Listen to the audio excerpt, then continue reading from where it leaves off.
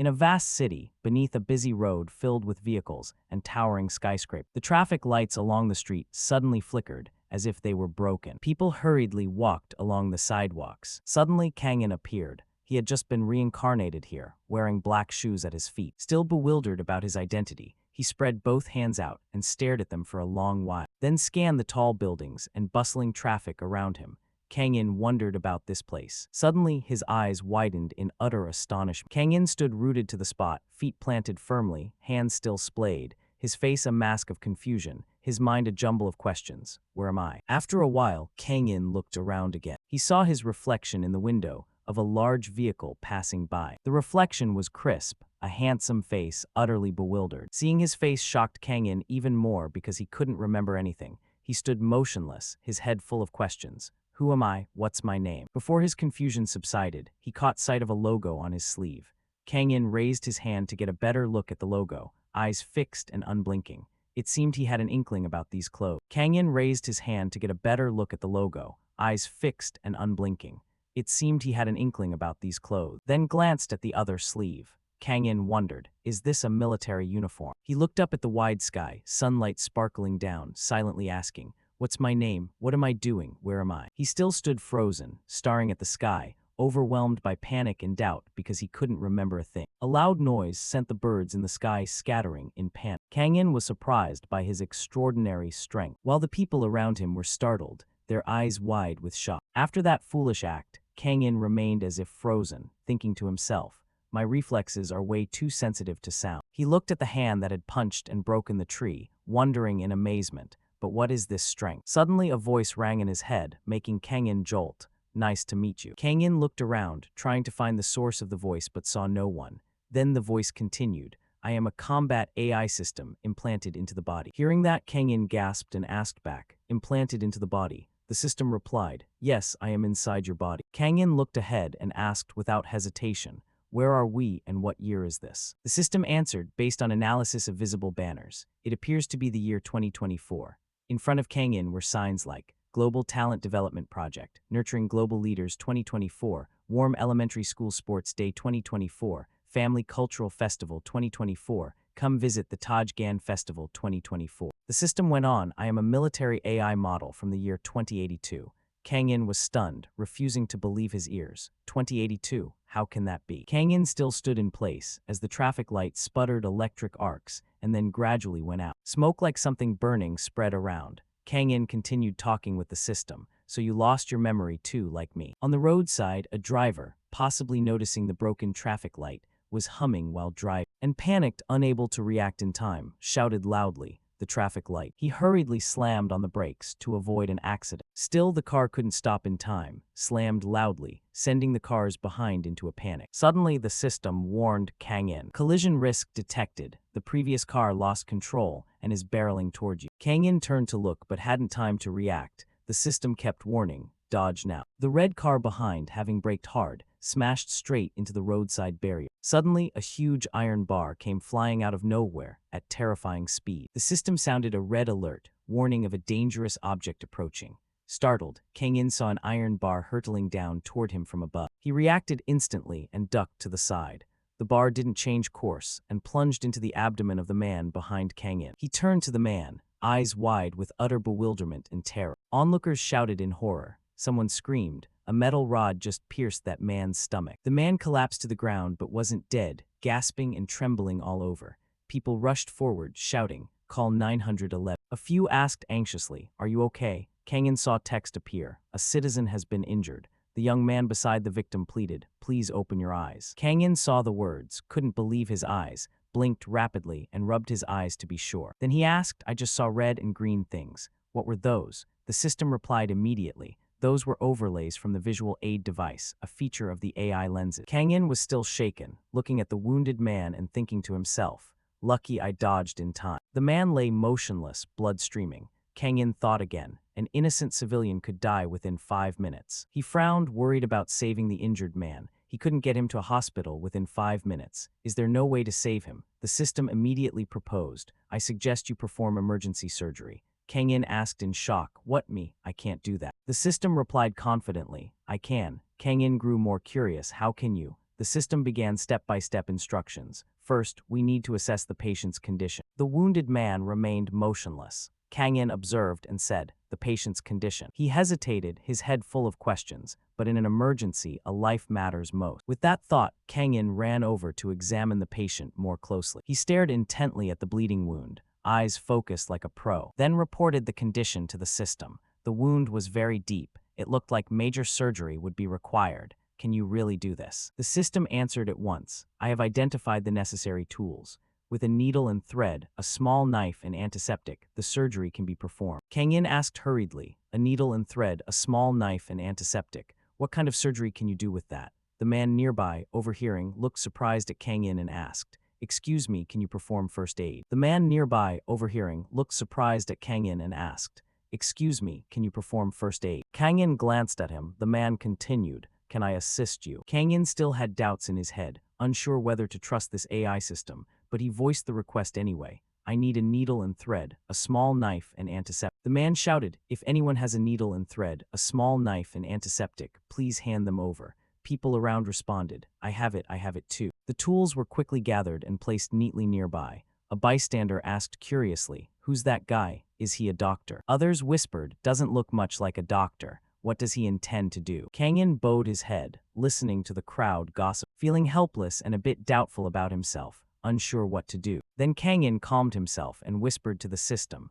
the tools are ready, now what? The system suggested, give me temporary control so I can operate your hands. Kang In looked down at his hands and wondered, temporary control. He still didn't fully trust the system and was a little scared, so he thought it through. He really wanted to ask what it was, but if he hesitated, the man would die. Finally, Kang In said, I allow it. The system announced, temporary control unlocked. Suddenly, Kang In's hands lit up. He stared at them to see what was happening. Suddenly he panicked, frowning, eyes widening. As he saw his hands move on their own without his command, he thought in surprise, my hands are moving by themselves. The system controlled Kang In's hands and quickly pulled the metal rod out of the patient, then grabbed the needle and thread, began suturing the wound, and bent the needle with professional finesse. Kang In sewed the wound with speed and skill that stunned everyone watching.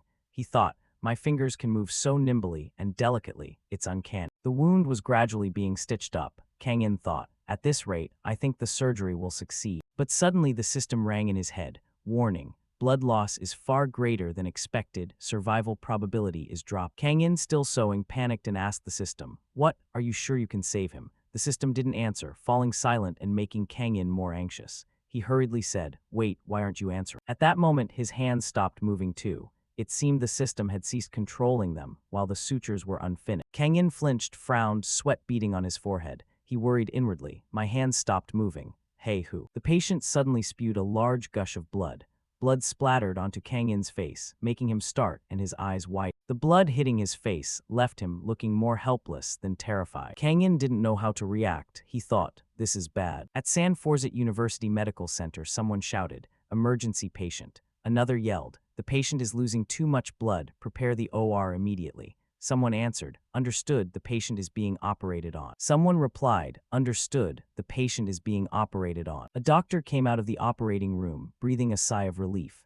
Another doctor approached and asked about the situation. Finished, how's the patient? The doctor from the ER answered, stabilized. The other, handing over water, replied, good, was the injury not as bad as we thought? The surgeon who stepped out scratched his head awkwardly. No, when I opened the wound I was terrified. Hearing that, the other doctor was puzzled, but the surgeon continued, if we hadn't controlled the bleeding sooner, he might have died before leaving the ambulance. The surgeon added, definitely a lot of blood loss, but most of it was managed. The other asked, so what's the issue? The surgeon who'd left the OR was bewildered, unable to believe the miracle he'd witnessed. He just stitched it up with ordinary thread, inside and out. Thread, the other doctor exclaimed. What thread? The surgeon replied almost incredulously. Yes, the kind used for sewing clothes. But there's something more remarkable. The sutures were astonishingly uniform, as if made by a machine rather than a human. A doctor not involved in the operation adjusted his glasses like a scientist analyzing data, then finally concluded, sounding utterly reasonable, impossible. The surgeon in the OR, hearing this, reacted strongly. I can't believe it either, but it's true. Just as their conversation hit a high point, someone spoke up. Hello. He was dressed plain t-shirt, trousers, light jacket, approaching the two doctors and introducing himself. I'm Detective B letter 1 EAFC C letter 1 EDD, K letter 1 EF3 Dung. One doctor said, "You arrived just in time, the patient has stabilized." The surgeon who had stepped out earlier asked, "Was that surgery really performed out on the street?" K1EF3 Dung scratched his head and replied, "I was surprised too." K1EF3 Dung scratched his head and said, "I was surprised too." He recalled the roadside suturing and was still amazed. People kept suggesting a scalpel, but that person used a box cutter. A box cutter. The two doctors couldn't contain themselves, mouths agape.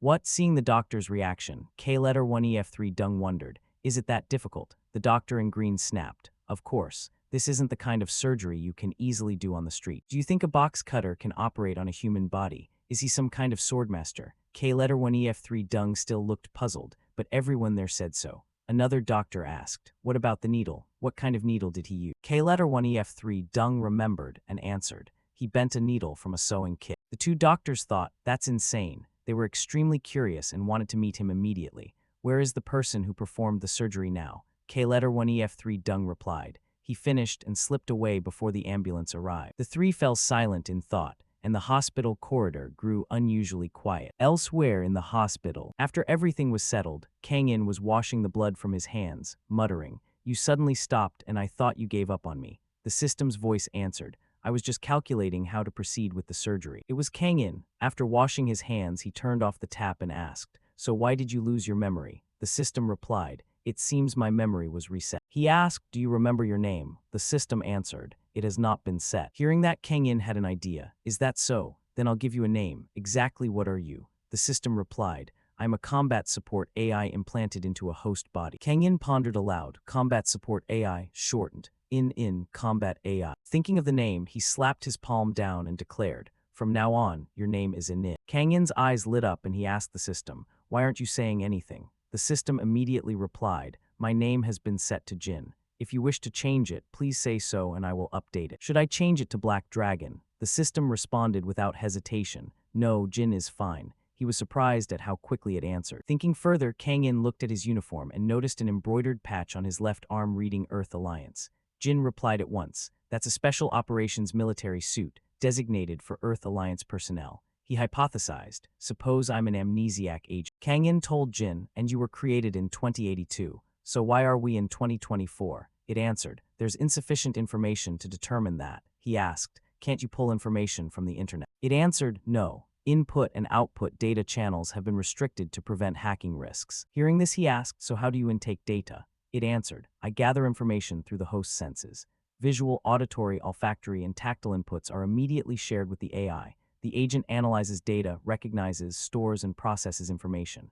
For example, if the host finds a dish tasty, I register a similar sensation. Information is transmitted via the body and speech." It continued explaining, "However, I still need permission for temporary control and can only assist in combat-related emergency. There are things I cannot do. Although I can assist with aiming, I cannot perform direct attacks." He thought, "So you can only support in combat, and for discovering why we're here I'll have to learn through my own body's experiences."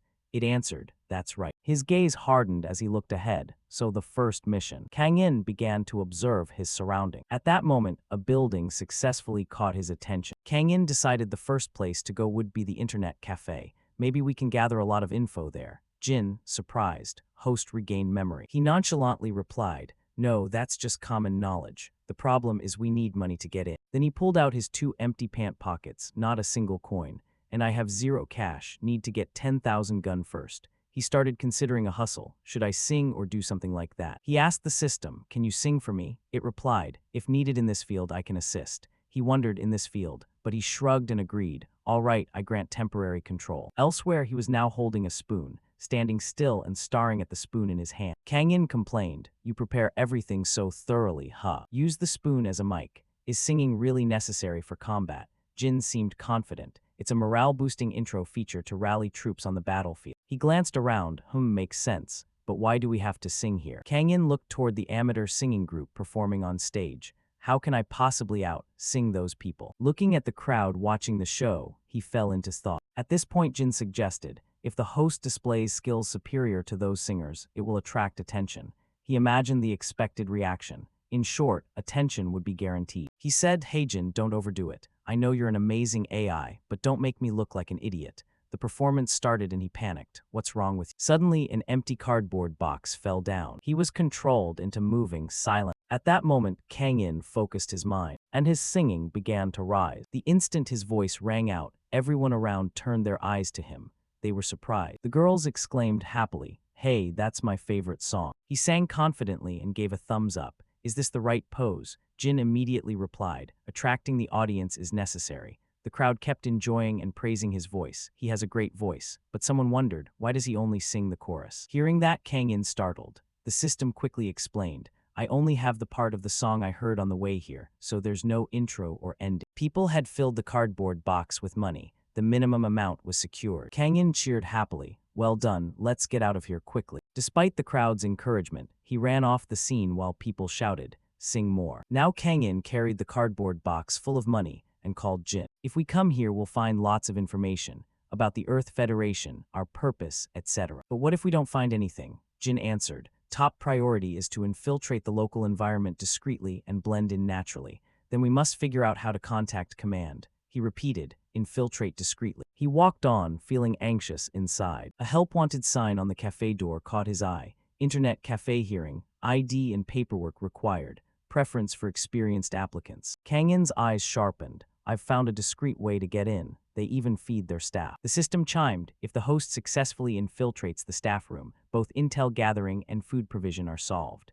The fourth floor net cafe serves meals and desserts, free meals for new members. Hurry and join us. Kang In applied immediately, carefully climbing the stairs to the upper floor. As he walked, he said to Jin, "I'll ask if we can stay there temporarily during shifts. We need somewhere to sleep tonight." Jin was pleased. "If we have shelter, food, and clothes, that'll be perfect." He suddenly realized, "Wait, I haven't prepared any clothes." The system showcased its skill. There's a solution. The host's uniform has a camouflage feature, using special memory threads that remember shapes and can transform into various clothing styles. The suit can also be detached into multiple pieces. The system explained. While reconfiguring the outfit into several different forms, Kang In got excited at once. Kang In instantly thrilled. "Oh, let me try it out." Odd mechanical clicking noises echoed in the space. After a not too quick, not too slow interval, he finished the disguise. After changing, he wore an outfit that looked like a background actor's costume from an action show. The system fell silent, pondering for a while. Kang In was fairly confident, even thinking the outfit resembled those singers he'd just seen. Jin stayed quiet, making Kang In wonder, "Why aren't you saying anything?" At that moment, he noticed two people approaching, chatting and complaining. "It's just a neighborhood net cafe. No need for those outfits, right?" The other shrugged, "Beats me." When the two saw Kang In and his outfit, they immediately stopped. The three stood facing each other on the narrow stairs. No one spoke. The two froze at the sight, faces gone pale, eyes wide, mouths hanging open, speechless. Kang In simply looked back calmly. Then they walked past Kang In, still ashen and stunned. He quietly followed their silhouettes until they disappeared behind a door. Kang In fell into thought, then said to Jin, "They're terrified of this outfit of mine." Jin confirmed, "Obviously." Kang In asked again, "Why are you terrified too?" Strange sounds played again. "Okay, let me try again." He confidently walked out in casual clothes, a hoodie, trousers, ordinary shoes, and a perfectly ordinary baseball cap. "How's that?" Jin cheerfully, "Perfect. Wearing a cap is an excellent choice for an agent." Kang In nodded, opened the door. "All right, let's go." He stepped out the door, looking around and surveying the room carefully. His eyes widened. The system announced, scanning the room. System voice continued. 96% of current users are playing game. Utilities checked, payment methods verified, food conditions assessed, location suitability for temporary lodging determined. This is the optimal spot for the host's current situation. Hearing that, Kang In replied confidently, "Fine." The room buzzed with chatter. The cafe owner asked, "What are these guys doing?" Kang In stepped forward to submit his job application. "You don't have a resume or an ID card?" Kang In calmly replied, "No," he remarked, "Quite confident, aren't you?" Then he yawned, stretched lazily, and explained the hearing procedure. "You can write your resume here. Remember to bring your ID tomorrow. I can put you where we're short-staffed." "That's all I can do." Kang In remained calm and replied confidently, "Yes." He silently sized Kang In up from head to toe, thinking to himself, "Not bad, but you're not here just to sit around wasting time, right?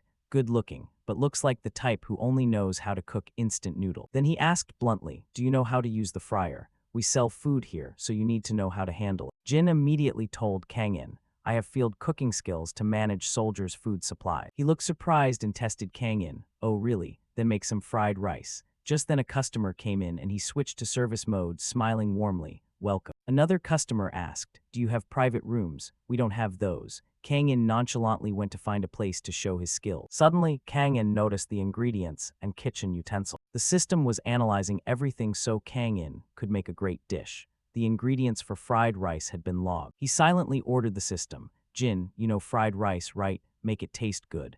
The system began demonstrating culinary skills and requested temporary hand control. Kang In agreed. As soon as permission was granted, his body moved nimbly, his hands locating each tool precisely.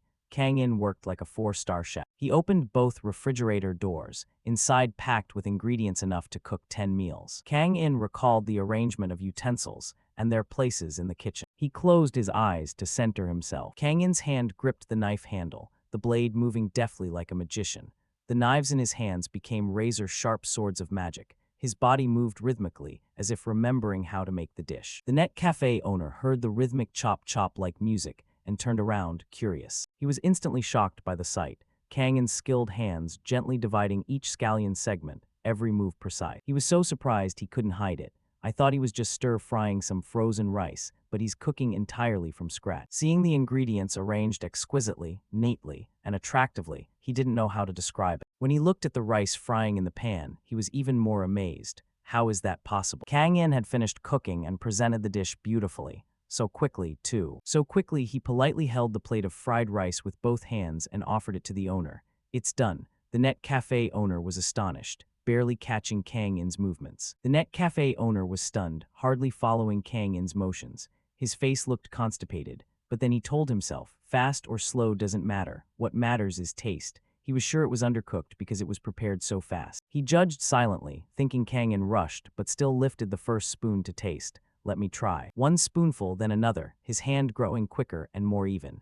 He chewed carefully, trying to find flaws in the dish. Seeing him eat without comment, Kang In's confidence suddenly dropped. Was it that bad? I already tasted it myself. He suddenly frowned, his face pretending to be displeased. But crumbs of food still clung to the corner of his mouth. Suddenly, he slammed his spoon down on the table and shouted, "This is unacceptable." But then he suddenly jumped up with joy, face satisfied, smiling like a child. "Miss, bring me a bottle of soju." Then he snapped back to reality. "Wait, this is an internet cafe." He slapped Kang In on the shoulder excitedly and said, "For a moment there I thought I was at my favorite bar, made me want a drink." A girl appeared and cut in. "Sir, what are you talking about in broad daylight?" The owner introduced, "This is my niece. She also works here." She brightened when she saw Kang In. "Is that you? You were the singer performing in the park, right?" Hearing that, Kang In froze. How did she know? Her eyes sparkled as if surrounded by twinkling stars. With a voice like that, "Why are you working at an internet cafe?" Kang In replied at once, "I'm good at singing and I know a lot of other things too."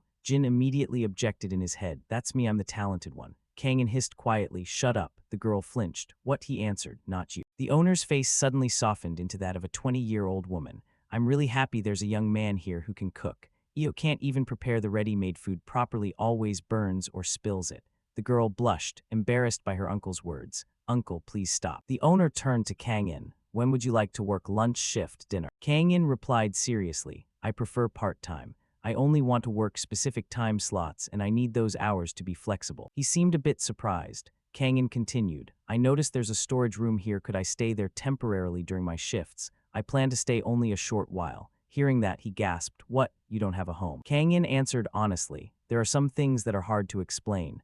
The owner changed expression and looked at him skeptically. "Lots of difficult conditions, but he's too competent to be fired." He immediately resolved inwardly. "The net cafe next door is famous for good food. I have to beat them. I need to build my own culinary reputation." He unexpectedly offered, "Fine, I'll let you stay in the storage room. Meals provided and double pay for 1 week, but only if your dishes help boost the cafe's sales." Hearing the salary, Kang In was stunned, feeling the world spin. Double pay. Seeing Kang In dazed, he called out, "Hey, Kimda." Just then, Kang In's first customers arrived. The girl said, "Eat first, then play." The guy with her replied, "Oh, this net cafe serves food, eating here works." The girl complained, "But the food here is terrible." At that moment, Kang In cut in, surprising the customer. "Ma'am, you should try the food before you judge. Before calling it good or bad, taste it." Kang In prepared to showcase his top-tier fried rice skill. Dong Zok and Io stood on either side, marveling at his impressive performance. He said, "Bring me a plate." Io hurried off right away. A perfect plate of fried rice was prepared. "Done already. The egg is perfectly set too." The owner immediately pointed at the customers. "Io, bring it to the customers now." A murmur went up. "This new employee is bold." The girl gaming and listening to music said to her friend, "Is the food here really that good?" "Ridiculous." The guy said, "Net cafes are struggling these days. Maybe they just ordered one to try. If it's bad then." At that moment, Io's voice rang out. "Your fried rice is ready." The guy was surprised. "Already? We just came in, we haven't even started playing." She set the plate of fried rice down, eyes a mix of fear and longing. "Yes, please enjoy your meal." The guy stammered, we only ordered fried rice. It looks pricier than usual." Io replied cheerfully, her face sparkling. "Yes, that's what you ordered. Please enjoy." The two customers looked at Io and thought to themselves, "Is this staff member starving?" They glanced at each other quietly and made up their minds. The girl asked nervously, should we just try it?" The guy nodded, "Yeah." They took the first bite of rice and immediately fell into a trance, as if they'd slipped into another world. They remembered the grueling days of dieting practice, the sweat and hard work, the meager meals shared, holding hands through hardship, staying committed to their goal. They ran toward the food before them. The piece of chicken, about to be within reach, finally grabbed it. They relived memories, hiding together in roadside bushes, sharing every scrap of food, eating until moved to tears. Meanwhile, their slimming coach suddenly gasped. Where did the clients go? The girl was so moved that tears streamed down her cheek. The two of them looked at each other and sobbed silently, tears running down their faces, the flavor just like before. Their cries filled the room, startling the other customers into attention. "It's insanely good. This place will definitely get famous for this fried rice. We'll order another plate." "No, two more." Other customers buzzed. "Must be really good, should we try it?" Someone said, "We'll take 2 plates too." "Me too." Io hurried off to spread the news. She ran into the room, excitedly pointed out and announced, "Oh my god, we've just got 12 more fried rice orders." Dongzok gaped in surprise. "What 12? The owner looked at Kang In anxiously. "Can you handle it?" Kang In awkwardly turned away and asked the system quietly, "Hey Jin, can you make 12 portions while keeping them delicious?" The system replied confidently, "Of course. Tactical field cooking is essentially large-scale cooking. Providing tasty food is crucial. My dishes will be good if soldiers ate poor quality food. They'd be demoralized after risking their lives." Kang In picked up his knife, thinking, impressive skill. Then he ordered, "I'll give you control, make 15 portions." Jin acknowledged, understood. In the cozy atmosphere of the cafe, about 3 hours later, Dongzok's eyes lit up. He cheered, What's your name?" The owner looked at the sales screen and leaped for joy. "These sales in just 3 hours are amazing." Kang In replied, "So double pay for a week is guaranteed, right?" The owner patted Kang In's shoulder and paced while staring at the revenue screen. "Of course, no hesitation, keep it up." Then he asked again, "So what's your name?" He was silent a moment, then answered, "Nak Kang In." The owner smiled happily. "All right, Nak Kang In. I'll clean up the storage room for you and stock up on more ingredients. Keep doing a great job." Io lay on the floor, eating the remaining fried rice, faint with delight. At that moment, the system spoke up. "You remembered a name?" Kang In replied, "No, it just slipped out. Use the name Nak Kang In until I recall my real name." The system answered, understood. The net cafe was now extremely busy. Io asked, "Kang In, we still have many fried rice orders. Can you handle them?" He answered, "I can." Now Kang In sat alone in the storage room, reflecting. "We have a place to stay. But to get paid, I need an ID card." He asked the system, "Can you hack into the database?" Jin replied, "I can. I possess hacking skills from the early 21st century up to 2082. Kang In immediately came up with an idea. "Oh, then you could probably hack a bank, right? I'm quitting this internet cafe job." Jin seemed alarmed. "No way. I only have hacking skills related to local infiltration." He flopped back on the chair, thinking to himself, "Just as I expected, don't get your hopes up." Then Kang In asked, "So suppose you're infiltrating 2024 on a covert mission. Could you forge an ID card?" The system replied, "Absolutely, I'll request the host to temporarily control the hands." Kang In thought it over and finally agreed. Jin announced, "I've finished hacking the Republic of Korea's administrative database and am searching for records matching yours." He yawned as the system said, "The host needs to open their eyes wide so I can capture visual data." Hearing that, Kang In perked up and said seriously, "Okay, no distraction." Suddenly, he saw information that stunned him. "Wait a second, what's this?" The system immediately reported, "An unidentified issue detected. Identity card for Nak Kang In registered at Ganggu District Office." The system scanned the fingerprints and confirmed a 100% match. He started, unable to believe it, staring at his hands. "How could that be? I come from the Earth Alliance Special Unit in 2082, and you were created then too. He asked the system, is there any information about the Earth Alliance in 2024? The system replied, the major UN members are checking online records. There will be no Earth Alliance in 2024. At that, Kang In fell into extreme panic. So that means I exist simultaneously in 2024 and 2082. The system responded, insufficient information to verify. He ordered, pull up more of my personal records. Maybe we'll find an important clue. System notice, beginning search. Name, Nak Kang In. Age, unknown. College graduate, former member of the administrative department, no card usage records in 2 years, no social media activity, no national pension payment records, currently presumed unemployed. Looking at the screen, Kang In was shocked by his employment status, unemployed. The system issued a warning to him. Just then EU approached and exclaimed, you type so fast. CEO winked playfully, sorry, now get to the point. Her eyes sparkling, she asked, do you know how to develop a program? Kang In was at a loss for words and only reminded her, staring at someone else's screen is a bit rude, isn't it? Kang In breathed a silent sigh of relief. It seems she didn't see what's on the screen. Lucky. My uncle gave me this card to shop with you. Kang In, let's go together. They went out together. It's nice to get out during work hours. EU recalled shopping with Kang In and marveled. Kang In picks things really fast too. He whispered to himself, I'm only choosing what the system told me to pick. Jin seemed proud. I picked the highest quality items and it took less than 5 minutes. The girl tried to make conversation with Kang In. Your bag is packed with stuff and heavy things too,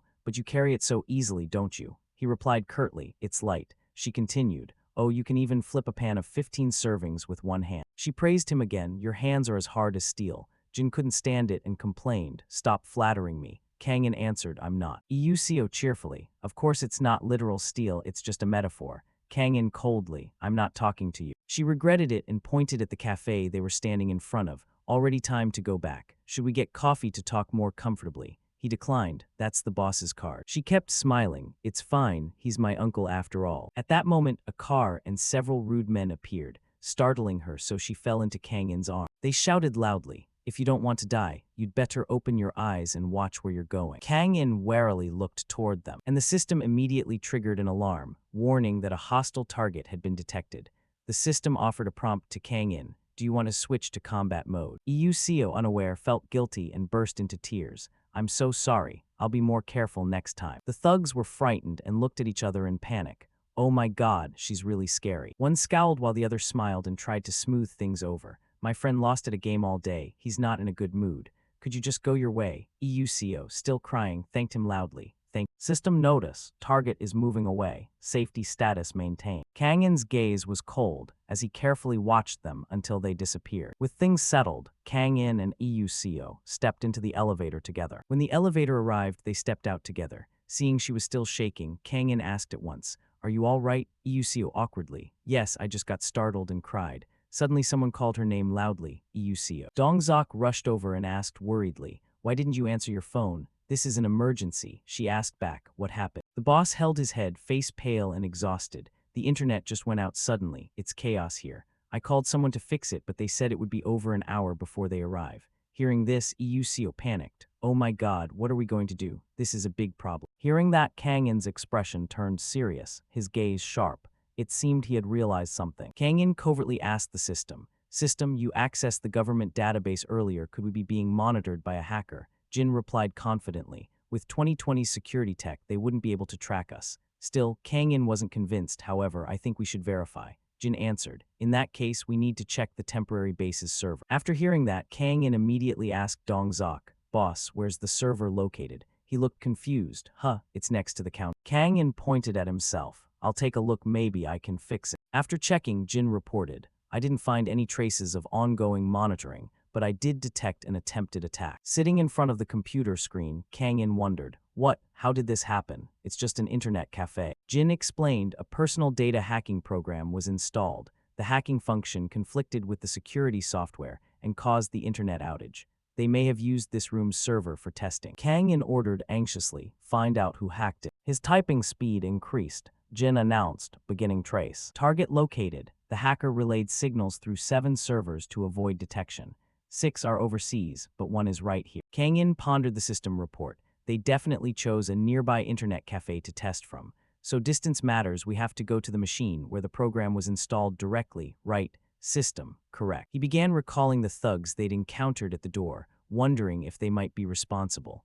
At that moment, a complaint cut through his thoughts. I got disconnected right in the middle of a match. Iusio quickly bowed and apologized, promising, "Yes, I'll add extra free time for you." The guy still sounded annoyed. "That's the least you can do. I was about to win." Really frustrating. She continued to placate the customer. "I'm truly sorry." Noticing the situation, Kang In asked the system, "The customer is upset. Do you have any way to resolve this?" Jin tactfully proposed an optimal solution. "To win over players, start with the stomach. I suggest offering them food. The less developed the area, the more effective this method." The system presented a menu for him to choose. "Here is a list of simple battlefield snacks. Please select one." He decided quickly. "Fine, pick number 3. Jin immediately praised. "You chose the snack with the lowest ingredient cost. Excellent choice." Kang In said helplessly, "Honestly, we don't have money right now, do we?" Jin ignored him and replied in a spoiled princess tone, "I don't understand anything." Hearing that, Kang In gave up and fell silent. Meanwhile, Iusio was helplessly crying to the extremely annoyed customers over the interrupted game. Due to the outage, she could only keep apologizing. "I'm really so sorry." At the critical moment, Kang In appeared like a world-saving hero. "We sincerely apologize for the inconvenience." Kang In forced a bright, professional smile, handed over a cup of food, and said, "The server is stable now. There shouldn't be any more internet drops. This is free, please try it." The odd customer outside acted cold and angry on the surface, but was soft inside and couldn't refuse the cup Kang In handed him. Though he verbally refused, his hand snatched the cup. "You think this will salvage my match score? Let me see. If it's not good, you won't be off easy." As soon as he got the cup, he put it into his mouth without hesitation. The moment the food hit his taste buds, his expression instantly shifted. His face frozen in astonishment. The poisoned look on his face made Kang In worry as well. Then suddenly he yelled, "Guga, this is insanely good. I feel like I'm fully charged to climb the ranks." He forgot himself and, clutching the cup, turned to Kang In, "Give me some more." After getting another serving, he bolted off as if launched, leaving Iusio astonished. "Thank you." She looked at Kang In with admiration, then tried to bite herself. "How did you do that? Did you put some magic powder in this? How good does it have to be to calm him down like that? I want to try some too." She put the food into her mouth and immediately seemed a dozen years younger, her face full of happiness. She praised him reverently, "A little spicy, a bit tangy, sweet and fragrant. How did you make this?" "It's amazing," he bashfully. "I just mixed them all together." Kang In continued, "I need to step out to handle the internet issue. Give these to the affected customers. I left a bit in the kitchen. You and the boss can have some." She stared blankly as Kang In left with the cup of food in his hand, her face showing the shy blush of a young woman. She thought to herself, if heroes still exist in modern times, he must be one. At that moment, Kang In was already outside. The system said, "We must eliminate the enemy that attacked our base." He replied, "I know, that's why we need to catch the hacker. Lead the way." Jin immediately activated navigation mode and reported the situation. No nearby surveillance cameras, no security outside, no combat detection device. Kang In looked up and told Jin, "They really tried hard to hide their tracks. Let's go in." He decided to take the stairs into the building, hid against the wall and said, "I hear something from here." The system picked up the signal and helped amplify the sound, removing noise, improving clarity, letting Kang In hear everything clearly. From inside the room came someone's angry shouting, "You idiot. If you can't do it, I'll kill you." Another voice, trembling, admitted fault. I'm sorry, it's just a test version so it's unstable. Let me fix it." The shouting continued. "If you do it right, I'll give you a lot of money to go home, don't you understand?" The other kept apologizing. "I'm sorry, I didn't know the job would be like this. Please don't kill me." At the mention of killing, Kang In jolted. Jin immediately reported, "Voice analysis indicates a student is being threatened." Kang In's gaze turned icy. "I thought so." Jin proposed, "We must rescue the civilian and evacuate." Inside, the thugs continued threatening and beating the student. "One more complaint and you're dead." The student, terrified, covered his head to avoid the blows and kept repeating, "I'll do it, I'll do it." At that moment, Kang In kicked the door open. The door flew open. He appeared looking cool, hood up, striking pose. The people in the room were startled and turned around. Kang In held his stand. Kang In scanned the room carefully and noticed a bespectacled student crying. The student thought in shock, "Why are there so many people?" The thugs were also surprised. The boss asked, "Didn't you lock the door?" The two underlings replied in embarrassed unison, "We did lock." The boss scowled, face fierce. "Then how did this uninvited guest get in here?" Before one of the two underlings could react,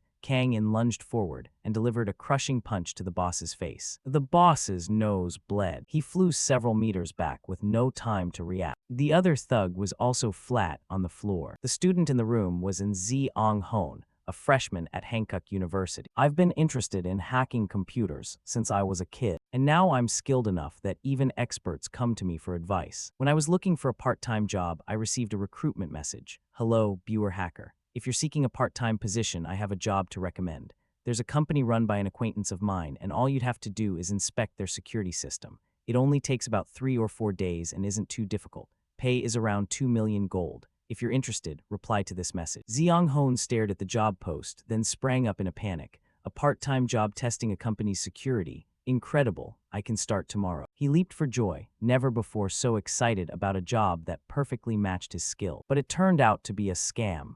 This wasn't a legitimate company. He thought, I haven't even enjoyed life's pleasures yet. Am I really going to rot away? Zeong-hoon trembled, clutching his head as he looked across the room. In front of him stood a young man in a light gray hoodie and a baseball cap, who with a single punch had sent the big scammer sprawling to the floor. The man wore a mask that covered his face, leaving only sharp eyes visible. Then that hero appeared. In the messy room, Zeong-hoon could only clutch his head in a corner. Beside him were the 2 remaining scammers. The 3 of them stared in shock at the big man lying motionless on the floor. Kang-in thought to himself, I just broke and hope I'm doing the right thing. The system said, we are currently on a covert mission. Any enemy who intervenes must be eliminated. Kang-in looked at his hand, twisting his wrist in astonishment.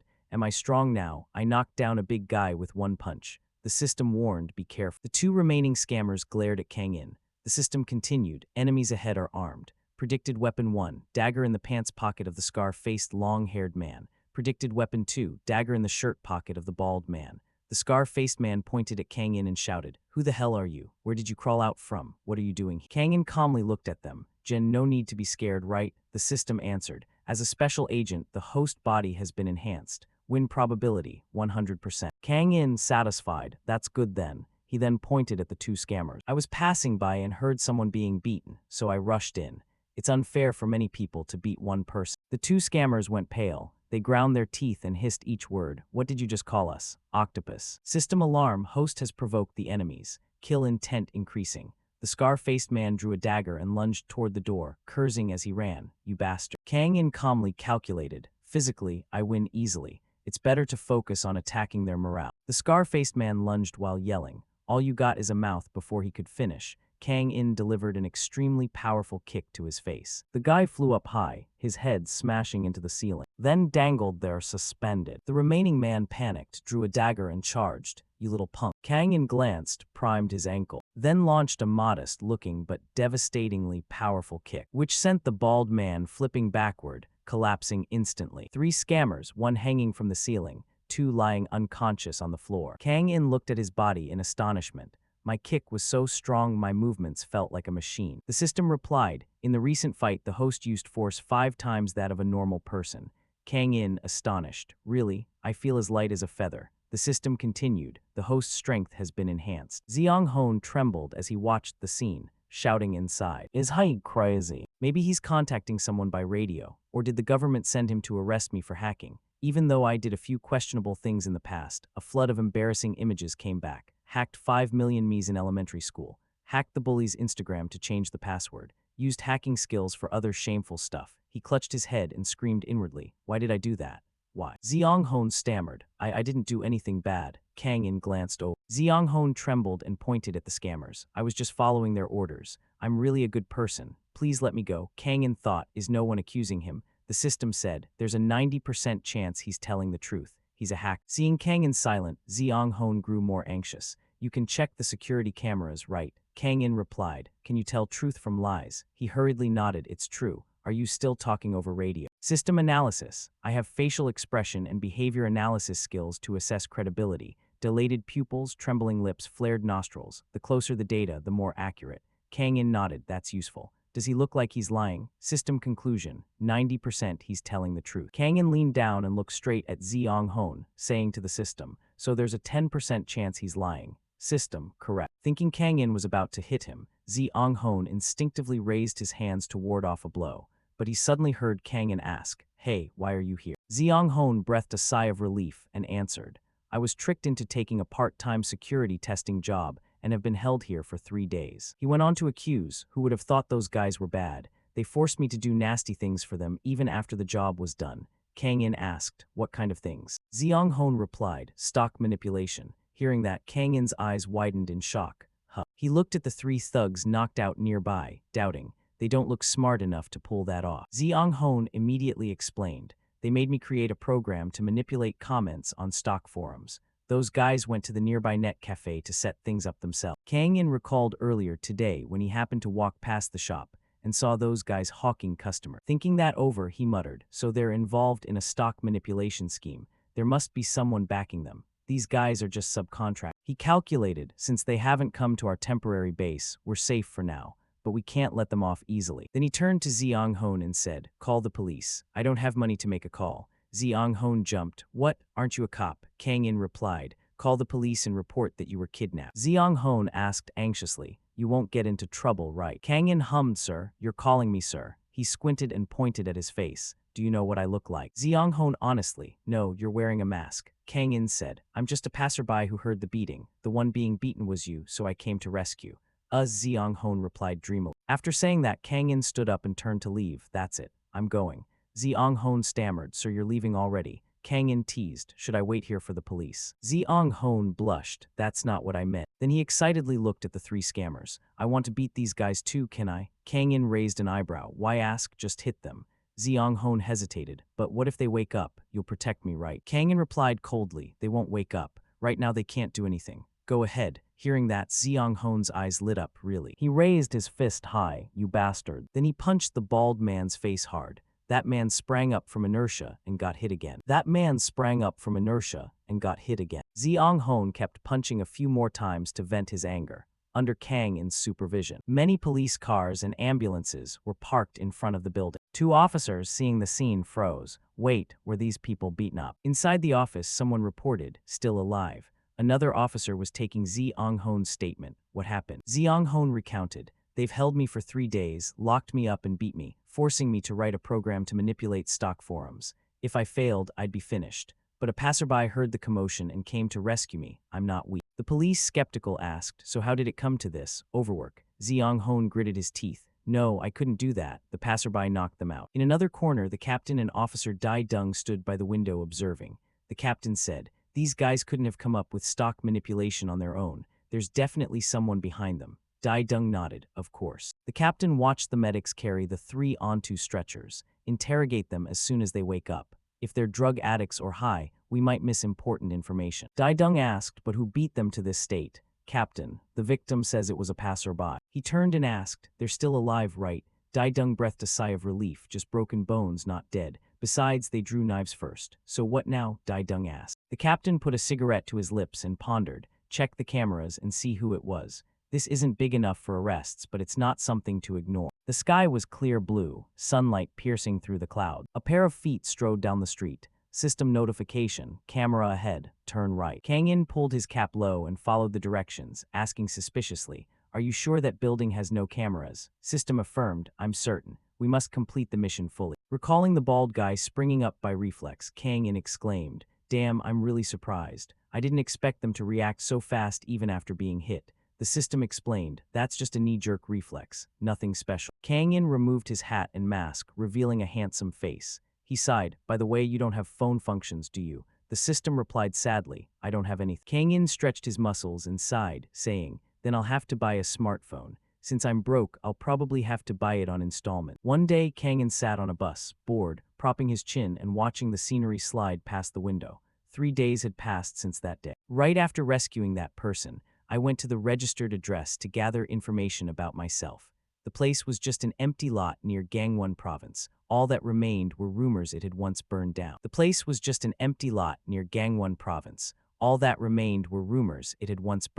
Who am I and what am I doing here? Am I really communicating with the future? Or is someone from the future traveling back to the past? There was nothing left to investigate, only questions. I had no choice but to return empty-handed. At some internet cafe, the cafe had regained its peace and was even doing better business. According to the part-timer, Elle's father had pulled some strings with a fairly influential person, so the cafe had become a regular stop. The special dish was only served on days I was at the cafe. When I went out to gather information, that dish wasn't available. This random sales tactic worked surprisingly well. Whether I was there or not, the cafe was now packed. Some people came just to eat, but most stayed at least an hour or two. Now look at the face of the owner Dong Exok, smiling broadly. All right, everyone, listen up. It looks like you'll have to hire more part-time staff as the customer count keeps rising. Let me introduce our new staff. Then he turned to the person beside him and asked, "What's your name?" Kang In looked in surprise at the young man standing next to Dong Exok. He was stunned when he heard Ziong Hon cheerfully say, "Nice to meet you." Ziong Hon eagerly introduced himself. "I'm Ziong Hon." The system immediately reminded Kang In, "That's the person you rescued from captivity 3 days ago."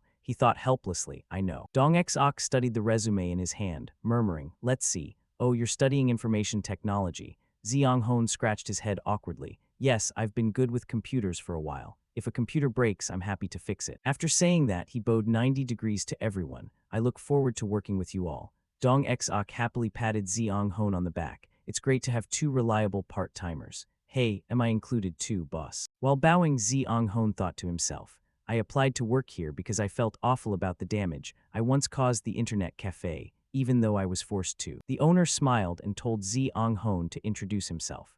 Faced with that friendliness and enthusiasm, he silently vowed to work very hard. Then the owner turned to Kang In. "This is Kang In, the one who turned this internet cafe into a popular spot." Kang In and Ziong Hon looked at each other as the owner's words still rang in their ears. "He works as a cook here, but he's also great with computers. Help each other out." Ziong Hon stared at Kang In surprise. He stammered, asking hesitantly, seeing Ziong Hon's demeanor, Kang In's eyes full of concern. Ziong Hon looked at Kang In astonishment. He stammered, "You're older than me, right?" Kang In, relieved by that attitude, answered, "Yes." Ziong Hon shyly shook his hand. "Nice to meet you. I'm Ziong Hon, please teach me." Kang In sighed with relief that the man hadn't recognized him and replied, "Yep, I'm Na Kang In." Suddenly, the system announced, "Working with the rescued person's associate may put the host at risk. I recommend you ask the owner to fire." Kang In thought helplessly, "That's too harsh. He already used informal address, how could I fire him?" Then he answered Ziong Hon, "I'm glad to meet you too." Scene shifts inside a shopping center. After finishing shopping, the system reported, "Review today's shopping list. Fermented bean paste, soy sauce, garlic paste, tomatoes, mayonnaise, hot sauce, oyster sauce, tomato juice." Kang In carried the grocery bag and, walking, listened to the system's steady voice. "All purchases have been completed and receipts stored securely." Kang In replied tersely, "Good." A while later, Kang In asked curiously, "Diane, you seem particularly careful about money and food, huh?" The system replied proudly, "Financial management. Money keeps your life running smoothly and enforces stability. Flavor matters too because checking food for mold or toxins is important for bodily safety." Hearing that, Kang In wondered, is there something wrong? Kang In kept walking, muttering, "Yeah, money management and hazard detection okay. But real joy is enjoying good food, right? Even when buying sauce, you have to taste test first." Suddenly, the system issued an alert. "Warning, detected fire explosion risk." Hearing the alarm, Kang In froze immediately. He looked around. Everything seemed normal, nothing out of the ordinary. Kang In glared at the system. "You're just pretending to change the subject, aren't you?"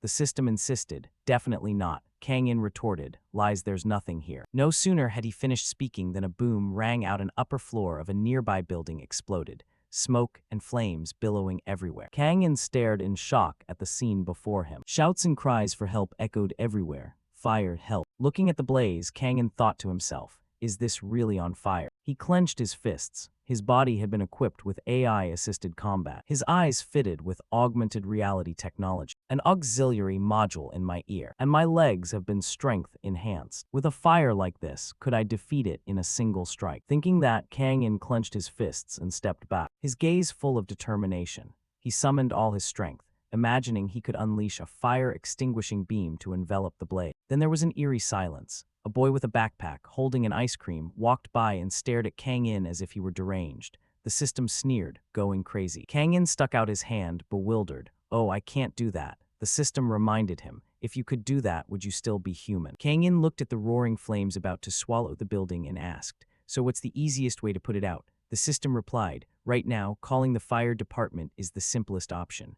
Kang In, not satisfied, muttered, "I don't believe I'm powerless." At that moment, a loud cry rang out, "Help, is anyone there?" A person on the roof shouted for help, "Save me up here." People below panicked and pointed to the rooftop. "Oh my God, look at the roof. God, what do we do?" Kang In couldn't stand by while the beauty was in danger. He quickly put on a mask and asked the system, Jay, can you calculate the fire truck's arrival time? The system answered. Considering current traffic, the fire truck will take at least 4 minutes to arrive. The fire could reach the rooftop within 4 minutes. If we don't act now, the chance of death by asphyxiation is up to 99%. Hearing that, Kang In immediately donned his mask and calmly analyzed the situation. He ordered the system to find an entry route. After scanning, the system reported, there are no internal pathways in the building. This route may contain toxic gases if the host climbs it. Hearing that, Kang In, agile as a squirrel, leaped up the tiers of adjacent building. The crowd murmured, wow, is that guy crazy? He's planning to rescue that person. But Kang In paid them no mind. He looked at the flames and requested a check for survivors on other floors. The system replied, I don't detect any movement inside the building. Most people evacuated immediately after the explosion. As he leapt to the next floor, Kang In clung to the wall like a spider, causing those below to exclaim, oh my, is that Spider-Man? How can he climb like that? Is he a professional climber? Suddenly, the system flashed red. Warning, detected explosion risk ahead. Despite the danger, Kang In remained undaunted. He jumped past the hazard and grabbed the railing. Breathing a sigh of relief, he silently thanked his endurance, but the system retorted, you should be thanking me. He asked, what did you say? Then Kang In leaped onto the roof to rescue the person. He exhaled in relief upon reaching the spot. A Dai-Om was sobbing in despair. Seeing someone arrive, she looked up at Kang, her eyes brimming with tears as if she'd found a ray of hope. She reached out as she cried, my savior. At that moment, a Dai-Om flinched as another explosion occurred. The fire was spreading faster than expected, and the survival odds dropped. She asked fearfully, are we going to die here? Kang In calmly replied, I'm assessing it. Then he quietly asked the system to impress the woman. You said my body is enhanced, right? If she and I jump to the neighboring building, will we get hurt? The system scanned below and answered, there are too many witnesses. If such a conspicuous action is seen by many, the host will have difficulty adapting to this place. You say, but at least that's better than dying here. Suddenly, Kang In spotted another chance to survive. A clothesline. He wondered, should I use this to get across? A Dai-Om immediately protested. No, I can't do that. The system announced, the lower floors are blocked by fire. All escape routes are unsafe. The system announced, the lower floors are blocked by fire. All escape routes are unsafe. This might be a crazy idea. But before she could finish, Kang In had already unhooked the laundry line. If he tied this across to the next building, we could cross. The system objected, impossible. A Dai-Om also refused. No, I'm not doing that. Are you crazy? Kang In insisted. We have to do it. I need your help. A Dai-Om shook her head. I can't. Seeing his resolve, the system relented. All right, while the host is on the line, I will assist with balance. After tying the ropes together, hold on to them, I'll assist the host's movement. Kang In proposed, it would be better if you controlled the throwing force. The system replied, because throwing resembles an attack, I cannot assist. The host must do it themselves. Kang In grabbed the rope and asked the system to adjust the aim. Then he tossed the rope to the neighboring building. Luckily, the rope caught precisely on the stair rail. Everything's ready. Kang In turned and said, let's go. A Dai-Om still refused in terror. With no other option, Kang In picked her up. A Dai-Om panicked, shouting, don't drop me. Kang In said sternly, shut up. On the street below, bystanders murmured, oh my, is he really going to cross that? It's too dangerous. Kang In began stepping across the thin line from one side to the other, while a Dai-Om kept screaming, help, mom. He moved while doing his best to calm her. Stay still, don't move. Kang In kept carrying her and quickened his pace. At this speed we'll be fine, he thought. A Dai-Om panicked, helplessly screaming into the haze. She spun, both terrified and stammering, no, faster, not slower. The system observed and assessed. This is truly an unexpected situation. The rope is burning faster than anticipated. Kang In asked in surprise, what, how much time do we have left? It seems the system's warning was a bit late.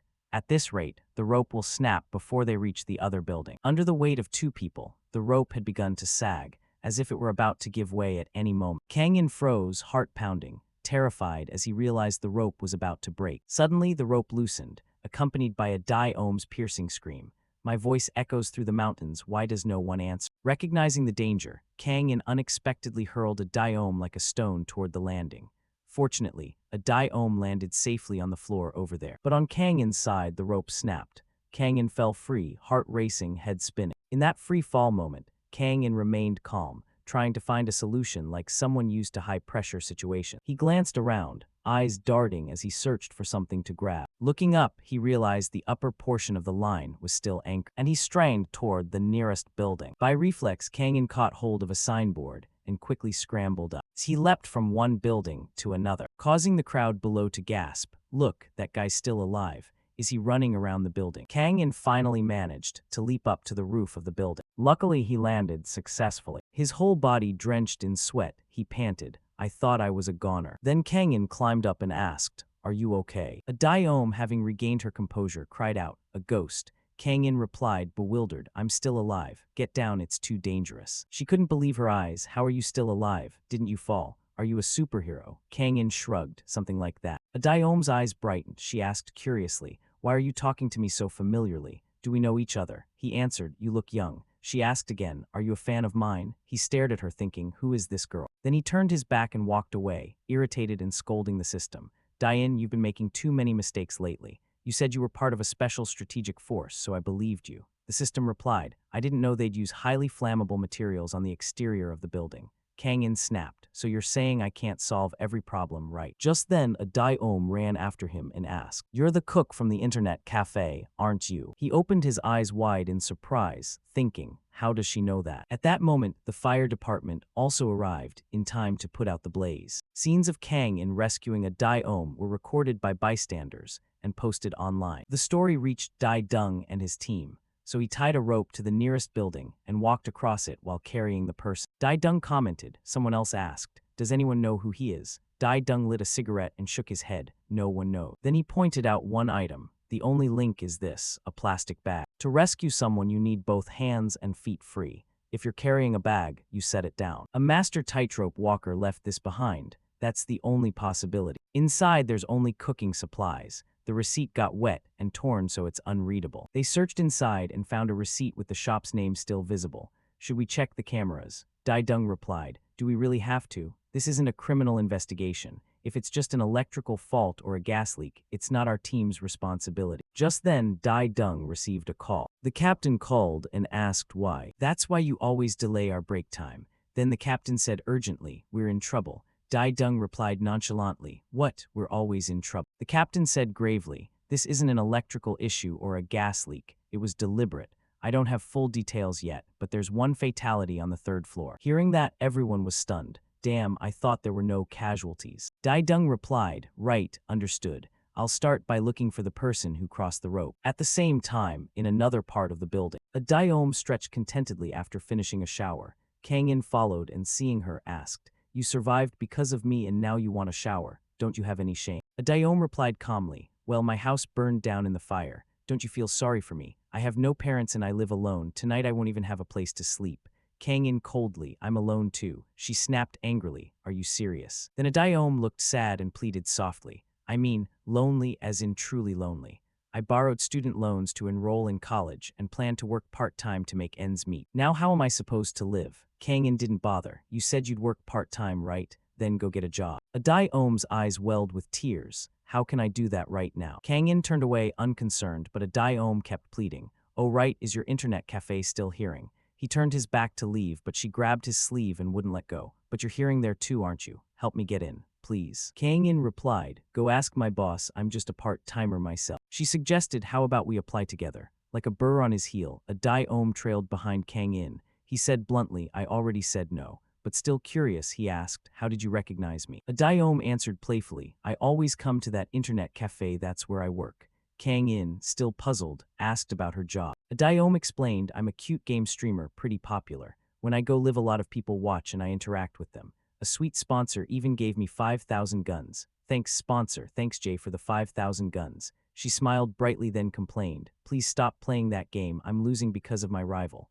Since I don't have a computer at home, I usually stream from the cafe. Kang In, skeptical, stared and asked, are you pretty? A Daeom, a bit embarrassed, replied, am I not pretty? He asked again, are you good at games? A Daeom honestly shook her head, no. Kang In probed, how many subscribers do you have? A Daeom answered nonchalantly, 30. Hearing that, Kang In resigned himself and reluctantly led a Daeom to apply. She followed happily, saying okay. At the cafe, a voice called out, Opa. Seeing Kang In return, she asked, why are you so late? Noticing he had brought another woman, she asked, who's this? A Daeom quickly replied, hi, I'm Jun A Diem, the new staff here. Kang In hurriedly denied it, not yet. The girl heard it and ignored them, not caring. A Daeom turned and asked, by the way, you said you went out to buy sauce, why did you come back empty-handed? Kang In replied casually, I lost my bag while watching the fire. The girl said, oh, the house fire up the street, right? Maybe you were so focused on the fire you lost your stuff. Someone might have taken it. Kang In accepted the blame. Fine, deduct it from my pay. Suddenly the system appeared. Host. Based on my analysis of the host's visual feed, there's a very high probability that many people recorded the fire. We need to search the internet and collect information. Meanwhile at the cafe, a Dai-Om was networking everywhere. Hello boss, I'm here to apply. And Kang In, following the system's cue, turned and said, got it. Online, an article about the district fire headlined the tightrope hero, rescued someone gradually trending. The system reported, I found several live stream clips from the scene. The event was recorded many times. Public reaction was spreading widely online, with 5,728 comments. Seeing that, Kang In asked to be sure. It's fine, J-In will delete all those videos from the internet, right? The system answered flatly, I don't have hacking skills like that. Kang In, surprised, why not? The system replied, I'm a combat support AI. He couldn't believe it and asked, but you hacked before, didn't you? It answered, that was only for identity alteration. Kang In sighed, it's useless since I already have an identity. The system continued, I have military-grade news defense capabilities. Right now there's no hacker attack, so I can't show it to the host. Kang In breathed out, so you can't delete those videos. The system replied tersely, correct. He fell into despair. Great. At that moment, someone approached the internet cafe where Kang In worked and looked up scrutinizingly. It was Dai Dung holding a smartphone as a guide. He looked at the internet cafe and declared, so the tightrope master is at this net cafe. At the net cafe, Kang In's system reported, today I still can't find any information about the Earth Alliance or the Special Strategic Forces. Kang In was lying in bed, thought for a moment and asked the system, I wonder if anyone connected to 2028 is involved, but it doesn't seem like it. The system replied, it's also possible they're hiding their identities like we are. He nodded, that's possible. The system continued, I've verified some claims about people from the future, but no one in those communities is reliable. He picked up his phone and said, see, I told you it's 2024. The system responded, but my existence cannot be explained by 2024 technology. Kang In nodded, that's right, implanting AI into a human body isn't feasible in this era. He rested his chin on his hand, still not over yesterday's fire, but what could you do? Either way, it's 2024 now. By the way, he asked, what happened with the building fire yesterday? The system displayed, residential fire at XX Dong. Today's incident and accident at XX Dong resulted in damage to the network and property. One person died. The case is under police investigation. A person was found dead at the scene. Seeing that someone had died, Kang In panicked and blamed himself. What? Did we miss someone? Is this my fault? Dayan reassured his owner, no way. The deceased was found in the room we had traversed while climbing from outside the building yesterday. Hearing that, Kang In, somewhat puzzled, interrupted. Wait, so we didn't see that person. You don't have infrared vision or anything. The system answered, the AI lens is only an augmented reality device, not an infrared vision device. Kang In reminded it, you know you slipped up again this time, right? He fell silent, mulling it over and recalling the events of yesterday in detail. There were absolutely no signs of anyone in that room, no movement, no sounds of life, nor any noise detected in the surrounding area. Hearing the words life, Kang In suddenly realized, wait, that could mean the person had already been dead. Startled, Kang In sprang up, wondering, what if this wasn't an accidental fire but a murder? The system judged, that's a high possibility. Just then, a voice from outside pulled Kang In out of his thoughts and made him poke his head out. Huh, the police. Outside Kang In's room, Dai Dung approached carrying a bag and asked, did you buy these items? Yu Xio turned around in surprise, oh those. Dai Dung asked again, do you know about these? Who bought them? She answered, Kang In. When Kang In explained the situation, the police returned the items he had left behind while watching the fire yesterday. Seeing him, Dai Dung handed the items back and said, so you left these when you went to watch the house fire. EU praised, oh, our police are amazing. They even trace owners of things like this and return them. He cleared his throat and replied, yes. Kang In didn't forget his manners, thank you. Dai Dung scratched his head awkwardly, ah yeah. Then he handed Kang In a business card. This is my card, Korean Police, Detective Bukyo Kyung. If you have any information about yesterday's incident, please contact. Kang In held the card without saying anything. EU cheerfully said, okay, goodbye. Looking at the card, Kang In thought to himself, to catch the killer, we need the detective's help. Can I go see him? The system answered, the cardholder's identity has been verified. It should be safe to meet the detective. At that moment, EU asked, Opa, do you have to go out today? I want to work with you today so we can get closer. The system still echoed in his head. It will be beneficial in the future to get acquainted with the local police. Hearing both the system and IU, Kang In replied, All right, let's get closer. Hearing that, Seo jumped up with joy. I'm so happy. So we're going to work together today. You really can't trust what men say. Kang-in spoke up. No, I have something to take care of today, so I have to go. EU froze, stood motionless, then broke into a goofy smile. You're really hard to figure out. At the police station, banners and slogans were posted all along the walls. A police officer must be responsible to the citizens. The police will always be by your side. A voice echoed in the detective's office. Oh. Daidong pointed at Kang-in in surprise and asked, Aren't you the owner of the bag from earlier? He replied,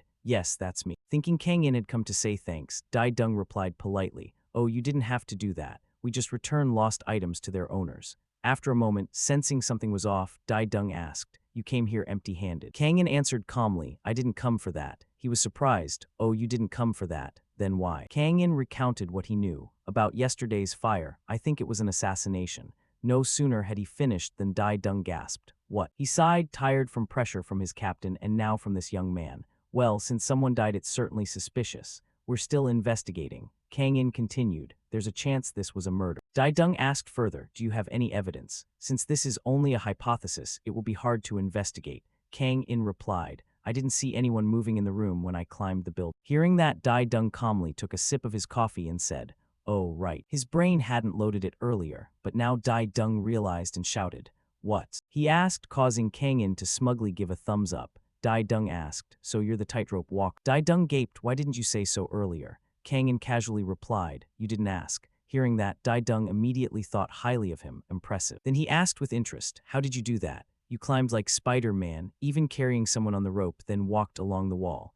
Kang-in replied, That's not important right now. The detective nodded right. After that, Daidong took out his notebook. Can you explain again why you suspect this was a murder? Kang-in analyzed. In the criminal team's room, only 2 people were talking to each other. There was no movement in the room, even though the fire was intense. The victim could have been dead beforehand, or drunk, or on drugs. Those conjectures made Daidong think. He folded his arms and analyzed. So you mean someone burned down the whole house to cover up a murder? Kang-in nodded. Yes. Yesterday, I was sure there was no one inside when I climbed the building. At that moment, another colleague walked in. Detective Bukio, has the National Forensic Agency contacted us yet? Oh, the tightrope master. Kang-in politely greeted hello. Daidong answered, Of course not. It takes time to do an autopsy, but the fire was so intense they said they couldn't get in. Another colleague continued, Hey, Detective Bukio, we just got a message that the fire might have been caused by an electrical short.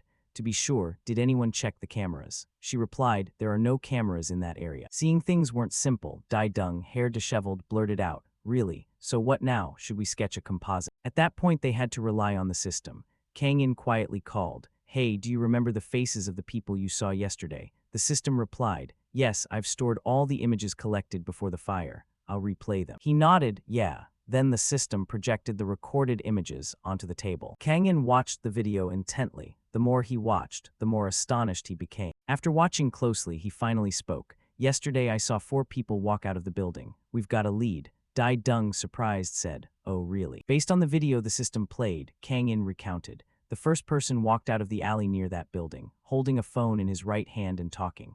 He wore a bracelet on his left wrist, a red plaid shirt missing 2 buttons, a gray phone case, and a t-shirt over. Daidong listened to his extremely detailed description and was thoroughly impressed. You describe it as if the person is standing right in front of you. In truth, in Kang-in's mind, the system was replaying the video directly before his eyes, and Daidong's face was like a projector, so he could describe every detail clearly. He continued, The second person is, the third person is, and so on. He described those people in great detail. Daidong exclaimed, Then can you help us make a sketch? We need to record this in a composite before we forget. But our sketch artist isn't here right now. Can you wait a bit? For Kang-in, though this was no problem, I can draw it myself. Daidong grew even more astonished. Oh, you're good at drawing. He modestly replied, I only do rough sketches. In fact, Kang-in thought to himself that Jae-in was the one truly skilled at this. Paper and pens were ready. Finally, he requested, System, can you capture images of the 3 suspects and project them into my view? It answered, Of course. The images gradually appeared before Kang-in. He said, Zoom in a bit more. The system replied, Zooming in, quality confirmed. So Kang-in issued commands while quietly shifting the paper. Move it a little to the left. People around him whispered, Is he talking to himself? Kind of odd. Once the image fit the page, He began sketching stroke by stroke, fully focused. The pen moved steadily, and each face took shape. Kang In seemed very absorbed in his work. After a while, Kang In spoke up. Done. Dai Dung and his colleagues peered at Kang In's drawing with wide, astonished eyes. The sketch looked like a special ops render. Some cops blurted out, "Are you kidding me?" Kang In quickly crumpled the paper slightly and reassured them, "I only did a quick sketch." Everyone said in unison, "Uh-huh." The atmosphere suddenly fell into an unusual silence. He tensed, sweating, propped his head up and called the system. "Diane, you have to draw it now." Immediately the system replied, "I can only draw if the host grants temporary control." Hearing that, Kang In angrily said, "You're so inflexible, I accept." Detective Bukio, exasperated and sweating, asked Dai Dung, "Didn't you say this guy could draw?" Dai Dung awkwardly scratched his head, searching his phone. "I don't know, I'll call the sketch artist right away." Suddenly, a brilliant light flared from behind where Kang In was sitting. People hurried over to Kang In's spot. Everyone who passed by was amazed. His skilled hands drew quickly and crisply, speaking as he worked, "Wait a moment, this'll be done shortly." People gathered around, murmuring, "You draw like a machine, are you a genius?" The system spoke up, "My main job is as an agent for the Earth Alliance." Kang In thought to himself, "Even if you say that, it's the same." Kang In held 3 sketches in his hands.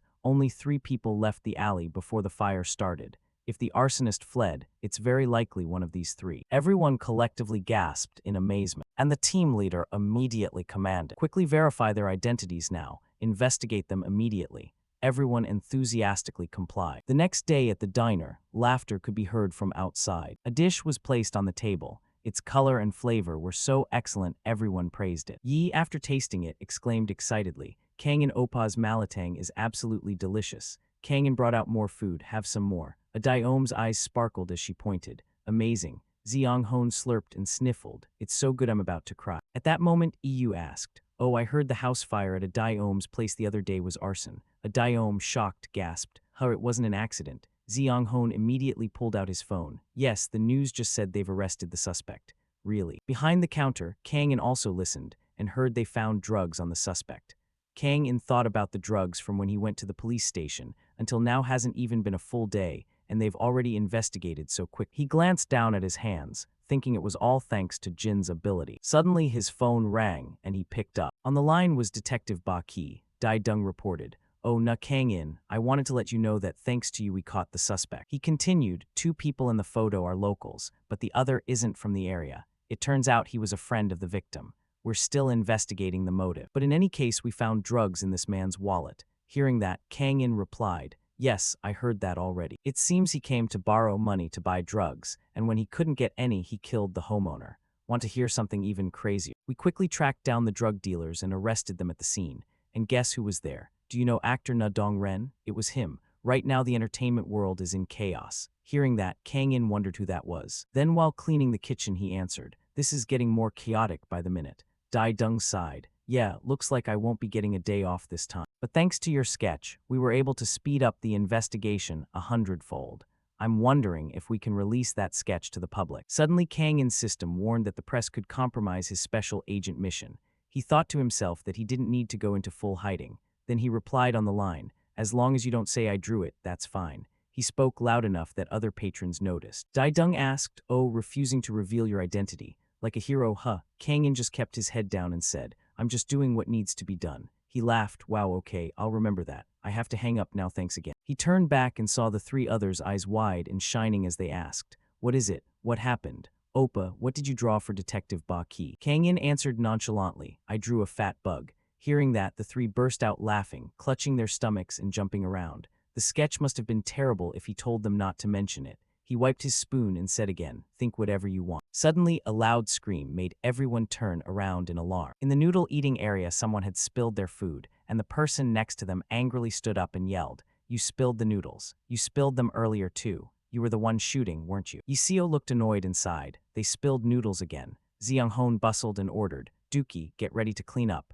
Adaome eagerly raised her hand. On it, she grabbed the mop, happily smiling and thinking to herself whether she should ask the owner for a reward for cleaning up the noodle. Hurrying over, she collided with a customer, and both of them fell backward. Adaome sprang up quickly, frantically apologizing. "Oh my God, I'm so sorry. Are you okay?" The customer in a green shirt clutched his arm and whimpered, "My arm." He snapped angrily, "You need to be more careful." Oh, my poor arm, she kept apologizing. I'm so sorry. Does it hurt a lot? He continued. Looks like it's broke. Hearing that, Adaome burst into tears. Should I call 119? Wait, 119 is the fire department, so is 112 okay? I'll try calling. What if the police come? Seeing the tension, Kang In stepped forward calmly and asked, is it really broken? At that moment, his system diagnosed the injury based on the hand's movement. It's likely a sprain. She kept checking on the customer. Are you all right? The system suggested. To assess the wound, the host should touch the hand and observe the person's reaction. Hearing that, he said, Diane, check it. Of course. Kang In moved closer and asked, may I touch your hand to check it? The customer, startled, huh. He took the injured hand, pressed lightly and squeezed. The man cried out, ah, it hurts, it hurts. The system confirmed. I checked the muscles, ligaments, and joints, no bone damage, just a mild wrist sprain. Kang In reported the situation. The bones are fine, just a minor sprain. The man replied, but it hurts so much, what am I supposed to do? Kang In performed a few massage moves and the pain vanished, surprising the man. Wow, it really doesn't hurt anymore. Over here, Ziong Hon exclaimed. Kang In is great at massage. EUCO admired. I wish I could get a sprain too. The system reminded, it will take 24 hours to fully recover. Avoid heavy work. Otherwise, the injury could worsen. Kang In reiterated, don't do heavy work until tomorrow. Pushing it would be dangerous. The customer worriedly asked, but what about my job? Tomorrow I have to cook in Gangwon. This is really bad. Adaome mopping as she listened. Oh, you're a chef. The customer replied, I just sell food from a truck. They had an urgent shoot, so they called my food truck. She asked eagerly, have you done this before? The customer, already captivated, offered, then let me come help you. Seeing the customer's skeptical look, she hurriedly said, I'm really good at making twisted noodles. 2 orders at once is fine. The customer put his hand on his chest and sighed. Either way, I can't let you serve the twisted noodles. I wish there were someone who could really cook. Suddenly his eyes shone as he looked toward Kang In. The system analyzed. His gaze is waiting for you to nod. Just say yes. Immediately, Kang In said firmly, sorry, I still have work here. The customer didn't give up and sweetened the offer. I'll pay you 300,000 won if you help. That offer tugged at Kang In a little. Then the two of them exchanged a knowing look and slapped hands. Kang In confirmed the job, so I just need to cook the rice and the side dishes, right? Hearing that, the customer lit up with excitement. Of course, you'll really help me. It's an honor. When he tasted the food, he gaped in amazement. I actually heard this net cafe is famous for its food, so I came to try it. The food was so good that since then I've come every day. He laughed, clutching his stomach. I think I'll learn something by eating here every day. But if you help my food truck, it'd be an honor to have someone talented like you join. Life is full of surprises. Kang In covered his mouth with his hand and asked the system, Jin, we've surveyed this area already, time to survey other areas, right? The system replied, the host can cover mission costs by working part-time on the food truck. It's all about the money anyway, we're the same. The next morning, at dawn, thick fog hung low as a food truck sped down the road. Inside the truck, Kang In was driving with the man from yesterday. He said, Kang In, you drive so smoothly. I didn't know my truck could run like this. Kang In replied with a blank expression, I just have strong focus. Actually, my system is the one driving this vehicle. Suddenly, he gave a thumbs up. Today, I'm going to impress the actors and crew with an amazing meal. Thanks for your help. Kang In replied, no need to thank me. The system inside grumbled, I'm the one who should be thanked. He continued, did you hear the big news yesterday? An actor was caught red-handed at a drug party. Kang In answered, yes, I heard. He went on, actually, the place we're heading to is where that actor is filming. I remember the film is scheduled to be released in about a week. Do you think they'll be able to release it? Instantly, Kang In looked at him. He shook his head. Of course not. Who would want to watch a movie with a drug-addicted actor? They're reshooting every scene with that actor now. The set is extremely tense. They're trying to redo every scene, everyone's panicking. Luckily, I have work here, but honestly, the atmosphere is very strange. Kang In asked curiously, can't they delay the release? He shook his head sadly. This is a special case. They've booked theater dates. Postponing would mean contract penalties and the production company could go bankrupt. I don't know the details, only that the director is in real trouble. It's director Sonnen. Do you know him? He's one of South Korea's top romance directors, so I believe things will be okay. At that moment, Director Sun sat alone, a cigarette in hand, his face full of gloom. He bowed his head in despair, muttering, I don't like this at all. A crew member looked down at where he sat and asked, should we reshoot? He held his head, there's no time. We have no choice but to accept defeat. Damn it. He gritted his teeth, tormented by his craft. It's all because of that drug addict. He angrily shouted, if I catch him, I'll choke him to death. The other just laughed smugly. A girl from the crew ran over to announce, Director, the food truck has arrived. He comforted everyone. All right, let's eat and take a short break. The crew is exhausted. At the mention of food, he paused his gloom for a moment, then shouted, "Do you think I can eat right now? If this film fails, we'll be drowning in debt. Even today's food truck expense would be a waste. Tell them to go." But after tasting the first dish, he froze, stunned. Why is this so delicious? Min ate happily yet felt conflicted. I swear I'm not even hungry. Another crew member laughed. It's amazing. Did they put drugs in the food? The director snapped. Shut up, don't mention drugs. He awkwardly backtracked. I mean tonics, some healthy herbal supplement. They began to gossip that the regular chef had a wrist injury, so they'd asked Kang in to help. Crew members pointed and encouraged. The mountain scenery is beautiful, perfect. Director Sun tried to stay positive and relaxed his shoulder. Luckily, the other actors hadn't had trouble, but no sooner had he said that than a voice called out, "Director, there's been an accident." Everyone's faces went pale. It was a girl named Jin Yuha, who ran over in a panic to report. A stunt performer twisted their ankle during filming. At this, everyone around was worried. 3 people rushed over to check on the injured performer. Ju Chan sat holding the injured leg, looking miserable. "I'm so sorry, I should have been more careful. Quick, call 119. Can an ambulance make it up the mountain? Does anyone know first aid?" Director Min collapsed, and the atmosphere grew heavy. A shout rang out toward Kang In. "Damn it, this film really is cursed. Can you handle this? Last time you massaged my hand, and the pain went away quickly." The internal system reminded, if we immobilize the ankle using on-site first aid techniques, it will help reduce pain and support recovery. Kang In said, "Didn't they say the ankle was sprained?" You walked over to the fallen lead actor, looking at him sadly, sweat pouring down his face. Kang In calmly said, "Let me take a look." Suddenly people started whispering, "Isn't he the food truck chef? Oh my, a chef can treat injuries now." Kang In looked up at the director and instructed, "I'll do a quick first aid, but you all need to get him to a hospital immediately." The flustered director hurriedly replied, Okay, do something." At that moment he called toward Ha, "Hey Seo Tap, can you bring me a roll of tape?" She startled, pointed at herself and asked in surprise, Me. You asked for help." Her eyes widened in astonishment. Director Min pointed. "Tape," she flinched. Yes. On the way to fetch it, Yuha fumed to herself. "Wait, he just called me." Lasso Tap, Jin Yuha is an actress, even if only a supporting one. She angrily tossed the roll of tape into Kang In's hands. "Here, be polite, thanks." Then she walked off to a distant corner, ignoring everyone. But the moans forced her to turn back and look. The system announced, "The male actor has a severe ankle sprain, but it's not as bad as they described. First aid is complete." Yuha couldn't believe her eyes and asked again, "Is he okay?" Okay. Du Chan held the freshly bandaged leg and said, "It hurt a lot earlier, but now I feel the bone is back in place and it's better. I should be able to walk." With a serious expression, Kang In warned, "But he still can't film. He's been treated temporarily, but he'll have difficulty moving until he fully recovers." Hearing that alone nearly gave Director Min a stroke, and a crew member had to remind him, "Director Sun, take a deep breath." He offered another suggestion. "We could call in another stunt performer."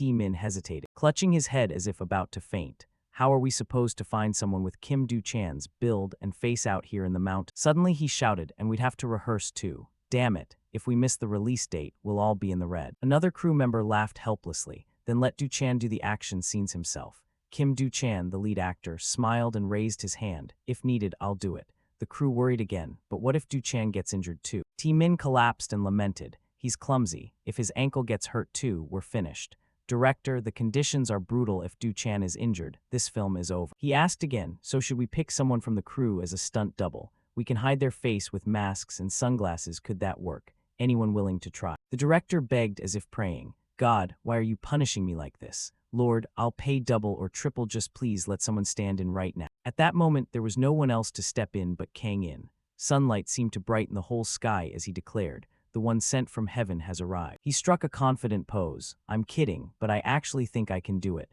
Director Min looked up in puzzlement. "Who is this?" Yuha protested bitterly and repeatedly, "No, director. Even desperate, we can't let him do it. He's not an actor, not part of the crew, he's just a cook." The director temporarily pretended not to hear. He silently compared, although the difference in vibe is obvious at a glance. On second thought, Kang In really does resemble Kim Du Chan. Driven to desperation, he lunged forward and asked, "Do you know how to fight?" Kang In replied slowly, "I do." Despite Yuha's screams and the assistant's frantic objections, "Director, are you serious?" Min clasped his hands and pleaded, "We really don't have time, can you help? We'll use makeup and camera effects if needed. Please." Kang In nodded to seal the deal. "Triple pay, right?" He answered immediately, "Of course, start filming right away." At the same time, Yuha and the assistant chorused like a summer choir. This movie is doomed. Everyone began moving onto the set, preparing for the scene. Min explained the plot. Kim Do-chan is the male lead. He has to save the supporting actress Jin Yuha. Yuha shouted in anger, "You don't have to emphasize the words, supporting actress." He added painfully, "The original villain was arrested by the police, so this is how we have to manage." The director entrusted his hope.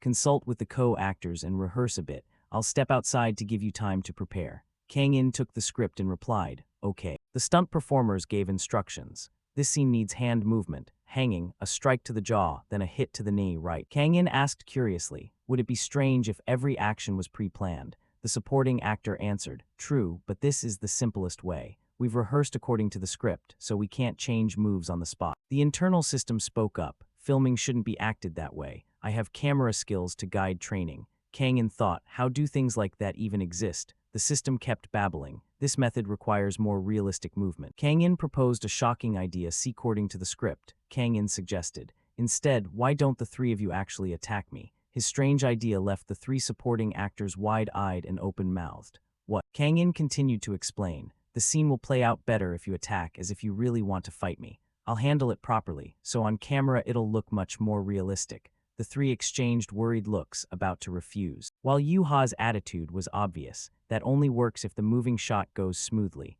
What if someone gets hurt? The success of this film depends on us. She sulked and muttered, "What do you know about filming? You don't even know what you're saying." Still mad about being called Seotap. After changing wardrobe, Kang In went to see the director. "Can we shoot this in one take without cuts? I plan to start right away, no rehearsal, that'll save a lot of time."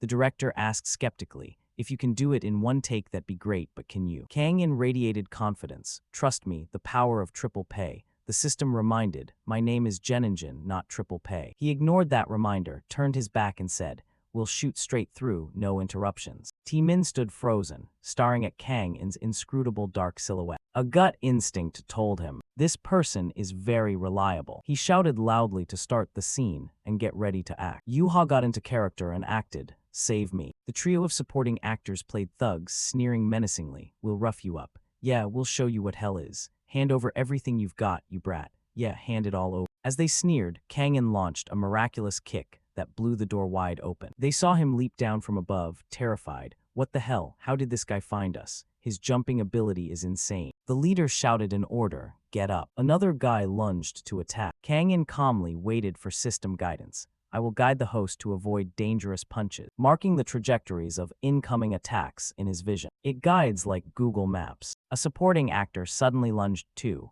but fortunately the system had predicted his move. Kang In thought to himself, predict correctly even before the opponent throws the next strike.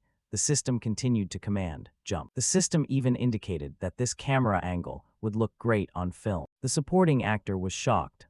This isn't in the script." The guidance system directed enthusiastically, even more professionally than director Min. "Camera 3 will capture the best angle." The other supporting actors all shouted, "That's insane, why are you fighting for real?" Kang In charged forward, making the blonde actor panic. "Please." He screamed inwardly, "Follow the script, for God's sake." Kang In took a running start from above and delivered a knockout blow. Actor Kim, remaining, wondered, "This isn't in the script, why hasn't the director called cut?" Suddenly, a rush of reckless courage rose. Actor Kim charged forward like he'd downed 10 energy drinks and threw a straight punch. Kang In timely bent his body to dodge, muscles tensing up, then used that force to push his body upward, making him cry out in pain and driving him upward with force. Next, Kang In rose and drove a knee that sent actor Kim flying. As if empowered, he grabbed a baton, gently knocked him away like a cue ball in billiards. The director and assistant outside gaped in astonishment.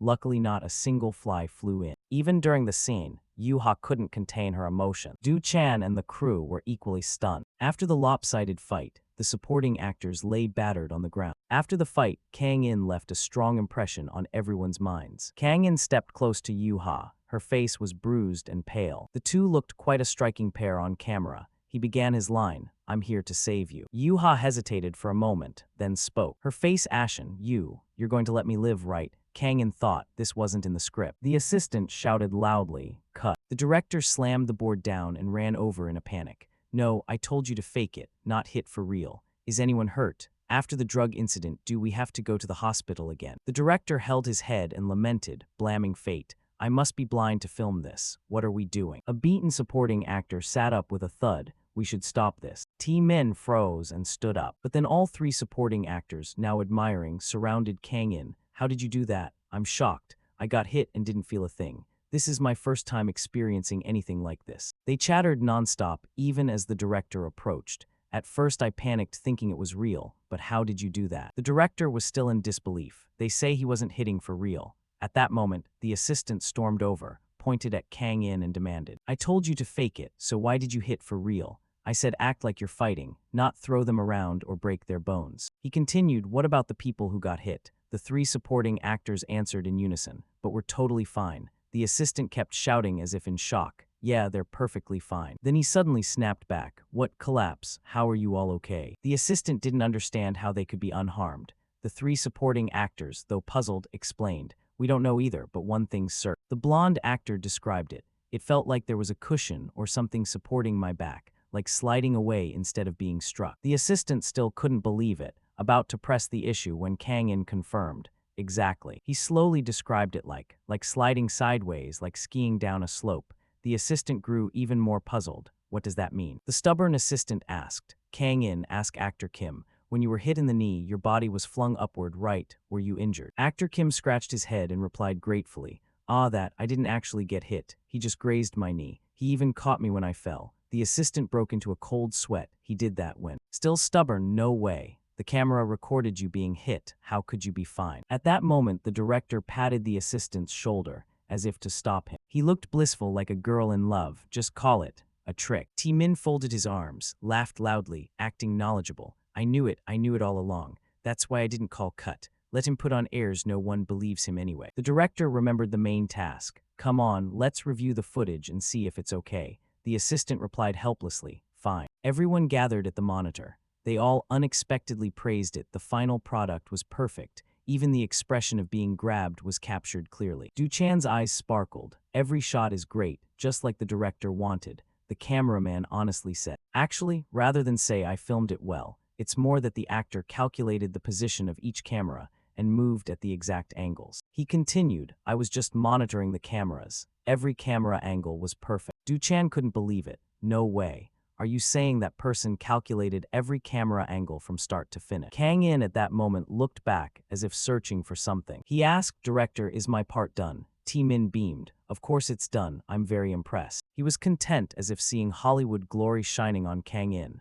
Kang In calmly. Good thing it worked. Min announced, all right, everyone study Kang In and try to do the same. Move on to the next scene. Kim Du Chan, are you ready? Du Chan replied immediately, ready. He asked excitedly, your acting mastery is amazing. Which company are you with? The system piped up, Earth Alliance Strategy Company. Ignoring the system's nonsense, Kang In slowly cleared the food cart. Yuha ground her teeth in anger. Du Chan Oppa, are you an idiot? How could you act like that? They were just trying not to have to reshoot. Everyone saw him hit them. Meanwhile, the three supporting actors looked at Kang In like an idol. It felt like getting therapeutic acupressure. Yeah, exactly. Yuha, seeing their glazed looks, guessed completely wrong. Look, they're about to cry from the pain. She grew more worried. If the script calls for hitting me, he'll beat me like a dog. Just as she finished the thought, Kang In turned back and stared. Yuha flinched. What the hell are you staring at? Reading my mind now. But Kang In paid her no attention. He was watching behind them because the system had just alarmed. Agent, there's a strange noise coming from the field. Marked an important point. In a few minutes, pieces of wall will fall from the ceiling. He looked up at the ceiling. System alert, ceiling panels are about to collapse. The falling debris will hit the actor. When the structure fails, the ceiling will come down. Kang In astonished, it's going to collapse. Alerts blared. Kang In acted immediately. 5 seconds before collapse. He grabbed Du Chan's shirt and hoisted him up, sending him into a panic. Master. Kang In threw him away. 4 seconds later, Du Chan tumbled to the ground, alarmed. What the hell? The system continued a 3-second countdown as Yuha panicked. Yuha screamed wildly, save Mei. 2 seconds, Kang In used an iron rod to knock away debris falling from the ceiling. 1 second. The set erupted with a loud crash like an earthquake. Crew members shouted, what's happening? The building in front is collapsing. Amid screams and panic, Kang In stayed calm. cradling Yuha with one arm while swatting debris away with the other. Yuha wailed, "Mother, save me. No, help me. Ay. She was terrified and worried about her looks, clutching her head and screaming. Kang In had a headache and silently snapped, "Shut up." Just after he batted away a large sheet of metal, the system warned again. Warning! Immediately after the set seemed to explode, smoke and dust filled the air. Backstage, everyone stared in panic at the thick white smoke. The people backstage were shocked, their faces all the same. Min shouted, "Season Yuha, are you okay? Please tell me you're okay." He kept shouting, begging her to tell him she's fine. As the dust settled, Kang In appeared holding Yuha face down in his arm. She slowly opened her eyes, not yet understanding what had happened. Then she suddenly jerked and flailed like a stranded fish. "Help me." Kang In turned to her. "You're alive." He added, quite a surprise, "Huh." Yuha glanced at him, voice trembling as if about to cry. "Hey, what the hell are you doing? You threw Du-chan and now you want to throw me too." Kang In replied coldly, "No, the ceiling collapsed. I saved you." Yuha looked around. Everything was wrecked. A large explosion had just occurred. Realizing what happened, Yuha screamed, "Oh my god, what happened here?" Kang In answered, "I don't know, probably poor construction." Yuha immediately glanced at Du-chan, thinking to herself, "So he saved me and Du-chan Oppa from those steel beams." At that moment, Du-chan sat on the ground, scratching his head repeatedly, his face contorted like a monkey. Yuha realized, shyly clasped her hands together and asked, "You saved me." Kang In kept his icy tone. "Do you understand now? Can you get down?" Before she could answer, Kang In tossed her down without an ounce of gentleness. Yuha was dumped and shouted, "Why are you so brutal?" Du-chan approached Kang In, scratching his head with an embarrassed grin. "Master, I was surprised you threw me. I thought you really hated me." Kang In didn't understand but still asked, "Hate? Hate what? Are you okay?" Du-chan replied, "Huh. Now that you mention it, it looks like you threw me really hard, but it didn't hurt at all." Min ran over anxiously, his legs waddling like a duck, shouting as he ran, "Yuha, Kim Du-chan, is everyone okay?" He panted and asked, "Please tell me you're all right." Du-chan kept smiling and gave a thumbs up. "We're fine, Kang In saved us in time." Min then asked Yuha, "What about you, Yuha?" She looked at Kang In, stammering, Well, if you saw it then." She suddenly turned back to look at Kang In. She blushed, tucked her hair behind her ear, and answered shyly, "I'm fine." Then Yuha thought to herself, maybe he's not that bad. Min breathed a relieved sigh. Phew, thank God, that was close. He imagined in his head, if those steel beams had hit the actors, in the worst case someone could have died. His face darkened and grew stern. If an actor died because the crew rushed to wrap production, especially right after the drug incident, this movie would be ruined. Turning to look at Kang In, he praised, "He's a hero, that guy is a real hero." A production lead stepped forward and asked Min, "Director, son, we need to fix the set before resuming shooting, right?" He snapped angrily, "Are you crazy? What if it collapses again after we fix it?" The other asked worriedly, "So what should we do about the remaining scenes?" Suddenly a cameraman rushed over and shouted, "Director, we got that shot perfectly on camera." Both of them turned around in surprise. "Huh, what do you mean?" The cameraman replied cheerfully, "I was rolling behind the scenes and we recorded the whole thing. We're so lucky, come take a look." At the computer, the cameraman hurriedly pressed play to show Min the footage. The video captured the full scene of Kang In rescuing Yonha. He was carrying her and running at top speed, holding a metal bar to brace against falling debris, revealing a firm six-pack. Afterwards, Kang In carried Yonha out unscathed, like a hero rescuing a beauty in a movie. The three of them watched with mouths agape and eyes wide, astonished by what they'd just seen. Min slammed the table, jumped up and shouted, "Did I film this?" The cameraman, offended at having his credit stolen, shot back, "No, I filmed it." The person in charge interjected, "If not for Kang In, there wouldn't be this scene." Everyone was excited because the take felt so authentic. Min exclaimed, "It looks like a Hollywood film. How did we get this without even planning it? Keep it, we have to use it." Then he stepped into a corner, drooling with a slazy look, thinking to himself, "This is perfect, this scene will be iconic." The person in charge behind him, looking helpless, said, "But director, sorry to kill the mood, this is too good to pass up, yet it was an accident. This scene isn't in the script." He anxiously asked Min, "What if the audience finds out this was an accident?" He covered his mouth with both hands like a bashful girl and added, "Then they'll hate us, right?" But then he smiled broadly, as if emotionally unstable, and confidently said, "Nobody was hurt. We can use it for marketing. If anything goes wrong, we can have TH Entertainment's lawyers handle it." The person in charge, bewildered by Min's optimism, asked, "Do we really need to do that?" He answered immediately, "Of course. How could we waste such a great clip?" He didn't stop there and asked, "What about Kang In? What if the cameraman who filmed it won't let us use it?" Min immediately ran over to Kang In, calling his name as he ran, "Kang In." He put on a pleading expression, his eyes glistening falsely, hands clasped as he spoke about the recent accident. First, I have to thank you so much, you saved both me and Yonha.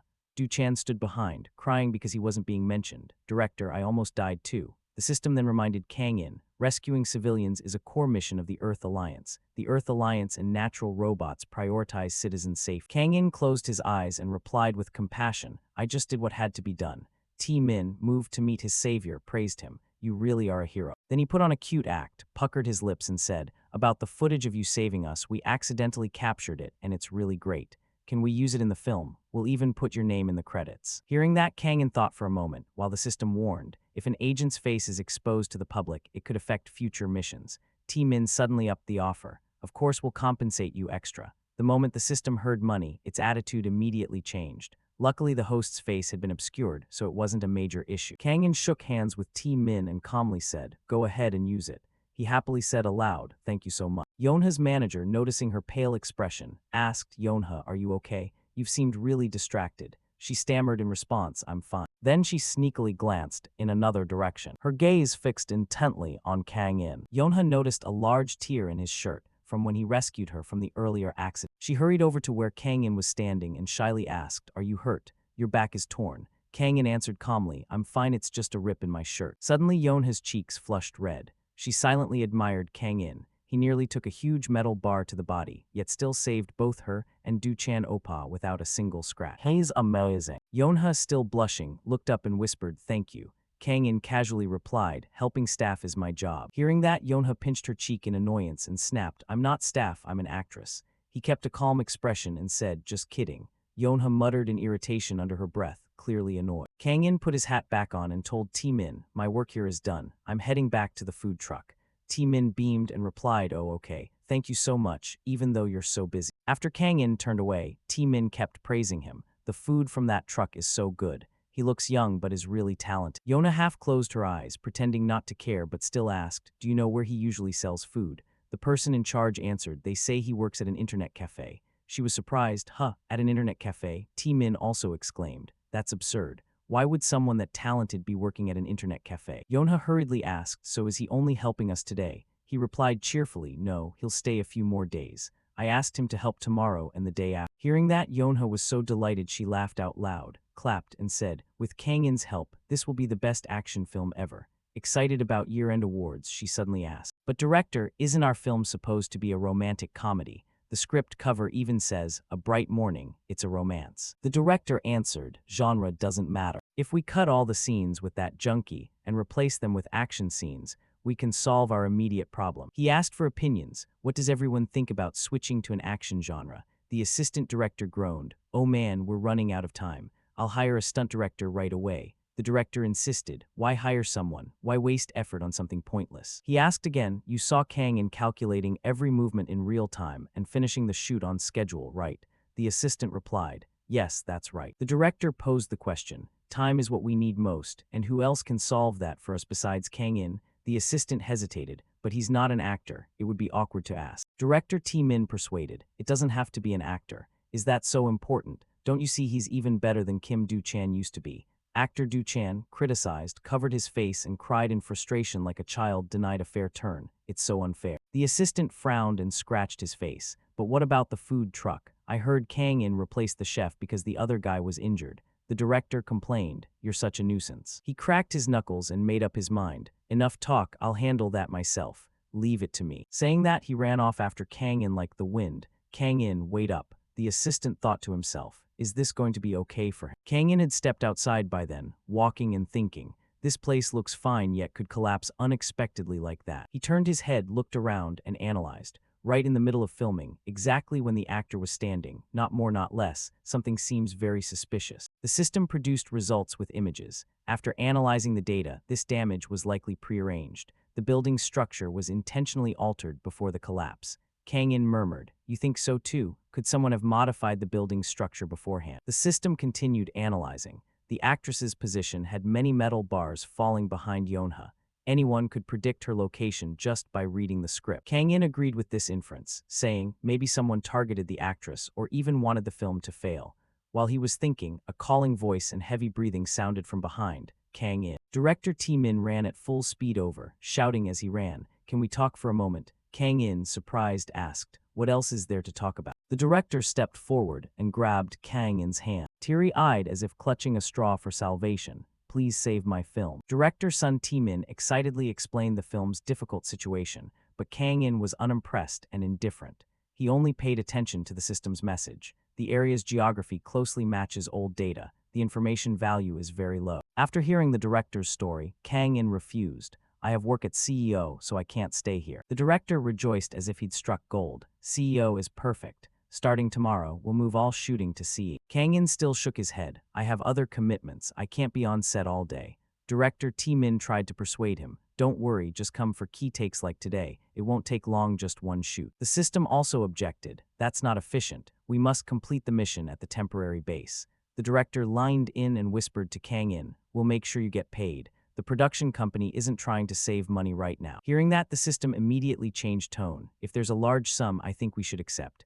Kang In thought to himself, "Jin Jin is sweet talking again." He replied, "Okay, tell me the schedule and I'll come." The director gratefully thanked him over and over. "I'll stay up all night revising the script." The deal was settled. Director Sun Tae-min regained his composure and showed his true skill the moment Kang In agreed. Although the collapse set scenes were scrapped, everyone marveled at the new footage, and the director began conceiving a better script. The next morning, actors and crew hurriedly prepared to shoot. People chatted. "Things feel like they're going smoothly. At this rate, the movie will definitely succeed."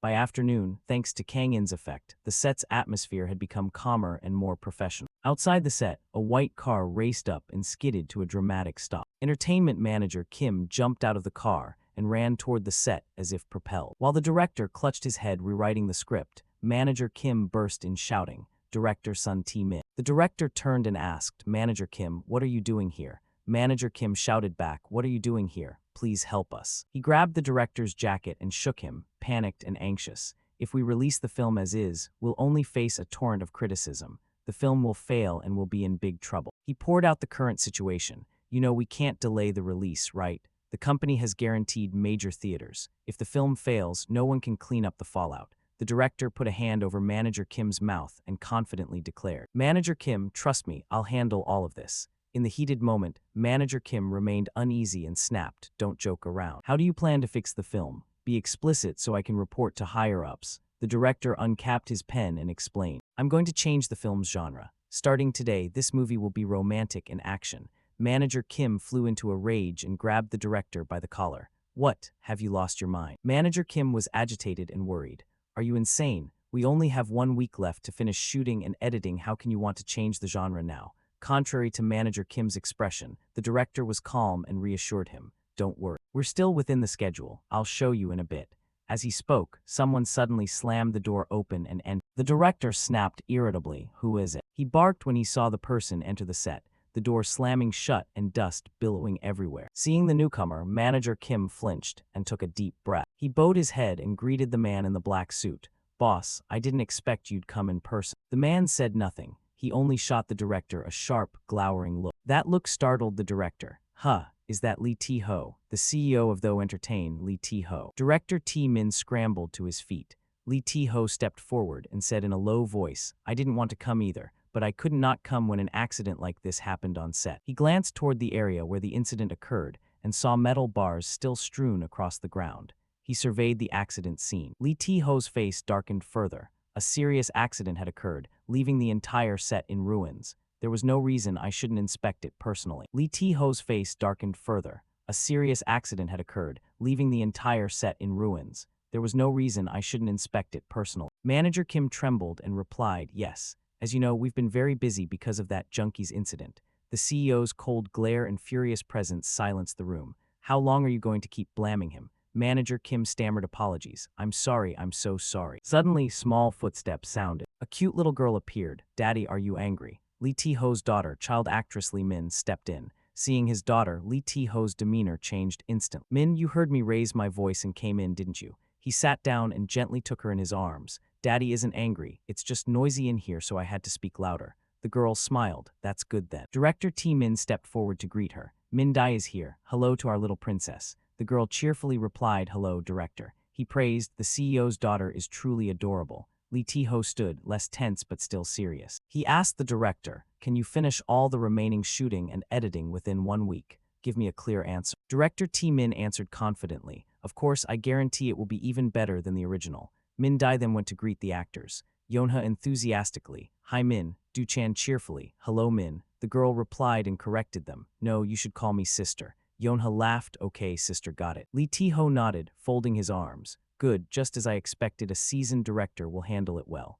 Director T Min hesitated and added, actually there's one more person named Kang In. He's very skilled in martial arts and can shoot action scenes. With him, our film could truly be outstanding. Hearing the unfamiliar name, Lee Ti-ho was skeptical. Kang In, I've never heard that name before. Still, he didn't ask further and chose to trust the director. If director Sun says so, he must have special ability. Is he from overseas? It seems you hired him hastily, but well done. Where is he now? The director hesitated, led the CEO outside, and pointed toward the other vehicle, over by that food truck. Lee Ti-ho followed his gaze, unable to hide his astonishment. He was surprised to see a young man seriously cooking beside the food truck. What Kang In was making was fried rice, and he flipped the pan with stunning skill. Ti-ho stammered, you mean the person cooking the fried rice is him? It seemed Lee Ti-ho had underestimated him, assuming Kang In was merely a food truck attendant. Director T Min cheerfully confirmed, that's right. Lee Ti-ho was astonished, but why would a martial actor be cooking and do it so well?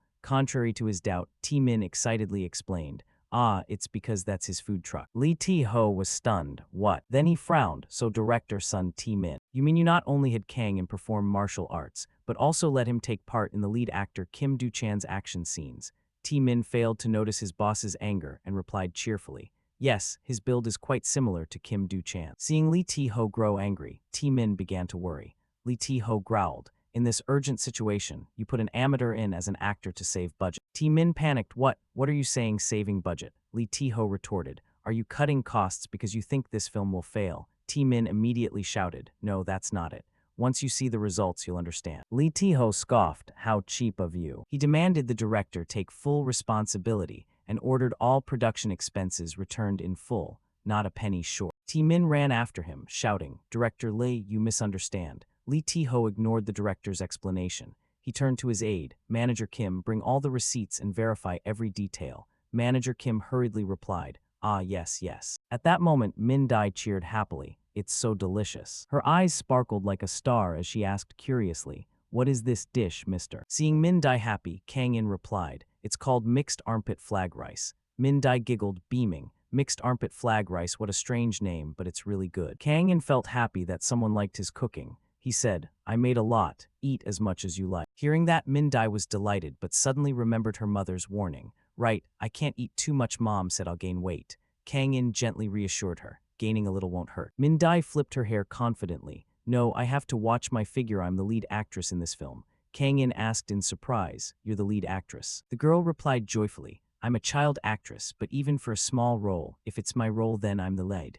Yes, my name is listed under my role. A little later, Min Dai spread her arms and coaxed. Hey, could you make me some mixed armpit flag rice later? Kang In, taking off his apron, answered, I'd love to, but starting tomorrow we'll be shooting at CEO, and there won't be a food truck there. Hearing that, the girl looked disappointed. To get more of the tasty dish, Min Dai thought of a plan. How about making it now and I'll hide it in my father's car? Seeing her sad face, Kang In said, or come to the internet cafe and I'll make it for you there, just come with your mom or dad. Hearing this, Min Dai jumped up excitedly and pulled out her phone. Really? Give me your number so I can call next time, I'll save you as the snacker guy. Kang In smiled and replied, sure, okay. At that moment, a crew member ran over and urgently told Ti-ho, Director Lei, please take a look. You know, Director Sun is a perfectionist who rarely feels satisfied with results, but since he met Kang In, he's been unexpectedly pleased. This person must be something special. Hearing that, Ti-ho's resolve wavered. He sighed. All right, let's see who this person is. They watched the footage they had just recorded together. A flash of light appeared, like a truth illuminating Ti-ho's heart. Wait a moment, he pointed at the footage, puzzled. When did you add those visual effects? And how did you edit it to get a shot like this? T Min from behind explained seriously.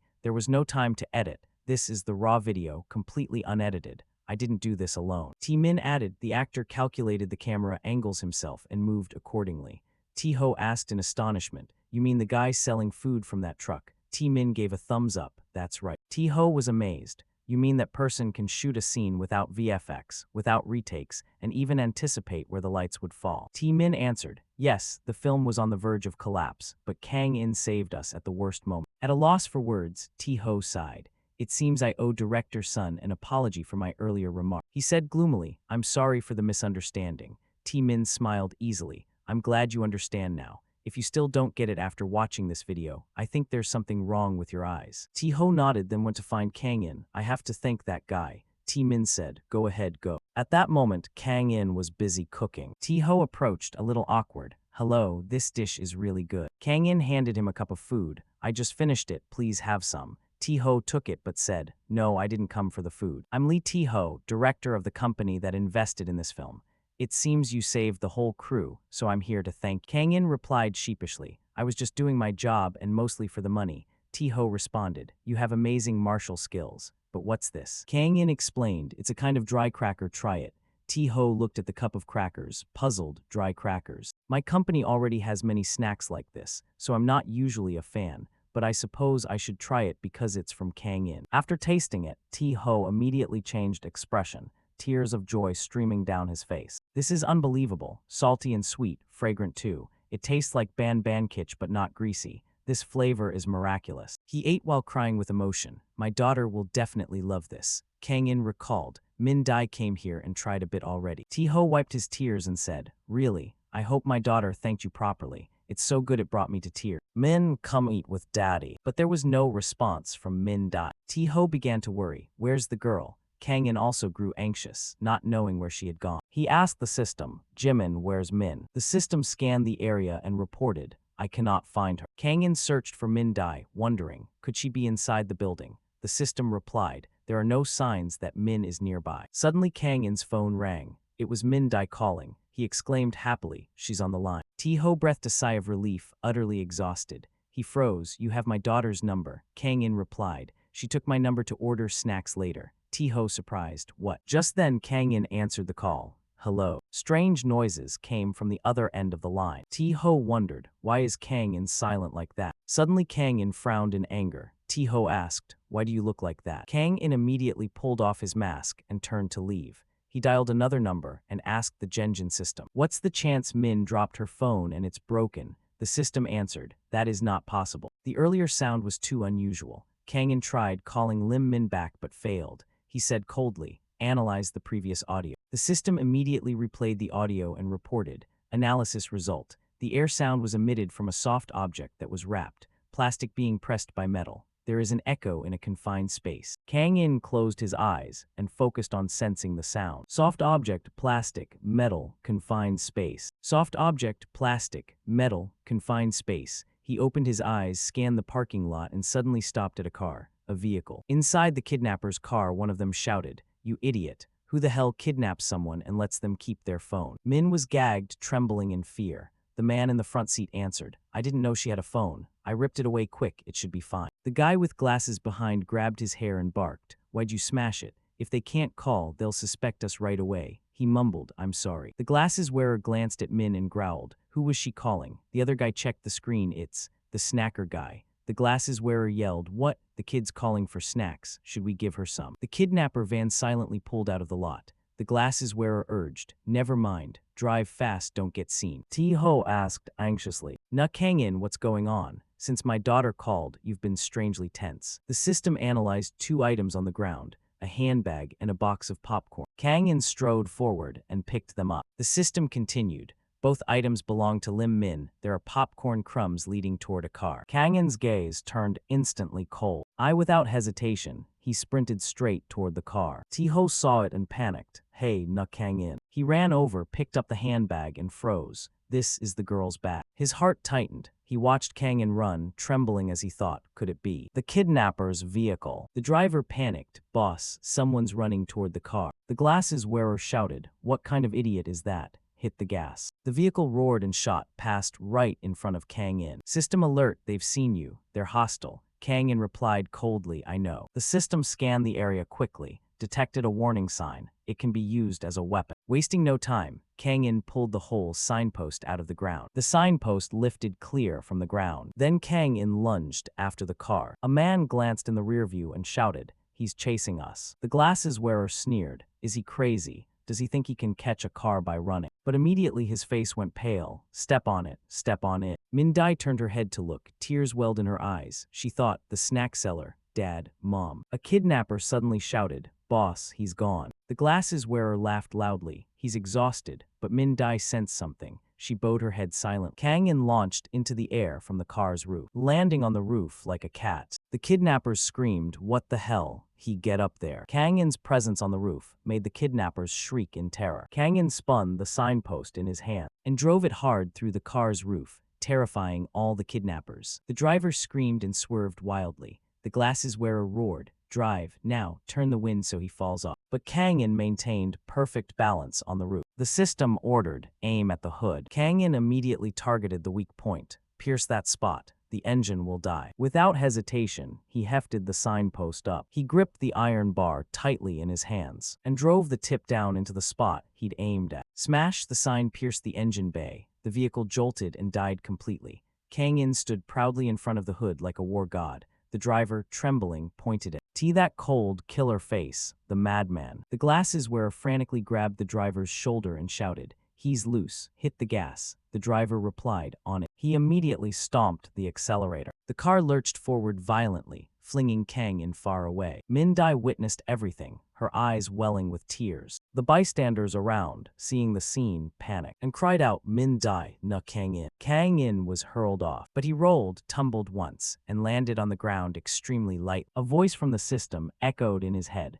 successfully disabled the car's brake. Min-dai had stopped crying by now and strained to hear the kidnappers. The driver said, can that guy get out of the way now? The glasses wearer shouted, what? That guy, run him over. Use the car to ram him and get out of here. The driver answered, yes. But the car kept plowing ahead, completely unable to stop. The glasses wearer screamed, what are you doing? Hit the brakes. The driver panicked. The brakes are busted. The glasses wearer saw the signpost embedded deep in the hood and went pale. Goddamn. You aimed to wreck the engine from the start, didn't you? He shoved his two underlings. Idiots, what are you standing there for? Get out and kill that madman. The driver asked, what about the child? The glasses wearer clamped Min tight. I'm holding her. The two underlings rushed out, pointing at Kang-in. You there? He continued, what are you exactly? Kang-in stepped forward and calmly replied, I'm Batman. At that moment, Kang-in moved with fluid agility. One man wondered, a foreigner. But before he could finish, Kang-in vanished from his sight. He lunged in and delivered a powerful kick that sent him crashing to the ground. Immediately after, he sprang toward the other man. The remaining man drew a knife, eyes wild. Too fast, I didn't even. Kang-in closed in and unleashed an upward strike that dazed him and sent him collapsing. He landed lightly, and both men were sprawled out flat. Kang-in slowly walked up to the car. The glasses wearer saw his silhouette through the window and instantly trembled. Oh my God. Oh my God. He pressed Min against him, his face ashen. He snarled, do you think I'm scared now that you took out his men? Min looked through the window. Kang-in stood outside waving, smiling. I'm here to save you, don't worry. The girl's eyes brightened with hope. The glasses wearer ground his teeth. I'm 100 times stronger than those guys. Kang-in asked the system how to take him down. The system answered 3 options. Jump into the car, apply long-term pressure, or lure him out. Kang-in stepped back. I have to bait him out. Min could get hurt. System, step farther back. Enemies only come out when they feel safe. I recommend 15 meters. Kang-in retreated the recommended distance. The glasses wearer pressed his face to the window and watched. He's retreating. Means he doesn't dare attack. He turned back and saw many people running over. He panicked. Damn, we have to get out of here. He opened the door, dragged Min out, pressing a knife to the girl's throat. Get in the car. If you call the police, the kid dies. Kang-in gritted his teeth. Crazy. Tae-ho saw his daughter with the knife to her and grabbed his head, shouting, Min-dai. He grabbed the manager's collar. Hurry up. Tell him to bring the car here. The manager trembled, sir. Calm down. But Tae-ho had already dashed off. I'll give you the car, but if you so much as touch a hair on Min, I'll wipe out your clan for 3 generations, no, 10 generations. The glasses wearer smugly thought, that's right. He barked, bring the car here now. Tae-ho ran off immediately. The manager shouted after him, sir. Bystanders muttered, not calling the police. I called, but we're up on the mountain. How could they get here in time? Tae-ho climbed into the car, drove to the spot. The kidnapper chuckled when he saw Tae-ho's car move. Kang-min's system warned that providing a vehicle to the enemy would greatly increase their chance of escape. Kang In replied, I know. T-Ho stepped out of the car and said, I brought the car. Don't touch Min. Min was terrified, tears welling up. The kidnapper shouted, hands up, back away. He held Min and backed up toward the car. The kidnapper yelled, hands up, back away. T-Ho complied, stepping back slowly. Then T-Ho squinted at the kidnapper. But suddenly, he changed tactics and lunged at the kidnapper. Dad's here to save you. The kidnapper went pale, pressing the knife harder. Don't come any closer. One more step and I'll stab. Kang In's eyes widened. The situation was dire. Then a thud rang out, blood splattered. T-Ho stood frozen. Min Dai burst into tears. The kidnapper toppled to the ground. The blood wasn't Min's, it was from his head. A hard object had struck him. It was something Kang In had thrown from a distance. He stood upright, coldly thinking, perfect throw. Seeing the kidnapper lying motionless, the system announced, the enemy was defeated by a ranged thrown weapon, a rock. T-Ho rushed over, hugged his daughter tightly, shouting, Min Dai. He quickly removed the gag from Min. She broke down and screamed hysterically. After a while, the police arrived and dealt with the kidnappers. The officers looked at the three kidnappers lying motionless and commented, look at these guys. This one seems to have a broken bone. That guy's jaw looks injured, and this one is bleeding from the head. One officer crossed his arms, exasperated. All three of them are in bad shape. Another added, oh damn. Especially this one, hit in the head by a rock, might have internal injuries. Call an ambulance and take them to the hospital first. T-Ho objected. Why take them to the hospital first? What good did they do? My daughter, the kidnapped one, should be treated first. The officer rubbed his head and replied, but we can't just leave them here like this. They've been beaten pretty badly. From a glance, it could take at least 3 weeks to recover. T-Ho fell silent, staring at them with resentful eyes. Min Dai still held Kang In's hand tightly and asked, Dad, did the guy selling food from the truck get taken too? The little girl looked up at Kang In and asked innocently, Sir, will you go to jail for saving me? Kang In sat down and patted Min's head, answering, Don't worry. Just like your dad saved you, your dad will help me too. T-Ho turned to look while Kang In pretended to glance elsewhere. The system spoke. If the host intends to flee the police, now is an appropriate time. But Kang In thought to himself that it wasn't necessary. If Min's father is smart, he'll surely use his influence to get him out. T-Ho looked at Kang In, his eyes shimmering with guilt, thinking, no way, I've just claimed Dad came to save you in front of Min, making myself look heroic, when in fact Kang In was the one who saved. He stepped up to an officer, pointed at Kang In and shouted, Mr. Na Kang In is the hero who saved my daughter. Even if he dies, Mr. Na Kang In is completely innocent. The officer sighed and asked, do you have any evidence of self-defense? T-Ho wondered. What? The officer continued. We can't just take your word for it. We need proof, like footage from a security camera or something similar. T-Ho replied sadly, but we're on a mountain, there are no cameras here. T-Min stepped forward and whispered into T-Ho's ear, sending a chill through him. There are. T-Min brought his laptop forward. T-Ho was startled and instinctively touched his chest to calm himself. The officer looked at T-Min in surprise. Aren't you a film director? He answered, exactly. And this is my footage. I have something even better than security camera video. Want to see? He opened the laptop. The screen lit up and he looked extremely confident. The footage of the two henchmen leaping to attack Kang In appeared on the screen. The officer asked, wait a second, what is this? Don't tell me. T-Min replied, what else could it be? It's the video from just now, pretty clear, right? The image of the leader pressing a knife to Min's throat showed up and the officer said, the kidnappers' faces are recorded very clearly. These three definitely threatened the child and Mr. Na Kang In. Right, T-Ho replied, that's right. The camera angles are perfect. The officer asked in surprise, how did you film these shots? T-Min answered proudly, this place is full of cameras for filming. When something happens, the cameras swing right onto it. He looked toward Kang In. Mr. Na Kang In is the hero who saved us. Others echoed, he's completely innocent. The system announced escape mode off. Kang In asked softly, you just breathed a sigh of relief, didn't you? T-Ho stepped forward and told the two officers, now, even if the kidnapper dies, don't mention punishing Mr. Na Kang In. If anyone deliberately causes trouble for him after watching the video, I'll show them how capable my legal team is. The two officers wondered, but isn't the P unit not exactly a legal team? T-Ho replied, that just means the officers will get a lot of complaints if they don't handle it right. Hearing that, the two officers sighed. Kang In turned his back and led Min away, saying, it's almost dinner time, let's go outside. Don't worry, I'm not running. An officer replied, all right. Cut to a nearby eatery. A gorgeous pastry was placed on the table. Kang In asked, want to try some? Min Dai curious, did you make this? Kang In replied, yeah, I know you're not really in the mood to eat right now, but take a bite. Even a little disheveled, you still look adorable. Kang In's system chimed, desserts boost morale. Visually appealing food can replenish energy and inspire warriors, but if things get grim, it could be the last meal. Kang In urged, try it, it's delicious. Min didn't hesitate and ate. Min exclaimed, it's really delicious. T-Ho excitedly said, Min, give daddy a piece. After tasting it, he praised, it's even better than the fancy pastries I've had before. Min Dai added, everything you make is so tasty. T-Ho wondered, how do you make it? I want to try making this for Min at home. The uncle with Kang In brushed his hand and said, I've watched him make it all the time, but honestly you can't recreate that in a normal place. T-Ho, surprised, why not? He recalled watching Kang In bake and said, first, he needs a lot of strength to mix and shake the ingredients very fast, plus the seasoning. It's like a work of art. T-Ho sighed, I guess I can't replicate it. He asked Kang In, are you a professional baker or a restaurant chef? Otherwise I can't explain why it's so good. Kang In smiled helplessly. I'm just a part-time worker at the internet cafe food stall. T-Ho, surprised, an internet cafe. Suddenly a voice called from behind. He glanced back. A girl stepped down from the car and shouted, how can you still be sitting here eating right now? That was Mi Dung, T-Ho's wife and Min Dai's mother, accompanied by manager Jiang Hajin. T-Ho ran over, my love, but he immediately got a few punches from his wife. Our daughter was just kidnapped and nearly killed, and you can still sit here and eat. Min Dai hurried to stop her mother. Mom. Mi Dung quickly hugged her daughter. Sweetheart, are you okay? Are you hurt anywhere? The girl replied, I'm fine. Mi Dung worried, look, you're all dirty. She glanced at T-Ho, eyes flashing. T-Ho stammered, I know I look odd, but I have a reason for that.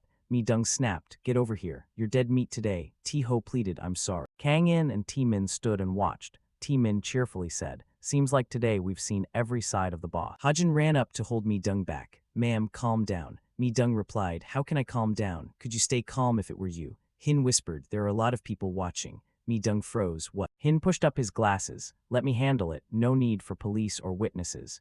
T-Ho thought silently, please have mercy on me. A while later, Mi Dung turned to Kang In and said, thank you so much for saving our daughter. He replied, it was the right thing to do. She continued, I saw everything in the video of how you rescued her. You even jumped onto the speeding car and fought the man with the knife. You were willing to risk your life to save our daughter. Kang In hesitated and looked away. Is that so? The system said rescue protocol activated so the agent cannot be endangered. Kang In replied softly, it's all under control. Mi Dung marveled, that's so cool. Min Dai ran up and said, hey, don't forget your promise to tickle my armpits and the dessert too. Kang In replied, okay, remember to call me before you come, because I'm not always at the shop. Mi Dung turned and led Min away, turning back to her husband. Honey, we'll head home first. Min still has a lot of homework. T-Ho replied, all right, go ahead. I'll stay a bit to check the situation here. Min Dai waved goodbye. Bye-bye, Dad. After the mother and daughter left, T-Ho spoke to Kang In. If it weren't for you, my wife and I might not have known what to do right now. He bowed his head to Kang In. Thank you again.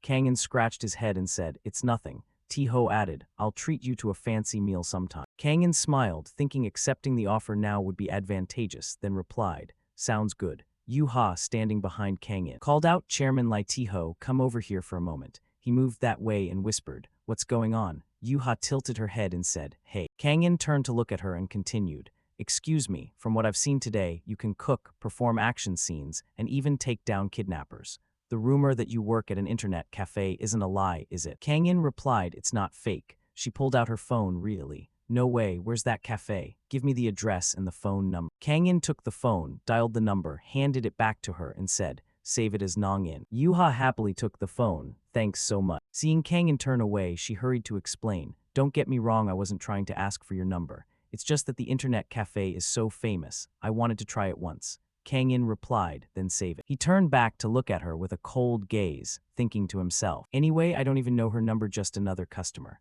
The girl blushed and said, what? If you keep looking at me like that, I'll get embarrassed. I'm an actress, you know. Suddenly T-Ho shouted, startling Kang In and Yu-Ha. Suddenly T-Ho shouted, causing Kang In and Yu-Ha to jump and look over. T-Ho barked, what do you mean this got posted online? Who would dare upload it? Who posted this? Manager Kim hurriedly replied, Chairman, there's a call from the head of public relations. He answered and the voice on the line was polite. Sir, is Min Dai okay? T-Ho snapped angrily. Of course she's safe.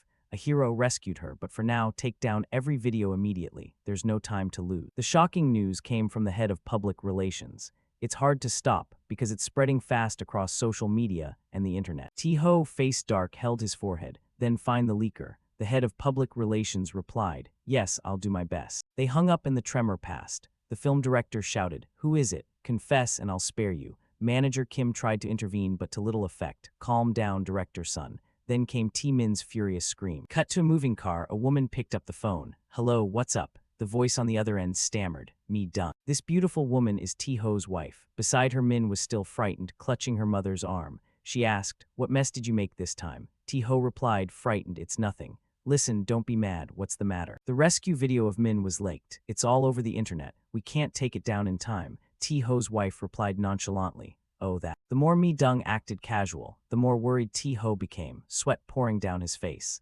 But she continued, wait until you find the leaker, Min's right here. He blinked, dazed, T-Ho's wife explained, earlier when Min watched the video she was so happy. She said you sell snacks like the hero in the clip and posted it online. I told her it's fine. T-Ho seemed to realize, so that's it. I told her it's fine. T-Ho seemed to realize, so that's it. T-Ho's wife asked again, so is there a problem? Over here, Manager Kim gasped 2 words, director. T-Min, dark-faced, shouted at the staff. I'm truly disappointed in you. T-Ho rushed forward to stop him. Director son, please hear me out, but Director T-Min showed no sign of stopping. I thought at least you people could tell right from wrong. The staff bowed their heads, thinking how unfair. T-Ho continued to explain, stop, this has nothing to do with that. Please stop. Cut to the next day, on a computer screen played Kang In's super cool action clip. Someone exclaimed, crazy. In front of the screen, A and Zeong-Hoon eagerly discussed.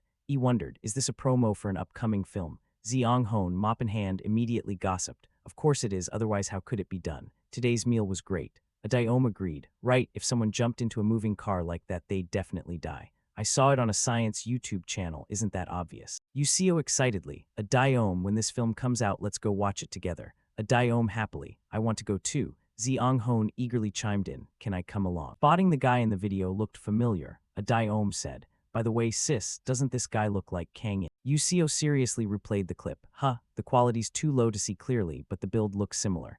Zeong-Hoon squirmed at the side. Hey, why aren't you answering me? I don't care that much about. Oh my, why would Kang In show up in a clip like this? A Daeom and Eol continued their lively chatter. Even if it's Kang In, fine. Zeong-Hoon kept whining. Take me with you. A Daeom went on, by the way, when will Kang In be back? I miss him. Zeong-Hoon replied. I wonder if Kang In has seen this film yet. Elsewhere, Kang In, wearing a white shirt, backwards cap and black mask, eyes sharp as blades fixed on the target ahead. Kang In unleashed a thunderous 360-degree spinning kick, easily felling 3 men, who thudded to the ground. Quick and nimble, after taking down the 3, Kang In hid behind a pillar, his keen gaze continuing to watch the next prey. Seizing the moment, Kang In delivered a direct kick to the target's jaw, knocking him out cold. After the skirmish, Kang In turned back. By the roadside sat E, dressed in a pink dress, looking fragile on one side. Watching Kang In take on 4 at once, Yuha was moved, her big eyes sparkling and cheeks flushed as he stepped closer. Just then, a terrified shout rang out. What? Du-chan and Kang In immediately struck identical poses to swap places. Cut scene, the director signaled to prepare. Du-chan pulled his mask down, revealing a handsome face, gently lifted Yuha's chin, eyes full of affection. Princess, are you hurt? Poor thing. Then the director called out, cut, thank you everyone. Director T-Min commented, Kang In's action scene was perfect, but when Sun-Hai looked at Du-chan, her expression seemed confused. What's going on? As she glanced from Kang In to Du-chan, her gaze changed noticeably. Yuha worriedly wondered, maybe the director is just tired from an all-nighter. The director stared blankly and then called the end of Yuha's scene. The director hurried over to Kang In. Kang In, you acted great today. Thanks to you, the shoot wrapped smoothly. Kang In didn't answer, merely turned quietly to T-Ho. Am I done? Director T-Ho cheerfully. Yeah, the next action scene will shoot tomorrow. Thanks for your hard work, Kang In. Kang In asked about the earlier incident. What's the situation with the Min rescue video? Director T-Ho's face showed worry. The video has spread both domestically and abroad. Articles have popped up. If negative news about the kidnapping leaks, it'll be very bad for the film. But luckily, or oddly, the shot of you landing on a moving car looks so badass that people think it's a film promo. We kept the witnesses quiet and agreed to the story that it was just a promotional clip. Kang In asked anxiously, are you okay? Director T-Ho sadly, how would you feel if a video of your daughter almost being kidnapped was watched around the world? But this was the best choice. Director T-Ho added optimistically, thanks to you, Kang In, we handled it like a movie. The director also expressed admiration. Yes, thanks to you, Kang In, we finished 2 days ahead of schedule. The director didn't forget to praise the pretty actress. Miss Yuha was only a supporting actress in our film, but the script changed and now her role is almost lead level. Yuha tossed her hair proudly. "Oh, thanks." Director T-ho cheerfully to Kang In, "With this spirit, I'd love to buy you a drink. Are you free?" The phrase, "food is dignity," rang out, and three people behind reacted in unison. "Wait, only Kang In gets invited." Director T-ho laughed. "Miss Yoo-ha and Kim Do-chan worked hard too, we'll all go. The director needs to edit the footage, so we'll invite him next time." Yoo-ha and Do-chan happily high-fived. Director T-min was fine, just a little sulky. The system reminded Kang In, "Seems this is the hearty meal we promised yesterday." Kang In accepted, smiling brightly, thinking, "All right then." On the table, many luxurious dishes were laid out. The system in Kang In chimed, "This place looks expensive. The drinks are good, drink up." Kang In thought to himself, "That Genjin sure knows how to surprise people." Someone reached for the wine bottle, ready to start the feast. Yoo-ha held the bottle nonchalantly. "Here you go." Du-chan grabbed in, "I'll pour you the first glass." Yoo-ha refused to back down. "Hey, give it to me, I'll pour for Kang In." Du-chan shot back, "Why would I owe him a personal favor, you know that." They bickered and bickered. Yoo-ha said, "Kang In didn't just save you, he saved me too. If I'd been injured then, my career and the whole film would have been ruined." Director T-ho quietly poured wine for Kang In. "Let me pour for you." Kang In politely thanked. Then T-ho poured himself a glass and began to confide. "Since college, I've always dreamed of becoming a film director. I wandered through the film industry and shot a few indie films, but all my films failed. After many tries, I realized I had no talent." Hearing this, Ha and Du-chan stopped bickering and listened solemnly. T-ho continued, "My father told me to come work at his company, but I didn't want to leave cinema, so I became a film producer." Kang In comforted him. "Anyway, you've still made it in film, cheer up." Director T-ho went on, "Wealthy parents helped me sort many financial problems. That's why I succeeded. If this movie fails, my film company will be in danger, and my parents and brother will heap pressure on me." Kang In asked, "Because you didn't work for your father's company and instead started your own film company that failed?" T-ho denied it. "No, it's not like that." He remembered his father's stern face, Mr. Dong-min, and explained, "My father's company is a manufacturer, mainly producing military and police equipment. They operate domestically and export extensively. The company is well known in the industry." Director T-ho bowed his head and continued, "My father even gave me some shares in the company. Of course, my shares are friendly shares, meaning I can't sell them. They fully support my father and brother. But actually, I invested over 10 billion gun into this film. When I raised funds, I used the company shares as collateral." Yoo-ha asked, "Your father's company shares?" Director T-ho answered, "Yes. If the film fails, I'll have to beg my father for help. But if he finds out I used the company shares, he'll probably grab a golf club and beat me." Yoo-ha, shocked, covered her mouth. "What? He'd beat you with a golf club? He's over 40. Director T-ho helplessly, "Yes, the company shares must never be touched." Du-chan, part charming, part serious, said, "You're reckless. What if the film fails?" Director T-ho countered, "Du-chan, do you think our film will fail?" Du-chan replied, "Of course. If not for that drug addict, we'd have at least 5 million views already." Director T-ho lifted his glass calmly. "That's why I bet big and invested my own money. Just thinking about that addict gives me the chills." Du-chan asked curiously, "What's your father's company called? Is it a name I know?" Meanwhile, Kang In sat to the side, taking advantage of the chatter to sample each dish. "The tuna here is really good." Director T-ho actually said the name. "It's Colin Engineering." Kang In froze. The system in his body chimed. "Agent, my initial data contains information related to Colin Engineering. Colin Engineering produced outdated combat equipment that was still used in some regions as of 2082. However, my data shows the last model was produced in 2024. Kang In had more questions and asked the system to explain. 2024 was the last model. Elaborate. Yoo-ha quietly observed Kang In, murmuring, "He's drunk." The system continued. Though outdated, the equipment still serves as primary gear on some battlefields. Unused units sometimes fetch high prices. Colin Engineering is a high-end military equipment manufacturer. Kang In processed the data further. How could such a successful company stop production after 2024? Could they have gone bankrupt this year? Kang In frowned. Could it be? He looked toward Director T-ho, a sudden thought surfacing. The drug case, the collapsed set, and Min's kidnapping, all clearly connected. Kang In fell into thought, his handsome face growing more serious. Director T-ho called repeatedly with no answer. "Now, Kang In, you seem a bit upset. Is something wrong?" Kang In said seriously, "I'm fine. The problem lies with Mr. Lai." Director T-ho stunned. "What?" Kang In crossed his arms and continued analyzing. "If the film fails, Mr. Lai's stock will drop. That would jeopardize inheritance rights in the family, right?" Director T-ho replied complicatedly, "But that only happens if I lose the shares. If I tell my father, I'll be kicked out of the house. But the company's stock will remain safe." Kang In shook his head. "I don't think it's that simple." He connected the dots. "I've been suspicious for days. On the first day back, the Gang G set collapsed. Maybe someone tampered with it rather than it being an accident. Director T-Ho nodded. Right. I heard that after you mentioned it, the police launched a thorough investigation. Some traces are still being analyzed by forensics. Kang-in continued. They'll say, it could be deliberate, but there's no evidence. One of the three sitting there froze. What? Kang-in didn't stop, and a week ago the lead actor was arrested at a drug party. Isn't that strange? Du-chan stunned, but that was. Kang-in explained. While investigating the arsonist caught at Cow, the police accidentally uncovered the drug party. That was an unplanned incident. Arson, murder, investigation, all at once. Du-chan innocently, what does that have to do with the film? Kang-in smirked. Exactly. That arson was an incident no one planned for. All three exclaimed in unison. What? A plot, an unforeseen incident. Kang-in calmly analyzed. They raided the drug party. The cast had to return to the film. Within a week, Tiu-ha and Du-chan turned pale. Kang-in added, but what if that hadn't happened last week? What if it blew up right before the film's release? Director T-ho was stunned. What if they waited until the film was ready to hit theaters before reporting it?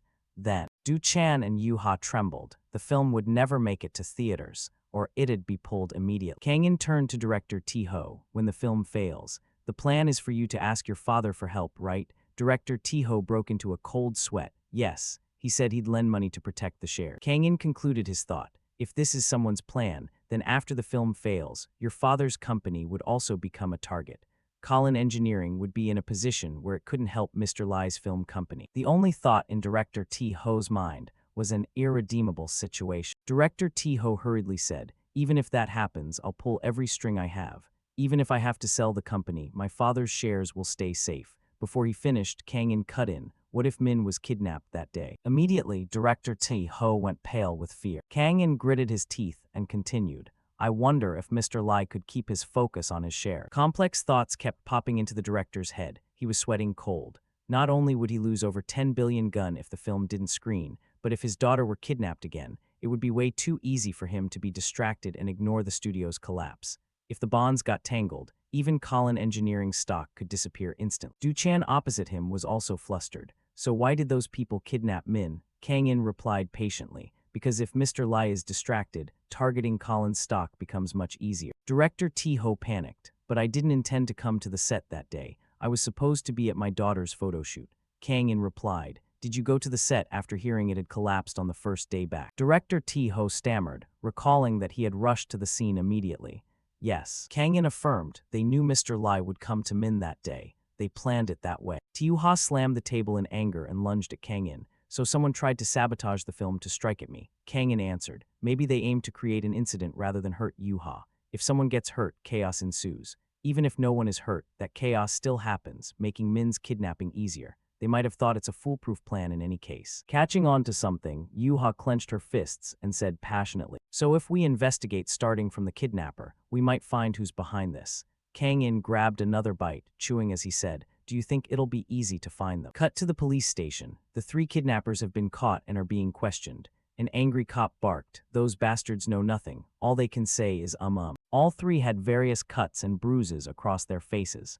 The officer continued. So they say they only heard a rumor that the girl would be on set that day and grabbed her.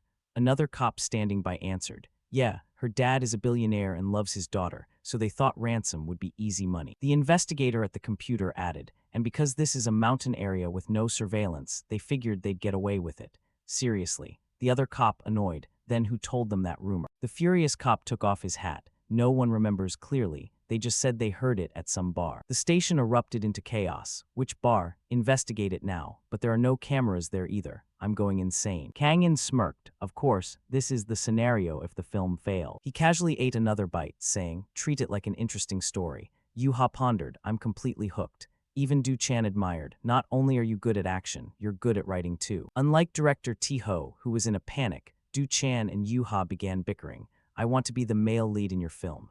This time I'll be the main character, so you have to be the supporting role. The party wound down and they sighed. The first round ended too soon. Should we go drink more? Du-chan waved goodbye to director T-ho. Goodbye, sir. Yu-ha stood aside, displeased with Du-chan. Du-chan oppa, aren't you going home? The car rolled away and Kang-in watched it go, thinking, I almost got hit big this time. I won't bet Colin's stock like this again. The male lead aura shone. He even looked handsome just standing and thinking. The project must succeed. Otherwise, they wouldn't risk something this dangerous. Eliminating unlikely possibilities, at least from now until year-end it seems safe. At that moment, Yuha pulled Kangin out of his thoughts. She, pretty and gentle like a shy princess, asked, "Do you want to go eat with me?" Kangin, not catching her meaning, replied, "Sure, the three of us." Yuha was terribly annoyed. "You uncouth guy." Cut to a luxurious room where an angry man shouted, "Hey, you good-for-nothing." He was the CEO of Colin, Lai Tu's father, Lai Dong-min. How could you use company shares to fund a film? Director T-Ho sat with his head down explaining, "This time the film definitely won't fail. It'll be a hit, I'm sure." T-Ho's father cut in, "Shut up." The CEO of Colin, Lai Tu's older brother Lai Tung, was already in a bad mood. Mr. Dong-min asked, "Bad mood?" T-Ho kept persuading his father and brother. "I heard the company just launched a fantastic new product.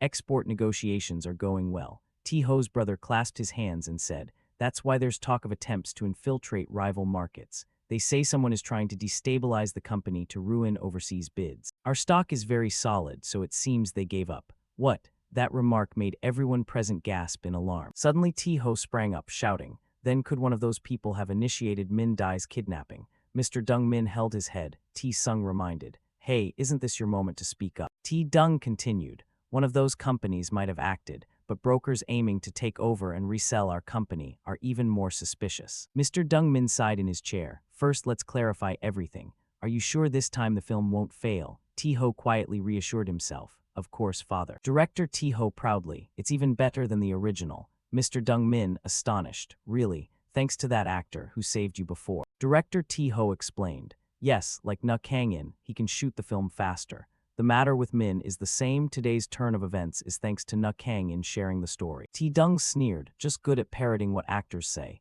T-Ho defended, "He's not an ordinary actor." Mr. Dong-min looked at T-Zung. "If T-Ho's company is solid, we're fine even if someone attacks from outside, right?" He replied, "Yes, father, we can defend against most attacks, but knowing this, we'll have to strengthen our defenses further." Mr. Dong-min was pleased. "Good." He called T-Ho. T-Ho clasped his hands, listening with great seriousness. Mr. Dong-min said, "If you dare touch your shares again, I'll strip you of your division. I'm going to bed." Having said that, he stood up and turned toward the bedroom in Lai T-Zung's house. "Good night, father." Director T-Ho bowed respectfully. "Certainly I won't touch them again." As he saw Mr. Dong-min off, he silently thanked Kang-in. "Thank you, Na Kang-in." Mr. Dong-min turned back. "That action actor, give him a role with more lines. When someone helps you, you should repay them." Director T-Ho was dumbstruck, but by then Na Kang-in was elsewhere. Kang-in stared ahead. He was at a premiere with director T-Min and other actors. He seemed beyond what I could reasonably give him for a role. Yuseo blushed shyly when invited. "Would you like to go see the premiere of A Sunny Day tonight?" She hesitated, trying to act coy. "I don't know, I'm a bit short on time today." Kang-in turned away, not very invested since it was a casual invite. "It's fine if you're busy." Realizing she'd slipped, she hurried to backtrack. "Will a lot of people go? Then I have nothing to do tonight." Daeom excitedly pointed at herself. "Kang-in, what about me?" Zeong-Hoon scratched his head, asking for a ticket. "I'm free too." Kang-in asked, "What about your part-time jobs? Don't you have the night shift?" Daeom winked. "It's okay. A few new staff started a few days ago. Besides, the stalls pretty much run themselves now." Zeong-Hoon chimed in. "Yeah, the cleaning robots tidy better than we do." Kang-in puzzled, "So what do you actually do there?" They didn't answer and changed the subject. But surprisingly, the promo video I saw recently features Kang-in in A Sunny Day. Yuseo gushed, "Kang-in is so cool." Daeom admired Yuha. Zeong-Hoon sighed, "Kim Do-chan is handsome." Kang-in was speechless, so that's it. Thinking of the badass rescue clip, they marveled. No wonder he looked so much like Kang-in. "Since this is Kang-in's debut, I'll skip my shift to go see it." Kang-in muttered, "I'm just a stunt double." The three cafe staff, Kang-in fans, replied in unison, "Right, loyalty matters." Kang-in realized, did they just want to ditch their shifts? Someone asked, "Anyway, are we actually going to meet a celebrity tonight?" That afternoon at the cinema, the crowd buzzed. "Who's coming? Look, Kim Do-chan is over there." At the premiere, the lead actors stepped up to pose for photos with the promotional poster. Below, someone shouted a request. "Yuha, can you make a heart gesture?" Yuha happily made an adorably cute heart pose. Audience members gaped. So many celebs, and even famous people came to watch the premiere. Kang-in led his three fans along. Yu asked, "Is that Kang-in over there?" Kang-in replied, "My face won't actually appear in the film." Standing up high, Do-chan happily spotted Kang-in. The die-in system announced, "Kim Do-chan has been recognized," and Kang-in gave a slight nod in return. Do-chan waved at Kang-in, trying to signal, "Kang-in is here." Daeom excitedly patted his shoulder and cried out, then blushed and slumped. "See, Kim Do-chan waved and smiled at me." Zeong-hoon dampened the enthusiasm. He's probably just waving at the reporter. On stage, Yuha also spotted the person who'd saved her several times. She beamed to herself. Kang-in, it seems the girl is smitten, and she switched to a more casual tone, and even waved this way. He's down there, and Zeong-hoon, getting hopeful, shouted out. The goddess Yuha is waving at me. A Daeom pouted. Probably not at you, at the reporters. A Daeom and Zeong-hoon started bickering again, teasing each other. Kang-in turned to look around. After the show, let's head inside. But where's Yunil? Finally, they found Yunil and Yuha chatting together. Oh my, she's over there. A Daeom ran up to talk. Yunil, are you getting an autograph? Yunil's CEO turned to greet them. A Daeom and Zeong-hoon were both excited and a bit shy to speak to the goddess. What, you two know each other? Yuha looked surprised. Yoon simply called out softly to Kang-in. What, you two know each other? Yuha looked surprised. Yoon simply called out softly to Kang-in. Zeong-hoon cut in. How does he know Yuha? Don't tell me they're sisters. Seo smiled, but we're different from them. She revealed more. Yuha and I grew up in the same neighborhood. I know all her embarrassing stories. Yuha turned pale and immediately covered her mouth. You're so lucky. While Yuha had in a headlock, Du-chan came up, waving. Kang-in, I'm waving so hard my arm hurts. Kang-in puzzled. Why act like you know each other? There are so many reporters here. Du-chan replied. I'm just taking the chance to get the teacher some publicity. It's fine. A Daeom gasped and covered her mouth. Kang-in talks on equal footing with the great Du-chan. Zeong-hoon stunned. What, Du-chan? A Daeom continued. Eun is chatting like she's talking to the emperor himself. Ask Yuha. Zeong-hoon beamed confidently. Should I try act? Turning around, a Daeom stuck out her lip in disdain, which made him feel a little sad. Ouch, that expression. From afar, Min ran up excitedly. Brother. Kang-in steadily scooped the girl up, asking kindly, Min Dai, how have you been? The girl smiled brightly. Very well, sir. You talked to me so I wasn't bored at all. Ti-ho and his wife arrived. Mi-dung said, we've saved seats for Kang-in. A Dai hugged herself, gushing. Master actor Jang Mi-dung is here too. Truly regal, His Majesty the Supreme Zheng Mu-gong. Zeong-hoon complained. A Daeom, stop using those vintage internet phrases. Kang-in declined, but I already have a ticket. Ti-ho laughed. Leave that seat empty. Kang-in is a lead actor after all. A Daeom looked so thrilled she could work 7 days straight, but pretended to be sad. So sad. She squealed excitedly. Yunil, should I learn to cook and take a part-time job? I want to sit near a celebrity. Yoon blushed, pulling a Daeom away. Kang-in, I'm leaving first. See you later. Everyone filed into the theater. The house was nearly full. Director Taemin, seated nearby, invited. It'd be great if Kang-in could come up and greet the stage. Let's go out back together. He refused. I think it'd be tiring to be recognized when I'm not supposed to be. The director, regretful, replied, yeah, fair enough. After all, this film only has one premiere, and without Kang in it might have been hard to get screened. Taemin bowed in thanks. Kang-in bowed back. No problem. The screen brightened as the director announced, the film is about to start. Kang-in turned to sit properly, ready to watch the film he appeared in. Kang-in's 3 Netcafe fans watched attentively, bright and delighted. In the corridor outside the theater, a cleaner walked past a screening room. The collective cheering from inside echoed all the way out. Even though screening rooms are usually well soundproofed, the 2 staff members still jumped in surprise. The female staff gasped, what's going on? The whole audience was surprised at once. The male staff replied, they usually watch quietly. It must be a good movie. No lights were on in the theater, except for the projector. A little later, the lights came up signaling the film was over. There was the sound of applause. A spectator stood and clapped loudly, as if giving a heartfelt nod to the film's success. Immediately after, the audience in the room all stood and applauded. The system's voice echoed in Kang-in's head. Without your help and mine, this film would have been mediocre. Thanks to both of us, its quality was significantly raised. Kang-in smiled satisfactorily. The film really was good. The audience murmured. 2 hours flew by. Is this a romantic action film? Amazing. No one was leaving yet. The host stepped up and announced, next is the stage greeting and interview with director Sun Taemin and the cast.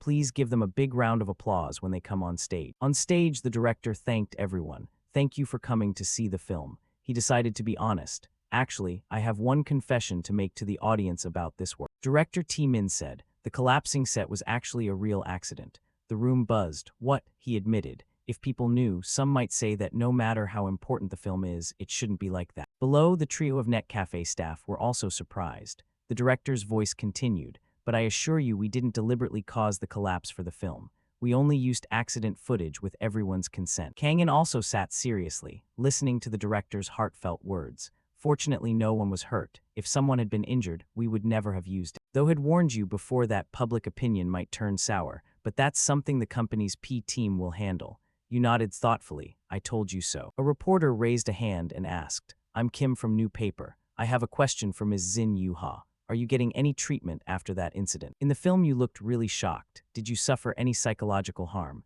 Yuha winked and smiled. No, I'm very well, they saved me. The reporter asked again, was it Kim Du-chan? This time Du-chan laughed and replied, if it were me, I probably wouldn't be in this world now, right? Curious, the reporter asked, then who was it? Du-chan answered, the man who sells food from the film Cruise Food Cart saved me. This made Kang-in frown, displeased, thinking, the man, is he the same age as me? On stage, Du-chan looked around the theater and cheerfully explained, because the food cart guy had a build similar to mine, I asked him to be my stunt double, and he worked very hard. Below, Kang-in thought irritably, don't look over. He clarified, he's just a regular guy, that's all. The premiere ended successfully, and the audience gradually left the screening room. Soon a post appeared on the forum. Has anyone seen A Sunny Day? I heard they reshot many scenes within a week after casting. Predicting this will be director Sun Min's embarrassment. Everyone at the premiere praised it, but said it was all down to the part-time staff. One commenter, I'll go watch it myself today and report back. Many agreed below, of course it's the staff. How did they edit it in a week? Insulting to assume the audience are fools. I think so too. Another said, feels like a waste of money. Heard there's even a real accident in the film.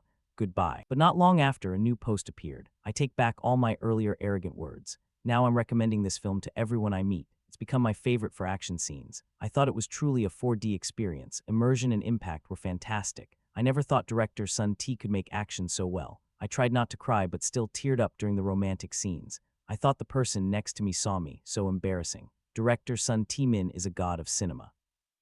Director Sun T-min is a god of cinema. Director Sun T-min is a god of cinema. Seeing the poster's author, some netizens were surprised.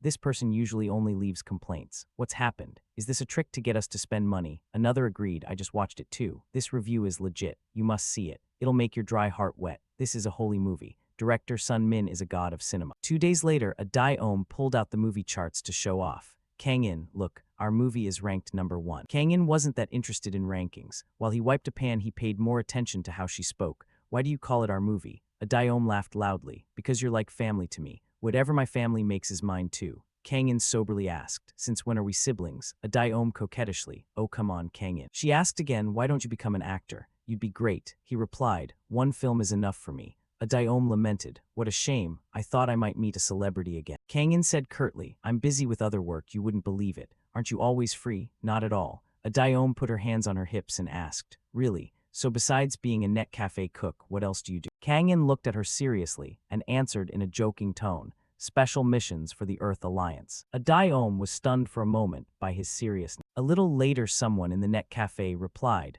probably so. T-ho couldn't stop grinning, happy tears streaming down his face. He raised his hand to celebrate success. We did it. In CEO Then's office, the director also beamed. See, I told you everything would work out. He gave a confident thumbs up. There's no way our film won't attract an audience. I'm sure it will reach 10 million views. T-ho chuckled with joy. Of course, of course. He stood up praising. At this pace, we'll definitely hit 10 million. Director Sun T-min, the director with 10 million breath. This line pleased the director greatly. He puffed up with a smile. 2 cups sat on the table as T-ho confided his imagination. The opening night was so bad I nearly cried. The theater was empty, and I thought we might not even break even. Now I feel so happy I could cry. Director T-min laughed and planned the next film. I'm considering an action movie. T-ho was a bit surprised and hesitant, but aren't you a romance specialist? Of course the action in this film was excellent. But the director shouted, Na Kang-in, yes, yes. If we get Na Kang-in, I'll start writing the script right away. T-ho realized the issue, and his eyes and face turned serious. Director Sun, why don't you sign that film with us? We'll sponsor Infrared, so it'll be an action film. The director immediately gave a deal. CEO T-ho was pleased, but you've already talked to Na Kang-in, right? The director nonchalant, I'll talk to him now. T-ho paused for a few seconds. The director beamed confidently. Na Kang-in would never refuse a good opportunity like this. Since we're only discussing it now, that's why I'm calling. Suddenly, a phone rang. Kang-in held his phone and looked at the caller name. He thought it was a strange number and hit decline.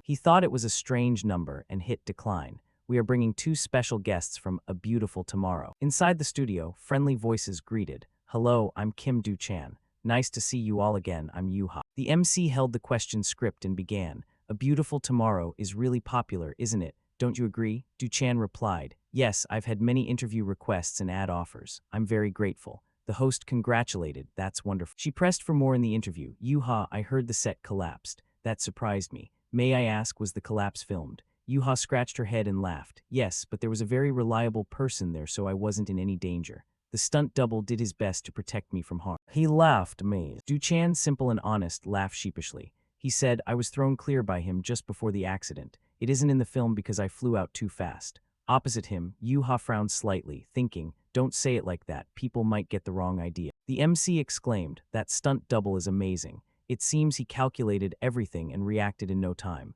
Du Chan confirmed, exactly, he's not even a professional actor. He's just a guy selling food from a truck. And he's awesome, right? Hearing that, Yuha didn't hold back praising Kang-in either. Du Chan eagerly added, he even jumped onto a moving car without a harness and stopped it with a single hit from a metal pipe. The MC, sensing juicy news, asked, wait, what? I watched A Sunny Day too, but there was no scene like that in the film. Those words turned the two guests pale. Realizing he'd blurted out too much, Du Chan immediately covered his mouth. Yuha mentally scolded, why say things like that? She quickly changed the subject. Did you know? He's not only great at stunts, he's also a terrific cook. The MC looked at the screen and read a newly sent question to the show. That clip of stopping the car that we thought was an ad, was it actually real? Du Chan went ashen, all the color drained from his face. Yuha's heart skipped a beat too. This was live broadcast. Comments flew. What? Is it real? No way that's true. Why stop the car? What is this? In his office, T-Ho was watching the show too, so furious he felt like he was on fire. He roared, Kim Du Chan, you idiot. The marketing lead sighed and slapped his forehead. Damn it. T-Ho slammed the table and barked. Where's the manager? We need a new strategy right now. I'm just afraid our teammate is as dumb as a pig. Really afraid our teammate's dumb as a pig? The marketing lead said wearily. I think we'll have to disclose it 20 days earlier than planned. T-Ho tried to hold on. Any other options? The other replied, we need to seize the momentum from this issue. If we waste time, controlling it will be even harder. Realizing the problem, T-Ho could only nod anxiously. He grabbed his phone and dialed, waiting nervously. After the first ring, the other side picked up. Hello. Hi na Kang-in, this is Lo. After hearing the director's explanation, Kang-in calmly asked, is that so? Revealing the truth later than planned means it couldn't be reported on the day of the incident. I'd call that luck. On this end, T-Ho felt a weight lift and thought, always show the heroic side, that's the way. Anyway, we only have one way to handle this situation. Kang-in, still washing dishes, listened as he explained, we'll make people see that clip as something impressive, not something serious. Instead of focusing on how Min panicked, we should highlight how cool you looked. Is that okay? Under clear blue skies from the other end, Kang-in replied, go ahead, just don't mention my name. T-Ho rejoiced. Yay, thanks, thank you so much. At the live studio, the program paused briefly. We'll take a short break and return with part 2. That's a sign-off from White Eagle. The theme music played. In a corner of the room, Du Chan, drained of energy, listened to his phone, his voice trembling like a mosquito. Yes, I'm very sorry, very sorry. Du Chan, dejected, pressed his face to the wall as punishment. If there's anything I can do right now, tell me. I'll try my best at anything except quitting showbiz. The voice on the phone said, spill everything. Thinking he'd misheard, Du Chan picked up. Sorry, what? The person on the line was displeased. What are you saying? I said you must talk about that incident on the live broadcast in the most striking way possible. Du Chan asked again, is that okay? The marketing head reminded, we plan to announce in 20 days, but now we have to announce immediately. Du Chan apologized, I'm sorry. The other stressed, the CEO has agreed. Finish by saying the food cart guy handled it brilliantly, so people won't remember it as a serious accident. In the studio, Yuha opened the door and called softly, hurry up, it's starting. Du Chan signaled he understood and replied, yes, I won't mention Kang-in's name. The live show resumed. The MC looked at the screen, impressed. That video has attracted an unbelievable amount of attention. Comments are about to explode. Du Chan forced a smile and began, so let me tell everyone what happened, something I didn't get a chance to explain before. This is a real event that happened on the first day we resumed shooting on set. While we were filming, some people tried to kidnap our child actress, Lim Min. The MC gasped, really? So that's why he jumped in without any harness in such a dangerous situation. The MC gasped, really? So that's why he jumped in without any harness in such a dangerous situation. Sitting quietly as Du Chan told the story, Yuha forced a smile, thinking, I guess they've decided to drop this bomb. Du Chan winked and pointed at the camera. The food cart guy caught all the kidnappers and rescued Min safely. You all saw it in the video, right? Comments kept popping up. Is he even human? How did he survive that? Did he really risk his life? Is he some agency rep? It's like a scene straight out of a movie. Online comments exploded. Topics circled the incident, everyone gushing about the professional cook's skills, saying he's no less than an action star. Not just a cook, Kangin was praised as a hero. Amazing. Who is he? Kim Do-chan's food cart guy. Muscles forged from cooking, revealed in the viral promo video. Really, the food cart guy saved me. An analysis even appeared. For all the amateur analysts out there, take a look. The self-proclaimed analyst posted 285 views and 3 comments below. I calculated speed and distance, concluding it's faster than the Olympic sprint record. Incredible, but that slope is downhill, not a flat Olympic track. Still, impressive he could run that fast without falling. My knees would be shredded if it were me. Another post from the White Eagle fan group dissected details. In the kidnapping clip, did you see how he threw that rock? He throws like a pro player, the distance is huge. His accuracy is terrifying, his running speed no joke. If he were a spy, no one could catch him. They even talked about Kangin swinging that metal pipe in the film. If that's real skill, he might be a legendary fighter. Our team needs a hero like him to climb out of last place. Sign him up now. Kangin's internal system grew anxious. That video is spreading very fast. Kangin read the posts and comments and reassured it. It's okay, my name and face weren't revealed. Sitting on the small bed in the warehouse, Kangin asked the system, "Diane, can I compete in the Olympics?" It replied coldly, the host wouldn't pass doping tests. He sighed, what a pity, how about baseball? The system answered, pro baseball also runs frequent doping tests. Kangin lay back on the bed and sighed, forget it, I won't do any of that. The system suggested, also, we need to move from this temporary base to a more stable one. Looking up at the ceiling and the clutter in the warehouse, Kangin nodded, yeah, this place is a bit rough. The system noted, anywhere would be better than the Net Cafe rest bed. The host needs rest to maintain combat efficiency. Food and money still matter. Kangin muttered, but can we find a new base with our current budget? The system checked finances and reported back. The payment for the host's recent film role has just been transferred. Kangin asked, how much? Is it a lot? The system reported, 5 million gun has been transferred into the account. Kangin sighed, that's it. At the Net Cafe, a Dai AM proudly said, let me tell you something. From the moment I watched the video, I thought it was Kangin. That's what I meant. She boasted, I guess my eye for people is pretty good. Ziong Hon exclaimed, I didn't expect someone that talented. I keep watching it over and over, it's peak. Still watching the kidnapping video. Amazing. A Dai AM beamed, right? Ziong Hon coolly cut her fantasy, isn't it Kangin? A Dai AM curiously asked, have you ever met anyone like Kangin before? Ziong Hon leaned on the mop, thought for a moment and recalled the mysterious masked person who had beaten the kidnappers to save him. Yeah, the person I met was also very skilled. A Dai AM, blind with devotion, said, well, whoever they are, they can't be better than Kangin. Lying on the bed in the room, Kangin picked at his ear and muttered, my ear's burning up. The system replied indifferently, is that so? Footsteps approached outside and a staff member greeted, hello. Wearing sunglasses, walked up to the Net Cafe reception desk. She asked, excuse me, is this the computer room where Mr. Na Kangin works? Ziong Hon stood at the counter, blushing when he recognized the visitor. Yes, that's right. Fortunately, Yoon Seo quickly covered his mouth. She joyfully welcomed her. Why did you come all the way here? Have you been busy lately? Ziong Hon behind the counter was ecstatic, mumbling. Actually, sis, Yuha said, I came to talk to Kangin and I heard the food here is delicious. Eonel replied cheerfully. Ah, I see. He's in that room. Yuha was surprised. Huh. Eonel asked again. He lives here. This news shocked Yuha. What? He lives here. Doesn't he have a home? Eonel thought, I'm not sure, but it seems he's temporarily staying here. I even considered letting him stay at my place. But thinking of something, Yoon Seo blushed. Living together as a man and a woman is a bit awkward, right? Yuha protested. No way. Yoon innocently, you're worried about me, aren't you? I'm touched. Yuha turned grim and said indifferently, of course he wouldn't do anything. Eonel puzzled, what do you mean? Yuha embarrassed by Yoonel's naivety. Never mind. Eonel pointed to the storage door. Anyway, go in, he's in there. The knock made Kangin spring up. Who is it? Yuha opened the door and stepped in. He was surprised. What are you doing here? She replied, I came to apologize. Kangin was even more puzzled. For what? Yuha explained what Kim Do-chan had said on the radio show. Kangin embarrassed, but you didn't say that. Yuha sat down beside him, but I was on the same show. Anyway, he really needs to learn to keep his mouth shut. She agreed that's true. Maybe he's getting a good yelling from Mi-dung-sun. She imagined Do-chan's current plight and they both burst out laughing. Mi-dung angrily swung a baseball bat at Do-chan repeatedly, scolding, you idiot. Do-chan could only clutch his head and sob. Min-dai watched and sighed. Do-chan must be in deep trouble. After hearing this, Kangin asked, so you came here just to say that? Yuha blushed and hurriedly found an excuse, that's part of it. I also heard this PC room is famous for snacks, so I wanted to try them.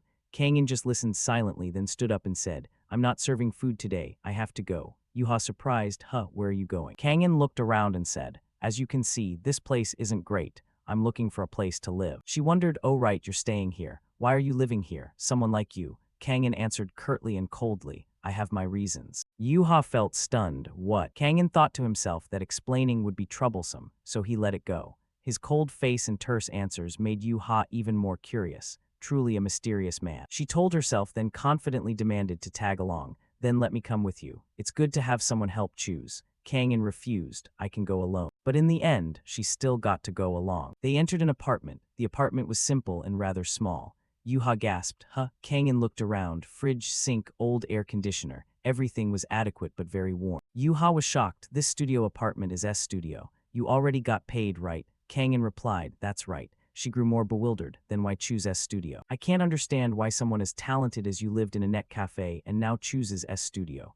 You got paid a lot for that film, didn't you? Kangin, emotionless, looked at her. Is that so? Yuha eagerly, how much did you get? Let me help you find the best place with that money. Kangin replied, 5 million gun. Hearing Kangin's fee, Yuha froze for a few seconds, dazed. Huh. Without saying much, she took out her phone and dialed. The line picked up, hello. Yuha smiled brightly. Ah yes, it's Zin Yuha. Mi-dung answered the phone. Oh Yuha, what's up? Don't tell me you're planning to beg for Kim Du-chan's pardon. Over here, Du-chan was kneeling on the ground with a collar, loudly begging. I'm sorry, Yuha, please save me. Yuha paid little attention to the co-star and replied, well, I'll decide how to deal with him myself. Kangin froze, thinking, what the? Mi-dung said, I'll let him live. What's going on? Yuha was about to get to the point, which wasn't actually about Du-chan. She said, it seems Mr. Na Kangin only received 5 million gun as his fee from CEO Lo. This news struck Mi-dung like lightning. She immediately switched to Terminator mode, smiling with bulging veins. What? Looks like I've got another matter to handle.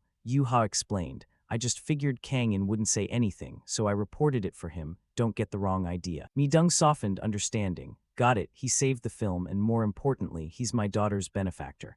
I'll contact Lai Ti-ho and Kim Du-chan, who gave him a break. Get up now. Hearing the desired outcome, Yuha smiled happily. Yes, thank you. All right, I'll leave it to you. After hanging up, Yuha winked and flashed a V-sign in celebration. While we wait for a reply, let's look at some better places. The streets were crowded and hurried. Kangin received a call. Ah, Na Kangin, this is Lai Ti-ho. On the pedestrian path, Yuha tried to hide her face. Kangin noted, hiding just draws more attention. On the phone, Ti-ho said, I've looked into it and heard you only got 5 million as your fee. I'm quite surprised to learn that. They stopped in front of a real estate office, reading rental flyers. Director Ti-ho added, Director's son was busy with the premiere and didn't check closely. Payments were processed as usual, but considering your contribution, this is unacceptable. After recounting the issue, he proposed a solution. I've recalculated it, listing you as the official stunt coordinator rather than merely a stunt double. At that moment, Kangin and Yuha had stepped into a bright, well-kept house. Ti-ho said, right now I'll transfer 100 million gun. And so 100 million gun went into the account. While the two of them gaped at a lovely, well-equipped home. Yuha excitedly, the deposit is 5 million gun and the rent is pretty reasonable. Kangin praised, you're quite savvy. She smoothed her hair confidently. I'm the kind of woman who's very helpful to have around. You know, do I make your heart flutter? Kangin looked out the window. The view was nice. The system spoke. I've ensured a clear line of sight to watch for approaching enemies. Now we can surveil from afar. If we install blackout curtains, it will block enemy sight. Watching Kangin admire the view, Yuha thought mischievously, this guy's so sweet, just because he got 100 million. She asked, what will you do with the remaining money? The system said, we need mobility. I suggest buying a car. Kangin nodded in agreement. I need to buy a car. Yuha volunteered, let me recommend somewhere. I know a good place. But with 50 million, it might be hard to get a luxury car. Kangin suddenly called, but Yuha. She startled and turned to look at him. What? Kangin stepped closer, hands in his hoodie pockets, pinned Yuha against the wall and asked, why do you keep trying to help me? Yuha was stunned. Huh. Kangin leaned in very close to her and asked directly, you like me, don't you? Yuha blushed, worried her feelings would be exposed, sprang up and protested frantically. What are you saying? Why would I like you? Kangin turned away. I was just wondering since you stick to me everywhere. Yuha snapped. What the? Keep the delusions of grandeur down a notch. I'm an actress, okay? My schedule's free and I just happened to pass by your place. I'm helping you as a friend, clear. Kangin tapped his ear. Fine then. If not, why scream like that? My eardrums are about to burst. I was only joking. Thanks for helping me. The unexpected thanks left Yuha stunned.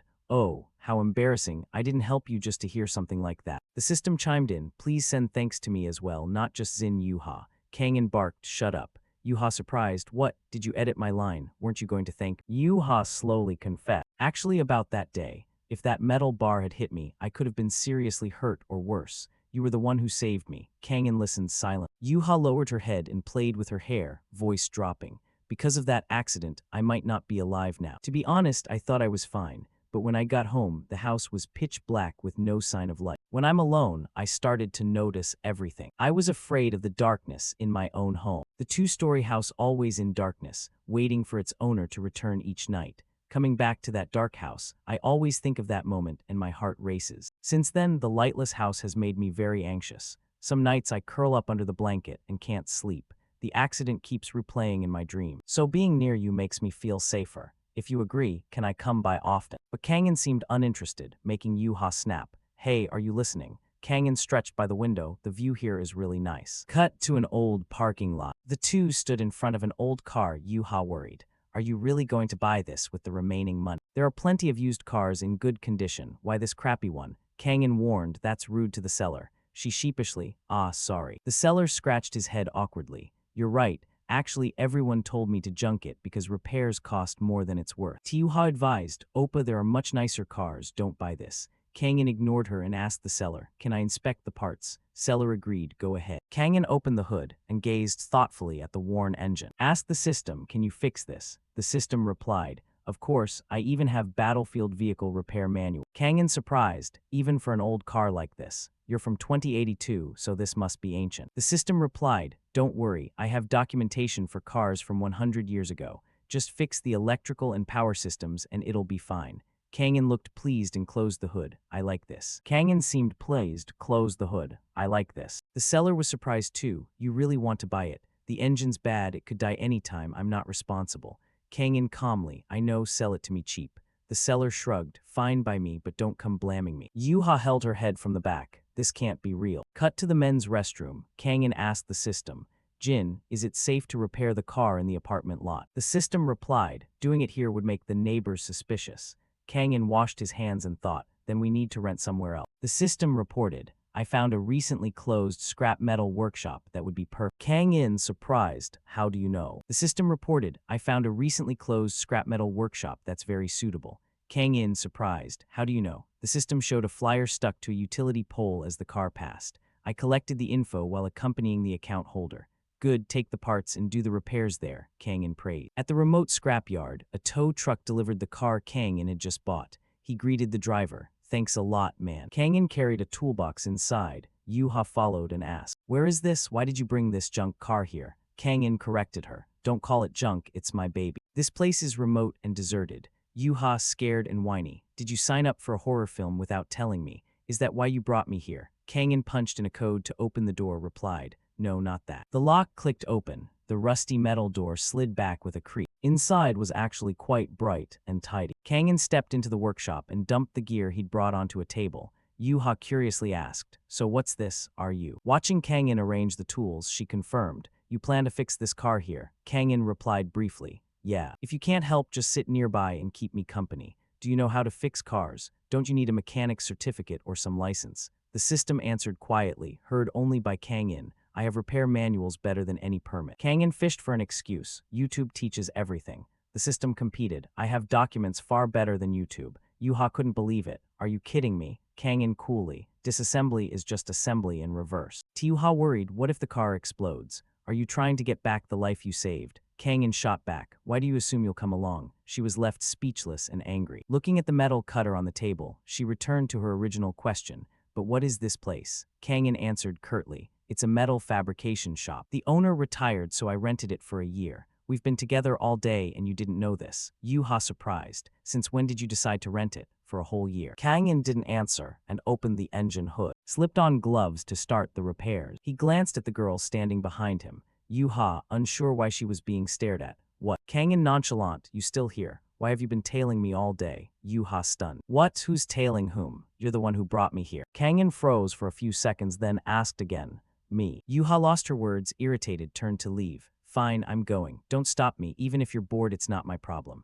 You idiot, you're passing up a chance to hang out with this super cute girl. Kangin coldly dropped a harsh fact. We're in the middle of nowhere with no transportation. This made Yuha worried. What? She anxiously took out her phone to call. But when she turned it on, there was no signal. Kang In's voice rang out. We're deep in the mountains, so there's no reception. Yuha tensed. What? We're stuck here. Kang In teased. It's easy to meet ghosts here at night. That remark gave Yuha goosebumps as she glanced around the shabby old workshop. Kang In put on a serious face. I've planned everything. His unusual demeanor made Yuha more anxious. He asked, why do you think I brought you here? Yuha trembled. She couldn't do it. In the abandoned metal workshop, her whimpering didn't stop. I'm not ready for this. Kang In ordered, take it. Yuha shut her eyes, sweat pouring like a shower, her face burning though she didn't know why. What the? Kang In snapped, quiet. Somehow Yuha's hands were gloved and holding the repair tools. Kang In yelled, help me fix the car. She really didn't want to, but she obeyed, despite hatting getting dirty. Jin instructed Kang In,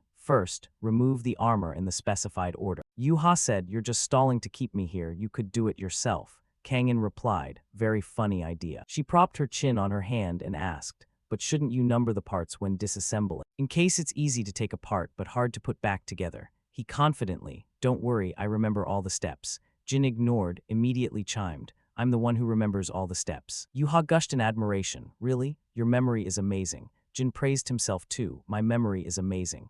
Kang In, hearing that, got angry, stopped commenting on everything. Yuha switched to flattery mode. Also, your hands move so fast and precise like a machine. Kang In paid no attention, focused on the work. Oh really? Kang In pointed at her. All right. She sat in the driver's seat and yelled, no way. Is this why you brought me here? Kang In said, relax, I've fixed it perfectly. Sit in and try. She remained full of doubt and worry, but finally opened the door and climbed in. This thing won't die on the road, right? Kang In, confident in the system's skill, trust. After a test drive, she was amazed. What is this? So smooth. The engine is quiet too. I thought you only knew cooking and martial arts. Turns out your car repair skills are great too. Kang In was used to people's surprise. Yeah, I know a lot of things. The system protested. I'm the one who knows the most things. She asked shyly, but why did you rent this place for a whole year? You fix cars so fast. Kang In thought of his plan. If the CEO apartment we found earlier is the living base, then this place will be the production facility. I plan to build the equipment needed for the mission here, so both locations are important. He still answered absent-mindedly, making Yuha angry, her face scowling.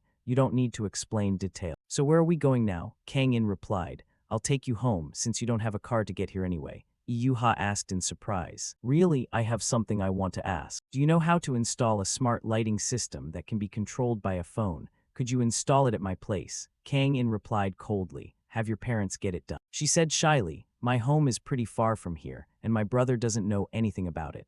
Kang In stayed composed and replied quickly, you can call the manufacturer to come install it. Yuha persisted, please help me, I'm really scared. She tried to persuade him, and then told him about her troubles. Lately I've been dreaming about that collapsing scene and can't sleep. At that moment, Jae-in explained to him, that's a common symptom in soldiers from war zones, like how discharged soldiers keep dreaming about their time in the military.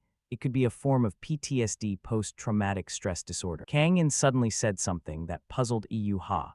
Rescuing civilians is a basic duty of the Earth Alliance military. He remained cold, but spoke words that were unexpectedly warm. I'll help you. Kang In and Yuha arrived at Yuha's home. As soon as they arrived, Kang In set to work fixing the lighting system. It didn't take long. In a moment he finished. Done. She exclaimed in surprise, that fast. Kang In checked it and said, try turning the power off and on. Yuha nimbly went to turn off the lights, then used the remote control on her phone. The lights came back on. She looked up excitedly and blurted out, it works. Yuha thanked him bashfully, thank you. Kang In replied, it's nothing. After finishing, Kang In immediately wanted to leave. All right, I'm going. Yuha tried to hold him back to keep him a little longer. Wait. She hinted, are you hungry? I'll treat you to a lavish meal. Kang In asked in surprise, you can cook? Yuha immediately shifted direction. Let's eat out. Kang In was also surprised by how quickly she changed pace. She explained shyly, actually I went to that internet cafe because I wanted to try a dish you cooked, but since I already owe you twice, I couldn't ask you to cook for me again. There's a restaurant I know that cooks really well. The head chef there is Ju Chi he's been on TV. He asked casually, is that so? The die-in system immediately offered an opinion, analyzing local entertainment culture to ease integration, while nodding, high-end restaurants are currently over our budget. This is a good chance to gather information. Kang In realized the system's intent, rolled up his sleeve, and silently talked to it, leaving Yuha standing there puzzled. You just want to eat, don't you? Kang In suddenly changed his expression to a more cheerful one. I hope it's better than the dishes I've made. I also like good food. He and Iyuha arrived at the restaurant's entrance. We're here. Iyuha stepped out of the car, closed the door, and excitedly told him, this place is pretty famous, have you heard of it? Kang-in kept his expression unreadable, which made her even prouder. He asked, it's not easy to get a reservation, not just anyone can get in. Did you make a reservation? Iyuha answered proudly, yes, last night. Kang-in said in surprise, I thought we were just planning it. She confidently flipped her hair. Hey, I'm Zin Yuha, the trending hot actress. Seeing his attitude, she got angry. Want to die? What's with that reaction? Leading Kang-in into the famous restaurant, she proudly boasted about her credentials. I filmed a show here with the chef and got his number. When I asked yesterday, he said he'd save a table for two. This place is hard to get into. It's only because of me. Kang-in, sensing the key issue, turned and asked, making Iyuha break into a sweat. But who did you say you were bringing when you made the reservation? She immediately grew flustered as she recalled her perfect plan. Tomorrow I'll eat at Bitch Cafe and pretend my dinner plans were cancelled. That won't matter. She quickly changed course, led Kang-in to the table. Don't pay attention to it, come on. Then at Jia du Cafe. Kang-in sat with Iyuha. He asked, wait, I thought we were going to the restaurant. Why a cafe? Iyuha replied proudly, you've never been on a date before. We'll chat at the cafe until we get hungry, then head up to the restaurant on the 7th floor. Kang-in listened intently and nodded. He thought to himself, is this really a date? Could I live a normal life like other people? Why am I in this era, in this place, instead of with the Earth Alliance forces in 2082? Seeing Kang-in look away, Iyuha spoke up. I should ask if we can get a seat by the window. She called and the person on the other end said, hello, this is Benelip. Iyuha cheerfully replied, hi, I'm Zin Yuha. I'm calling to confirm the dinner reservation. The line was silent for a long moment, then suddenly shouted, drawing everyone's attention in the cafe. She panicked. Kang-in looked at her, puzzled. What do you mean it's not reserved? She snapped angrily. No, that can't be. I made the reservation yesterday. If it's cancelled, they should have told me. She slammed the phone down on the table in fury. Iyuha was so upset she started to cry. Between sobs, she protested. Someone more important than me came, so my reservation was cancelled. If they cancel bookings that easily, why did they even ask me to pick a table? Kang-in observed. It seems you're the easiest person to bump. Hearing that, Iyuha got even angrier. Whose side are you on? Kang-in waved his hand, feigning indifference, and said, whoever lets go to Guba pie or whatever, or I can cook myself. I know how to make a mean salted fish. Iyuha snapped angrily, rejecting his offer. No. She reapplied her lipstick, ready for battle. Sit here and wait, I'll go handle this. I want to see with my own eyes who their VIP guest is. Kang-in watched in surprise as she strode off confidently. People around noticed the commotion and recognized her as Zin Yuha. While waiting for Yuha to return, Kang-in leisurely sat in his chair, enjoying a steaming, aromatic cup of coffee and chatting with Jae-in. How's the coffee here? It replied, good. While Kang-in was calmly sipping his coffee, a major incident was unfolding nearby. A security guard looked out the window and wondered, why is the window? Before he finished, he spotted a group breaking into the building. Alarmed, the guard shouted, wait, who are you people? Seeing the strangers, dressed head to toe with their faces covered and carrying suitcases, the guard answered himself, robbers. No sooner had he spoken than one of them lunged forward and struck him straight in the gut, rendering the guard unconscious. A masked man said sternly, the target is BL letter 1ED1P on the 7th floor. From now on, we'll monitor every floor and control everyone one by one. On the 7th floor, Iyuha was complaining to the head chef. How could you do this to me? You were the one who said you'd reserve a table for me yesterday. The head chef, a man with a shiny bald head, awkwardly scratched his head. Miss Yuha, I'm very sorry. This was an unexpected, important reservation request. Standing across from the chef, Iyuha couldn't look him in the face because his scalp reflected the light so well. Even with sunglasses on, she had to shield her eyes and whisper, it's so bright, good thing I brought shades. She continued, but why was my reservation cancelled? How important was that guest? I'm supposed to be special too. He replied apologetically, Miss Yuha, you were the last to book, so there were no other options. Actually, your seat was a last-minute arrangement, not an official reservation. Yuha was not satisfied with the answer. Then you could have informed me beforehand. I came all the way here. The head chef bowed deeply and apologized. I'm sorry, I'm truly sorry. I thought the staff had notified you, but there appears to have been a mistake. If you come back tomorrow, I promise I'll take good care of you. Iyuha bit her nails anxiously, unhappy. I have no reason to come back tomorrow. If I invite him, he might even refuse.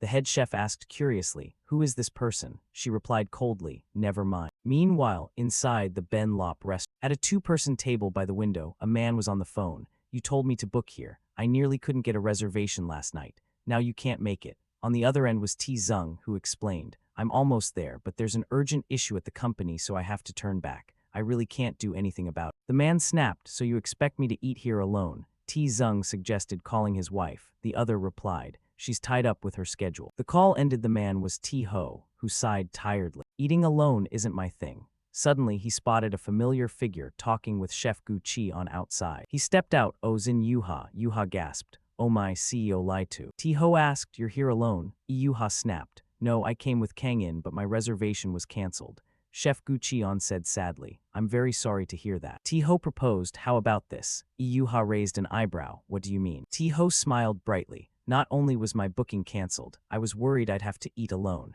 Now I can join you in Kang In. He held up 3 fingers. 3 is better than 2, right?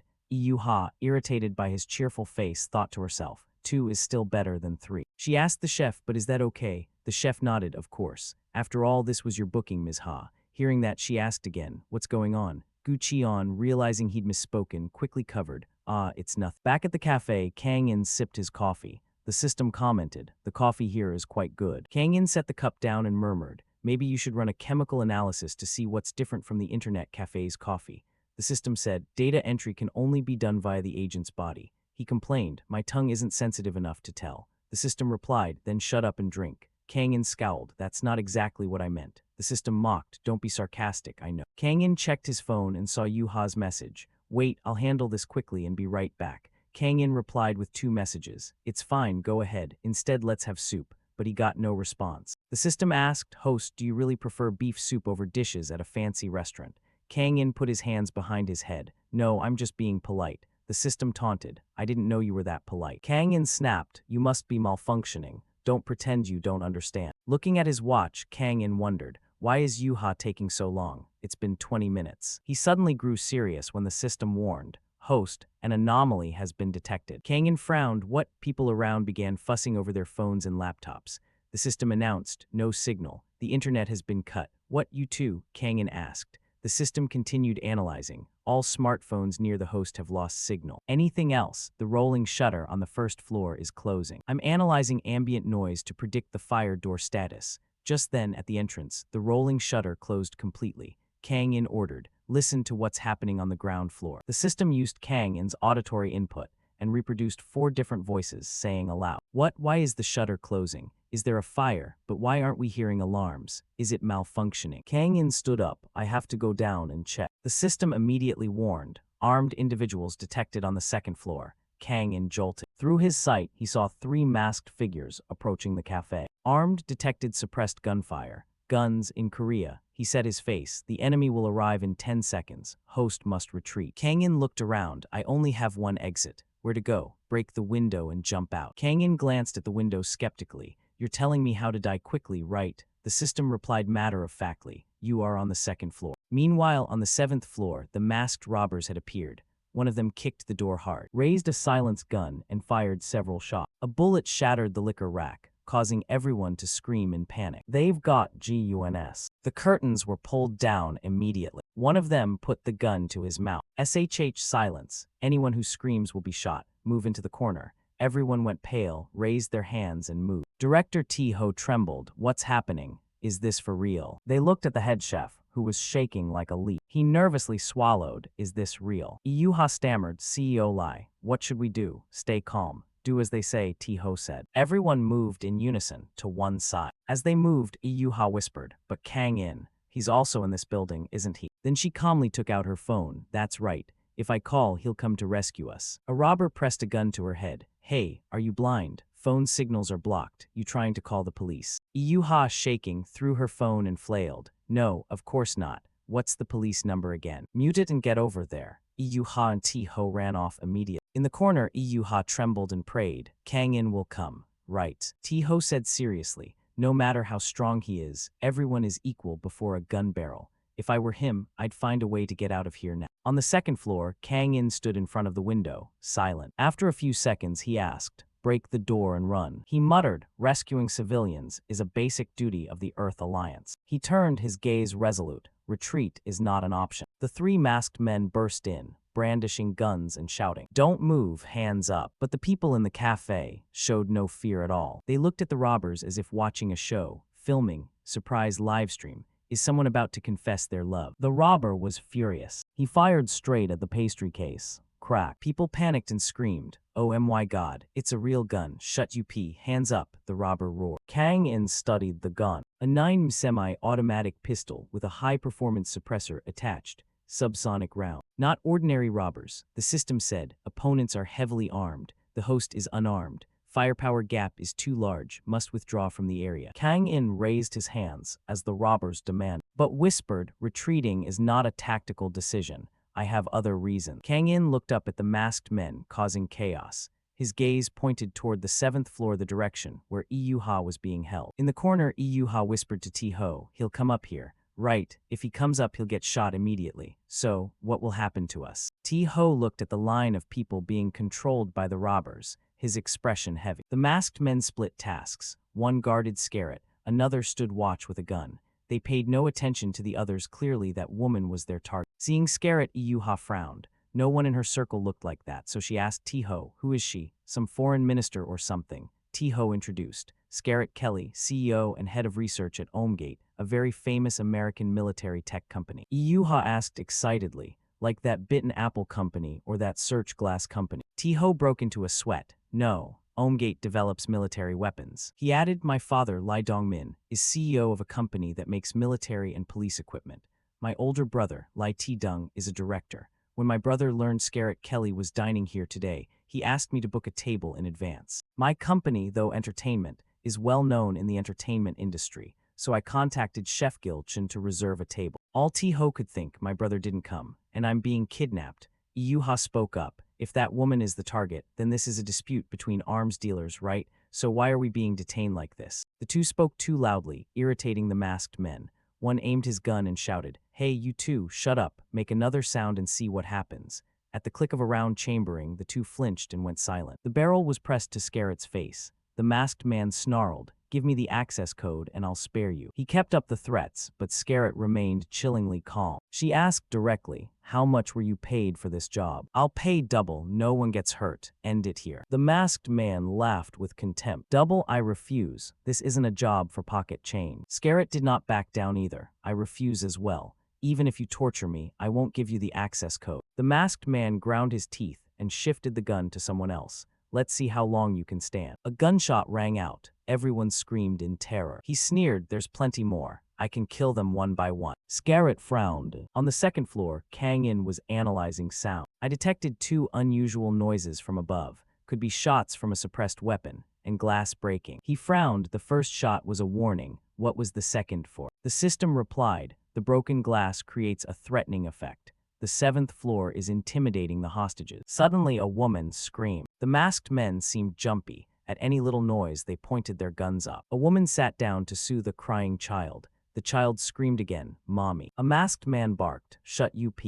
Anyone else makes noise and I shoot. He raised his gun, preparing to pull the trigger. At that moment, Kang In suddenly stood on a chair to draw attention. Police. A masked man startled and spun around. Police. Where? Kang In swallowed nervously. Kang In pretended to pose for a photo. Sorry, I'm not used to this much attention. Everyone in the cafe thought at once, who's this crazy guy? But Kang In continued, the kids are crying out of fear. Shooting someone just because they cry, that's not what humans do. He glanced at the man's mask. Ah, right, you're not human. Animals wearing human skins. The masked man went mad. Shut up, I'll kill you now. Another whispered, boss, he's behind the glass. He barked, you think standing behind glass makes you immune. Subsonic rounds don't pass through people, but they won't break the glass either. He squeezed the trigger, die. But before he could fire, Kang In charged in using the very pose he'd struck, ramming straight into him. The masked man, not understanding, was kicked by Kang In. Wah, what? He screamed in pain as bones cracked audibly. Kang In gave him no time to react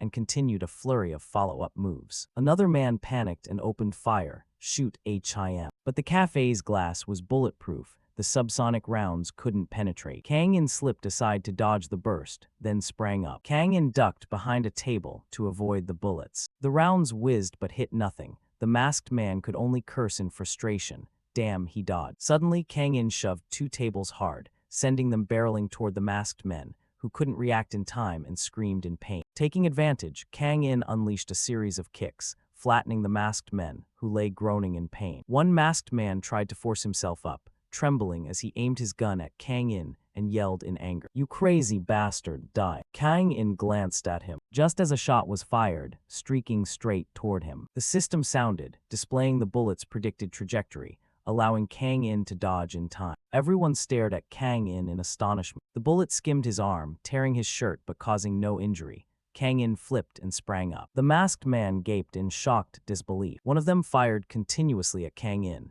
and Kang In dodged every round. Kang In kept tumbling to evade. Kang In summoned all his strength and delivered a powerful kick to the masked man's body. The surrounding air was chaotic. Tables and chairs shattered. Onlookers gaped. He did it. Everyone shouted in unison, thank you for saving us." Kang In glanced back and saw people still buzzing about his strength. Kang In's pupils suddenly dilated as the system warned something was approaching the host. The kids who were crying earlier now happily ran over to Kang In, excitedly asking, "Sir, you're a hero, right? You dodged all the bullets, didn't you?" Another child said, "No, he got hit in the arm." A little girl ran up, worried, Does it hurt?" The masked man lay motionless on the floor, blood pouring from his mouth.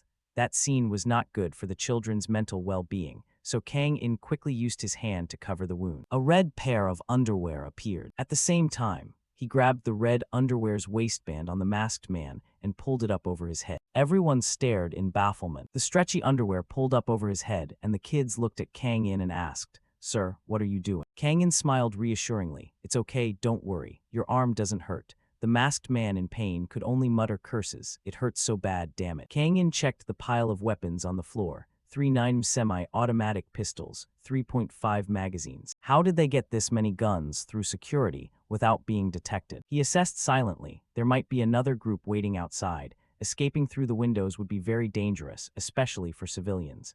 The system confirmed, escaping via the windows does not ensure everyone's safety, must defend in place. Kang In nodded. "Yuha is probably on the 7th floor. The enemies up there likely don't know what's happening here. We need to turn this place into a defensive line before moving up." He consulted the system. Making noise could endanger the 7th floor. "We have to act very carefully." The system agreed. That's the wise decision. Kang In looked at the 3 masked men sprawled out, their 3 hats thrown into the air. He removed their masks and found all 3 were foreigners, though they spoke the native language fluently. He surmised, they came here to take something and planned to flee the country. He speculated they came to steal something and intended to escape abroad. The system reminded, firepower is insufficient. Arming civilians is the best option. Kang In nodded, picked up a gun. Arming civilians is one of the standard defensive tactics of the Earth Alliance. It's better than sitting and waiting to be wiped out. He loaded the magazine and asked while doing so, "Has anyone here ever used a handgun? I need 2 volunteers." 4 men raised their hands. "Me. I know how to use one." "Me too." The system warned to be careful. There may be a spy. Kang In asked about backgrounds. "I once commanded tanks in an armored brigade.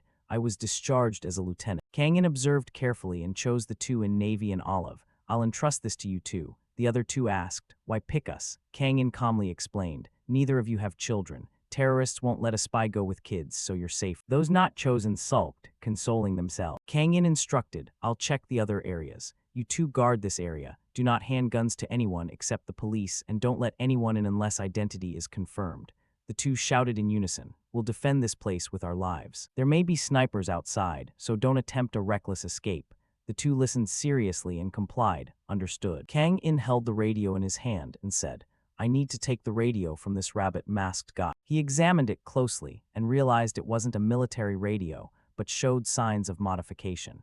It could be a short-range communication device. Noise from the upper floors made everyone in the cafe startled and worried. "What's happening?" someone asked. Kang In whispered to the system die-in, "Do you remember the rabbit-masked guy's voice? Adjust the voice to match the target." He cleared his throat, practiced, and prepared to modulate his voice for the impersonation. Sitting beside the masked men, Kang In growled, threatening, "I'll teach those ignorant fools a lesson." Everyone around buzzed with conversation, hearing his voice and thinking it was the rabbit-masked guy.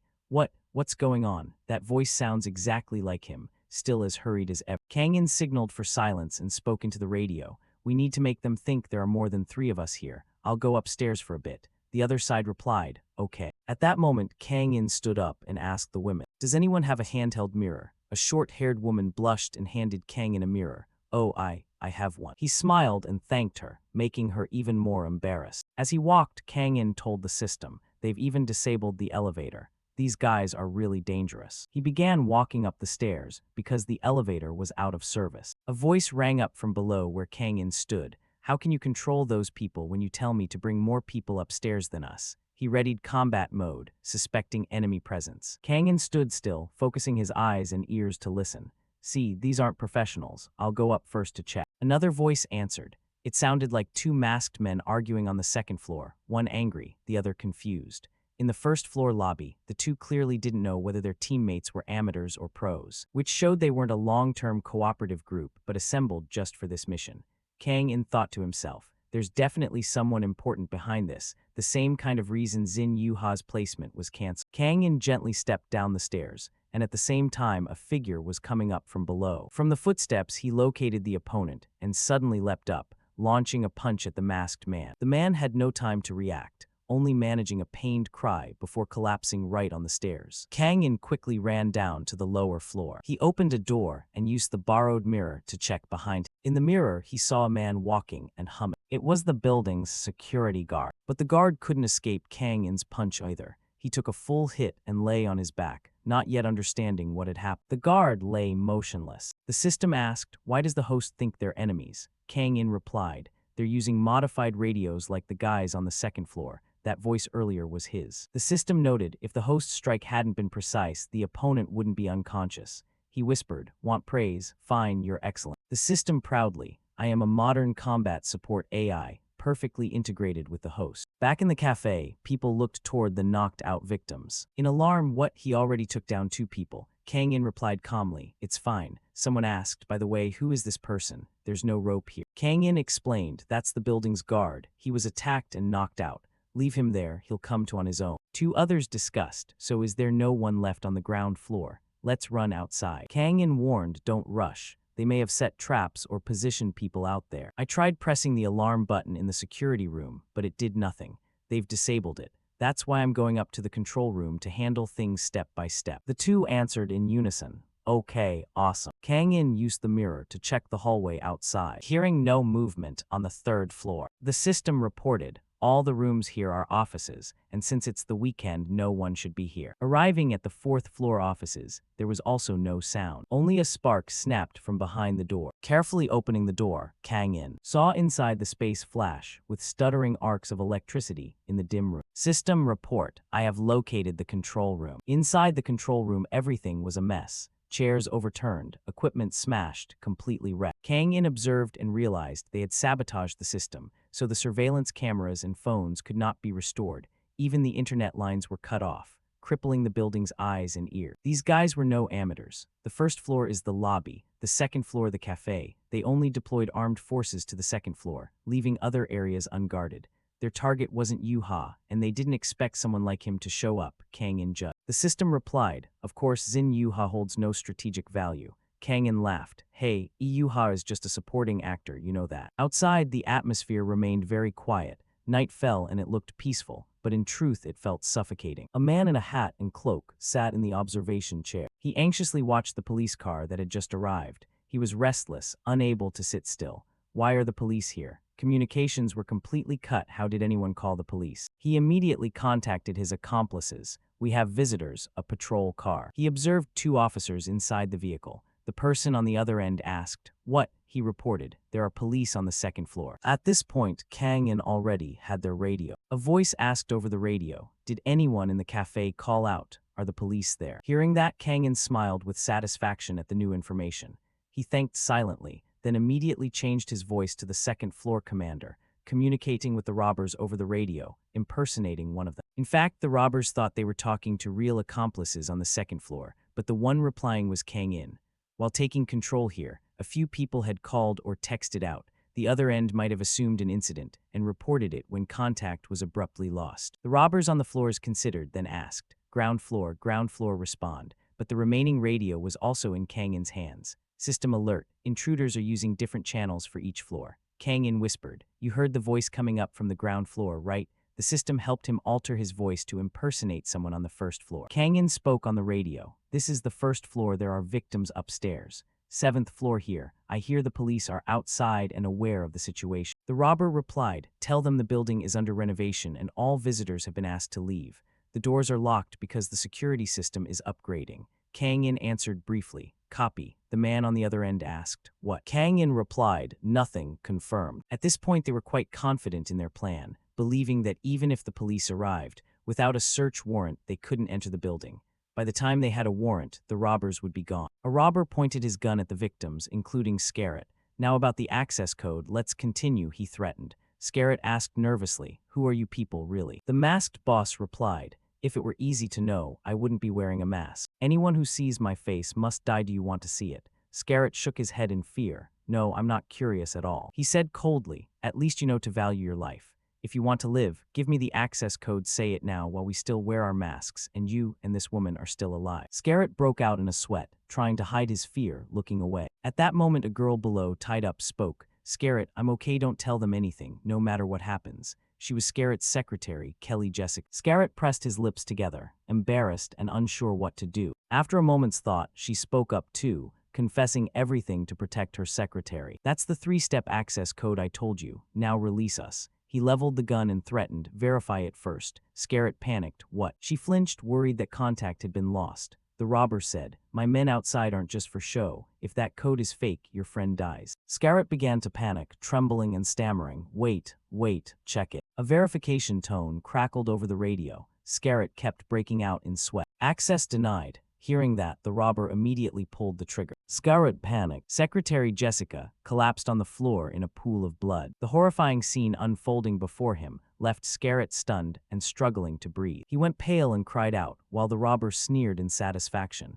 You idiot. He declared coldly, this game stops here. At that moment there was still no movement from the police outside. One officer asked his partner, are you sure this isn't a hoax? The other replied, yes, I'm sure. Both hesitated, still unsure what was happening. Suddenly they both looked up and exclaimed in unison, huh. Messages on the windows had been arranged to form a complete sentence. There is a terrorist here. Please call the police. The two officers looked at each other in astonishment. One said, are you kidding me? Come on, let's go back. But the other still thought it was a malicious prank and muttered, who would call in something like this? Ruins my night. Still, they shot a skeptical, worried glance at the building and then drove off, paying it no more mind. They got in their car and left. The robber outside, watching the police leave, breathed a sigh of relief. Damn, they just left. Well, what a relief. He couldn't resist grinning smugly, pulling out his radio to scold his comrades. You idiots. The police on the first floor have left. Everything is going according to plan. He ordered his men to keep watching. Inside, Scarrett collapsed beside Jessica's body, and the robber pressed a gun to her face, threatening, you're trembling now, aren't you? I'll give you one more chance. Next time it better be true. He clamped his hand over Scarrett's mouth, continuing to threaten coldly. Behind them, the witnesses who had been forced to raise their hands whispered to each other. I think this time it's real. It's not like when they only shot at the wine bottles. That woman seems to have fainted from shock. The robber released Scarrett. She sweated, sat in a daze, and said nothing. By then, the police car that had left earlier had reached the main road. One officer asked, why did we have to leave? The other answered, that's exactly why we had to withdraw. The ground floor is completely blocked. Who knows how many men are waiting outside? He continued, if we act freely, things could get worse. The other nodded. Ah, a diversion. That's why we pretended nothing was happening and left to call for backup. A short while later, a 7-seat vehicle sped toward the scene. Inside the car they discussed, we have a list of everyone inside the building, right?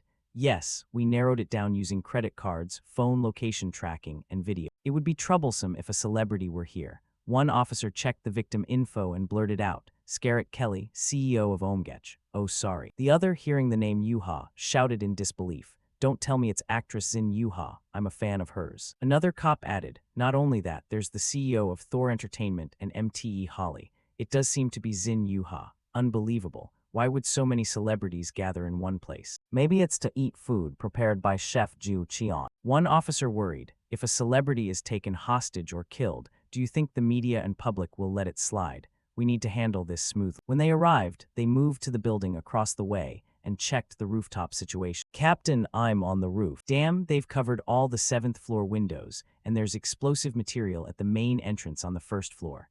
Everyone fall back, do not approach the building. An officer asked, Captain, what should we do now? The commander replied, terrorism is the special forces domain. We'll hold position until they arrive. Ready your weapons, secure the perimeter, and don't let anyone escape. However, the robbers also realized the special forces had arrived. What thought the police left already? One replied, the police left, but the special forces are here. He was irritated but not afraid. Tusk, proceed with plan E. This is the farthest we've gone yet. After hearing that, the robber continued with the new plan, pointing his gun at others. You, come with me. Called upon, T-Ho panicked. Me, why me? The robber aimed the gun at both T-Ho and Yuha. You will go down the stairs to deliver the message unless you want to see your girlfriend's head blow up. Hearing that, Yuha trembled, stammering, unable to speak, while T-Ho hurriedly explained in panic. Ha ha, you're mistaken, this woman isn't my girlfriend. We just happen to share a table. I'm married. The robber glanced over and said, Boss, this guy's useless. The leader replied, leave him, he'll fall in line. Yuha raised her hands, face pale, mind a blur. What the hell is happening? She closed her eyes and prayed in fear. Kang-in, save me. Meanwhile, on Kang-in's side, he was trying to rescue everyone. Oh my god, what time is it now? The system reported. The fifth laser beam detected. The clay charge has been neutralized. Kang-in tossed the neutralized bombs aside. From the fifth floor up, they'd planted explosives everywhere. Without us, people would surely have been hurt. The system protested. I was the one who neutralized them. Kang-in replied, we can't let our boss succeed. Just then, a voice rang out. Do exactly as you're told. If you say anything unnecessary or try to run, your girlfriend dies, understood. It was T-Ho's voice over the loudspeaker. But T-Ho still protested. Zin Yuha is not my girlfriend, the robber barked. It doesn't matter. He ordered, you go out and say exactly what we tell you. Say everything's fine. The system in Kang-in's head identified the voice. That's though enters CEO Lai T-Ho. He whispered, got it. The robber continued pointing his gun, warning, there's a trap set on the stairs, be careful. T-Ho flinched. What? The other robbers had lost patience with T-Ho and yelled, shut up and move quickly if you don't want to get shot. T-Ho, trembling, dragged his feet down the stair, sweating profusely, and finally reached the bottom. T-Ho shouted in relief, finally made it down. Below, a voice called out, oh my, isn't that Director Lai? T-Ho peered inside, bewildered. He caught sight of something and immediately froze in his track. The robbers were surprised. What? Is that a woman? They gradually moved down toward T-Ho. Is anyone left on the lower floors? But where did all the traps go? Nice voice though. Over here, Kang-in signaled for everyone to be quiet and explained. Director Lai, what's going on here? I was taking a nap in the office, and when I woke up the elevators and phones were dead. Is something happening in the building? This is terrifying. T-Ho still stood with his mouth agape, speechless. What? It's definitely Kang-in, but it's a woman's voice. Watching Kang-in's gestures, T-Ho judged that his expressions and movements were completely different from before, making him suspect Kang-in was acting. At that moment, Kang-in spoke, startling T-Ho. Observing the group's movements below, Kang-in concluded, they can't escape anyway, so what does an ordinary woman count as? The robber outside edged closer, saying, take her out and then move on. The system immediately warned that enemies would arrive in 1 second. Instantly, Kang-in sprinted toward the door, charged out and leapt at the robber. The robber couldn't react in time, and Kang-in kicked him in the mouth, sending him sprawling. He accidentally squeezed the trigger, firing backward and hitting a comrade. But the comrade was unharmed because he wore a bulletproof vest. Another man behind cried in surprise, what the hell is he doing? Kang-in quickly rushed over, snatched the gun from the man he had kicked, and aimed it at the others, then shot their thighs and arms, making them cry out in pain. He then jumped to the corner of the wall, raising the gun and firing rapidly at the remaining men. The robbers were too stunned by Kang-in's speed and agility to react. After that, he leapt up and landed, each foot coming down on a robber's head. T-Ho could only stand with his mouth open, astonished at the scene that had unfolded. The robbers were all knocked out and lying scattered on the floor, while Kang-in was unscathed. T-Ho cried out, Zin Yuha, could you be Kang-in's girlfriend instead of me? The system and Kang-in answered in unison, deny. The masked men lay motionless, trembling in pain. Kang-in turned and asked, what about the others? Why haven't any additional threats been detected recently? T-Ho praised excitedly, amazing Kang-in, but Kang-in unfazed asked, the director's on the 7th floor, right? Yes. He probed further, I need information on the 7th floor. What's the current situation? Kang-in stripped the robbers for loot while talking with T-Ho. They changed plans when the police appeared and tried to have him guard a car. Right, pathetic. I apologize for using civilians like that. Are you talking about? Suddenly a voice came over the radio. Jack from the 7th floor, I heard screams from below. Report the situation. T-Ho panicked, thinking he was about to be taken away. Contrary to that panic, Kang-in calmly imitated the voice and replied, understood. He pretended to report, there are 2 people on the 5th floor. We escorted them out, no casualties. The voice on the radio snapped. I thought we checked the floors thoroughly. You missed an escape route. Keep moving, there's no time. Tiho asked Kang In, puzzled. Why does your voice sound like theirs? Earlier you imitated a woman's voice so natural. Keep moving, there's no time. Tiho asked Kang In, puzzled. Why does your voice sound like theirs? Earlier you imitated a woman's voice so naturally. What about Tiuha? Tiho stammered.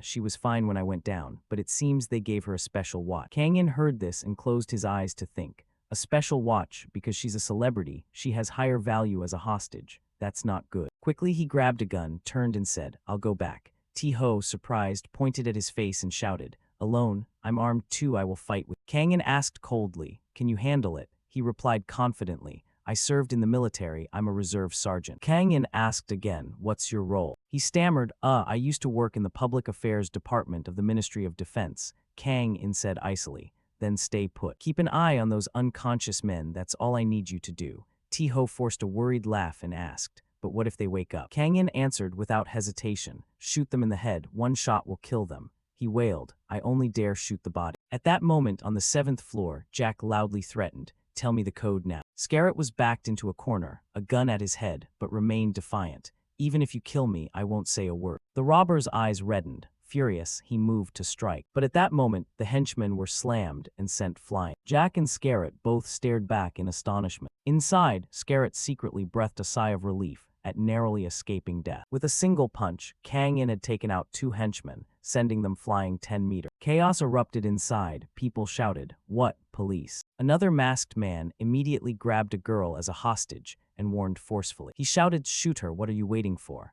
Immediately, a rapid volley of gunfire rang out, ear-piercing. With agile movements, Kang In flipped and dodged the bullets with ease. More startlingly, he planted his foot on the wall, then pushed off and shot forward like a lightning bolt. The masked man was the first target. Kang In grabbed his wrist to control him, then used the momentum to swing him in an arc, sending 2 others flying as well. For his final move, Kang In slammed the robber to the floor and realized the masked men were all wearing standard bulletproof vests. He quickly pulled a pistol from his jacket pocket, instantly understanding why he couldn't be complacent, then fired suppressing shots, knocking them out. The staff around them panicked, exclaiming in shock, Is that the police? That speed and strength don't seem human, like a superhero. Kang In glanced around and heard someone shout that Zin Yu Ha had gone missing. He immediately asked, Where are the others? A man replied, The masked men took Zin Yi and a foreign woman out through the escape route. Kang In ordered everyone go down the stairs, and while you do, look for the man who was dragged away earlier, Lai Tiho.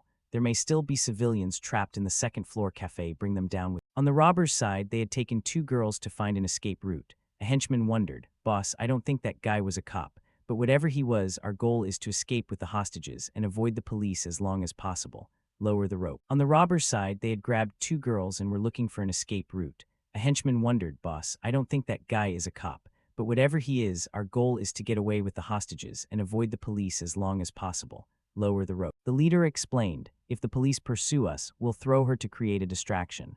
Also, she's the perfect threat to force Omega's access code out of them. Tiuha still didn't give up, shouting to get Scarrett's attention. What are you saying? Stop speaking that strange language. At that moment, Kang In delivered a kick that smashed the door and burst inside. Seeing the gang holding hostages and preparing to flee, 2 henchmen angrily lunged forward with knives. That bastard. Boss, you go first. Kang In closed his eyes. The trajectories of the knives appeared in his mind as he anticipated the attack vector. His eyes flashing alertly, he leapt backward past the 2 robbers, while quickly firing 2 shots that dropped them in pain, rolling on the floor. The hostage holder saw him launch into the air and sneered as he fired. You idiot. Shoot all you want, it won't help. But every bullet was easily dodged by Kang In, his movements as agile as a dancer. He shouted, gun raised in a signal. Yuha, get down. She immediately ducked, catching the robber off guard. In an instant, in front of Yuha, the robber was shot down by Kang In. All eyes turned to Kang In astonishment. Another bullet grazed a robber's shoulder. He clutched it and cried out in pain. Seeing his men fall, Jayak Ko angrily leveled his gun, keeping Scarrett as a hostage and warning,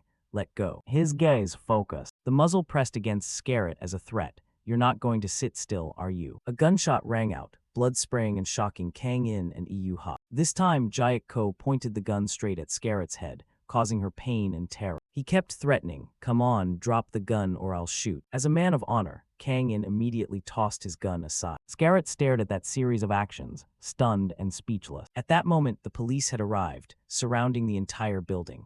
The main entrance on the first floor had been opened. Agents sealed off every area, guns raised forward. About to take aim when someone shouted, "Don't shoot, they're civilians." Everyone inside urgently begged for help. "Someone help us." The tactical agents replied, "Yes, yes." A civilian recounted the incident to the police. Armed terrorists burst into the cafe and tried to shoot us. I thought we were going to die there, but then a man appeared. He was even more terrifying than the terrorists. The other girls excitedly described Kang In like a superhero. He dodged every bullet and took down all the bad guys in the blink of an eye. Two officers asked in surprise, a hero or a ninja? Everyone confirmed in unison, yes, without him we would all be dead. People said that he could dodge every shot and single-handedly take down all the terrorists. Some others still didn't believe it, thinking everyone was panicking or hallucinating, even suspecting they'd inhaled chemical weapons. It might really be happening. Prepare the suppression team and order them to wear gas masks. Inside the cafe, Yako had a gun pressed to Scarrett's head. Turning to warn Kang In, "If you move, she dies. Drop the gun." Kang In immediately complied, tossing his gun to the floor. Scarrett was stunned and moved by the gesture. Tiyuha shouted, "Opa, are you crazy? Why did you drop your gun?" The system protested too. "Is the host mentally unstable?" Kang In shot back, "Would you rather he just let him shoot?" The terrorist leveled his gun at him and demanded, "How did you get up here?" "I was told the lower floors were secure." Kang In slowly peeled off his jacket, and a cluster of radios fell to the floor. He answered casually, nonchalant, "This." Then he immediately impersonated one of the henchmen. "It's me, boss." He deliberately taunted, joking, "Boss, you satisfied? It's me, you idiot." The man was so furious, he lunged to punch him. "It's you, you bastard." He cursed and opened fire relentlessly at Kang In. Quickly, Kang In grabbed a table knife. Then, while deftly dodging bullets, kept a calm expression. After that, he hurled the knife straight into his head. Jaek-ko screamed in pain. As he threw it, Kang In thought, "I predicted his movement and hit the target precisely." Jaek-ko, in agony, was forced to let go of Scarrett, who nearly fell if Yunha hadn't caught her in time. Kang In immediately ordered the two, "Use me as a shield and slowly back away."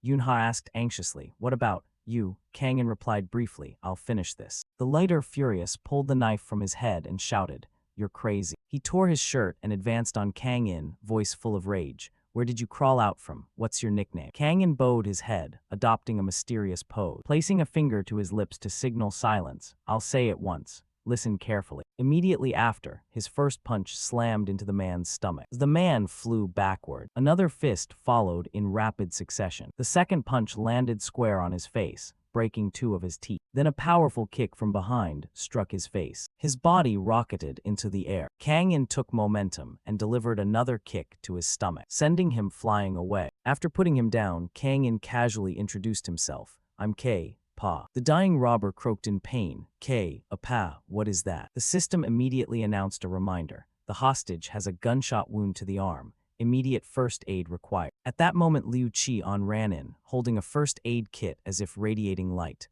"Doctor, are you all right?" Kang In stepped forward just in time. "I secured this area. It's my responsibility." Yunha squinted, "So bright. You've been watching from afar, haven't you?" Kang In bent down and opened the first aid kit. Inside was a suturing kit. Scarrett stood frozen, astonished. The system's quick assessment. The wound isn't deep. The bullet didn't travel far. Major bones and blood vessels are intact, not life-threatening. Kang In quickly stitched the wound. "Done, it's not a deep wound, but you should still go to the hospital right away." Scarrett moved, thank you for saving my life." Yunha next to her, astonished. "Oh, so you don't speak Korean? Opa, did you know?" Scarrett explained, "My grandmother is Korean." Yunha immediately angry. "You can speak Korean, so why were you speaking English the whole time?" Scarrett, in a daze, continued, "He must be a Secret Service agent assigned by the US government to protect." "He speaks English better than Korean." Kang In blankly. "I'm just a food truck vendor in Korea." At that moment, tactical officers climbed the stairs. Everyone instantly became on guard. An officer shouted, "Stop, who are you?" An officer shouted, "Stop, who are you?" It turned out to be Lai Ti-ho. He burst into tears of relief. "Finally you got here." The police ordered, "Drop your weapon." Ti-ho forgot he was holding a gun and stepped forward, making the agent back away in alarm. "I was about to faint waiting for you. Drop, T-H-E, weapon." Lai Ti-ho's identity was confirmed. They asked, "Are the terrorists here?" Ti-ho hesitantly, "Yes, how did you take them down?" Ti-ho immediately reenacted. "That guy ran in and bam bam, then Fuhu and they all fell. The officer frowned. So it was Bam Bam Fuhu. Just then someone shouted, "Trap found, everyone get down." T-Ho didn't understand what was happening. Looked at the object on the floor, picked it up. This thing. There, that's a trap, shut it. Liu Qian appeared like a chef stepping out into the spotlight. "Welcome, this is Benela." His shiny bald head made the police recoil in surprise. Too dazzling. One officer recognized him. "Huh, Chef Geru Qian." People panicked. "Quick, quick, quick." Geru Qian smiled calmly. "Ha ha, you all recognize me." A cop barked, "Now's not the time to laugh. The building is still under attack." He pointed to one side. "Oh, don't worry. Everyone is safe." The officers looked and saw Kang In, Scarrett, and Yunha all unharmed. Yunha shouted, "Wow, the police are here. We're saved." The officers gasped. "That's Xin Yunha. She's been rescued." Finally, they spotted the people bound nearby. "These are the terrorists, right?" Yunha jumped up proudly to confirm. "Yes, we dealt with them. There are many more out there." The police stared, unable to believe what they were seeing.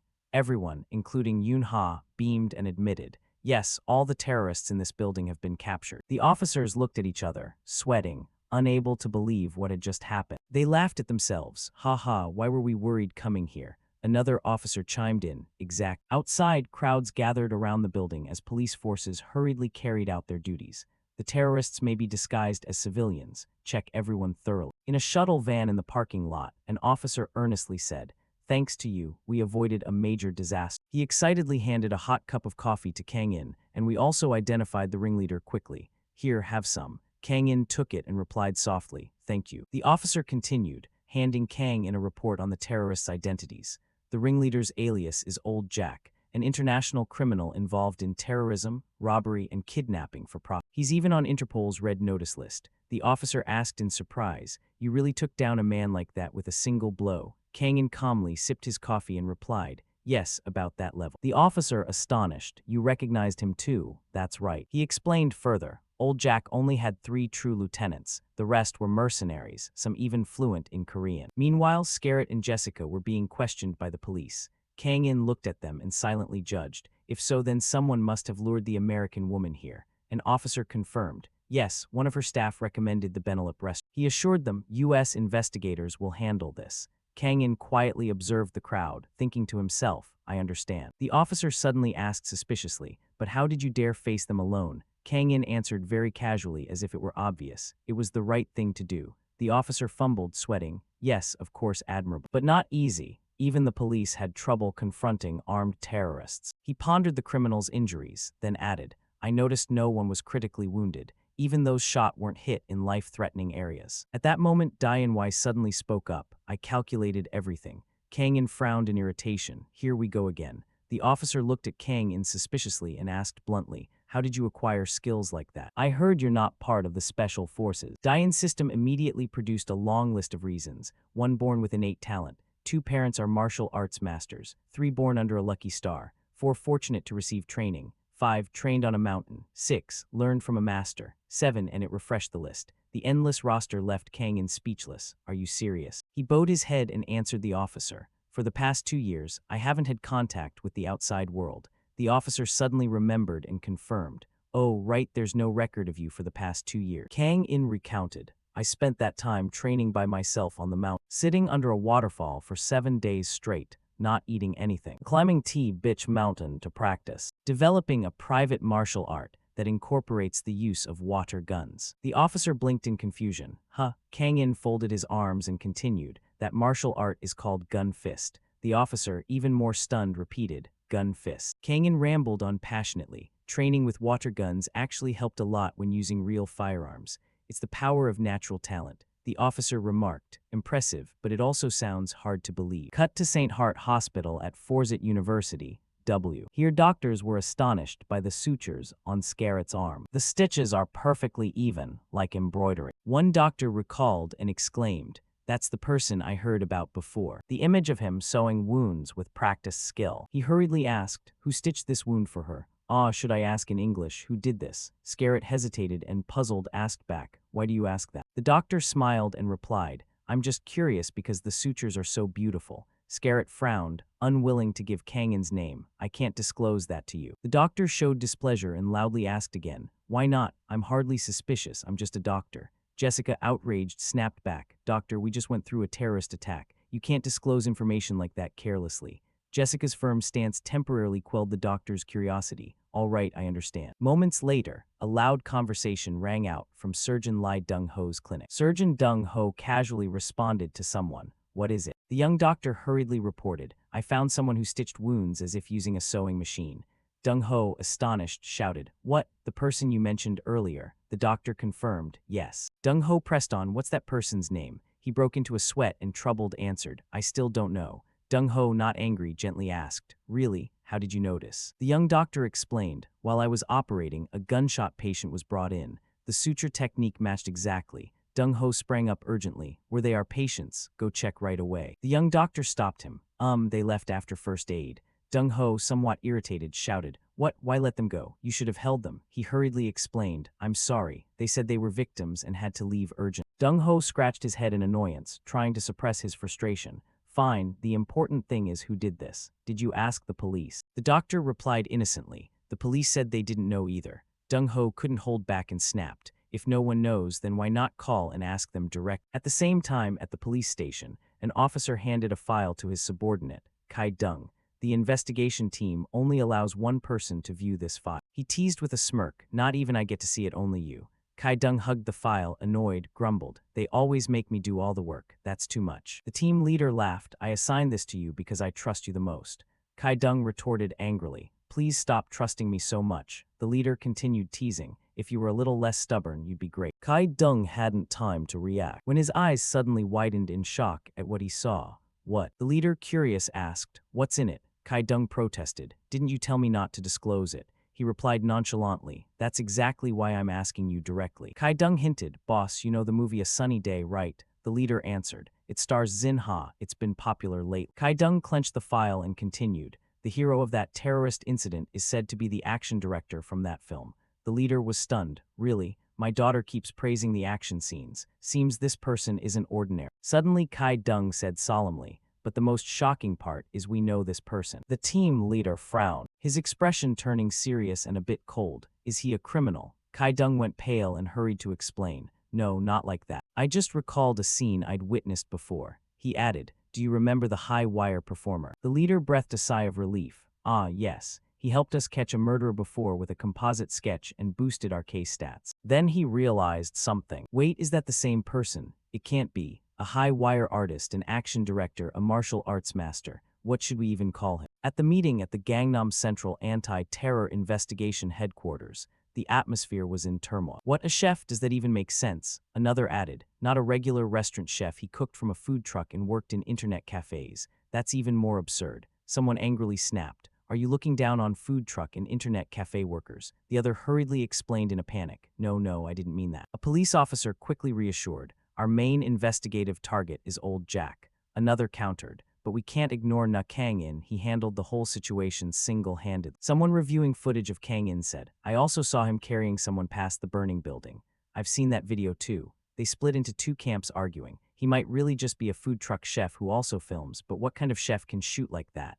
The meeting grew noisy. Drop the condescending tone. Don't talk like that you aren't that much older than me. An outsider calmly marveled. How can he be good at so many things? The chair, exasperated, said, I don't know either, I just want to go home. He turned and asked, Have you verified his military background? The sweating officer replied, Yes, I thought he might be in some special unit, so I checked thoroughly. He clarified, It turned out he was honorably discharged as a sergeant from an administrative unit. Those words shocked everyone in the room. What? The officer continued, recalling information from the military. Maybe that record was meant to cover things up. I even received a photo from his former commanding officer confirming it's real. The chair grabbed a bottle of water and was about to take a big gulp, sweat beading on his forehead. So the military used to combat specialists like this as an administrative clerk, someone who can take down an armed team alone and only did paperwork. Why? The reporting officer admitted frankly, I don't know. He went on, I asked Na Kang indirectly about his 2 years of inactivity. He said he just trained alone on the mountain, living in tune with the wilderness, eating, sleeping, and resting as one with the forest. The chair was so shocked he spat water out. The person beside him angrily scolded, What are you doing, water's all over? The chair was so shocked he spat a mouthful of water out.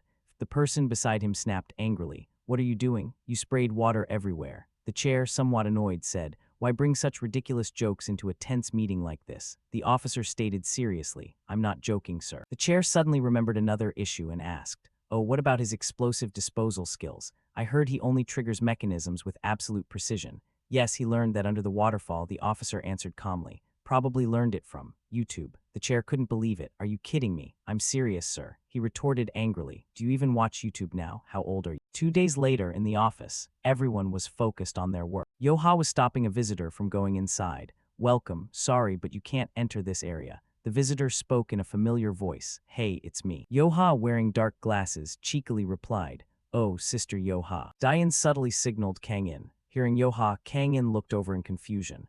Yoha stepped in and timidly greeted.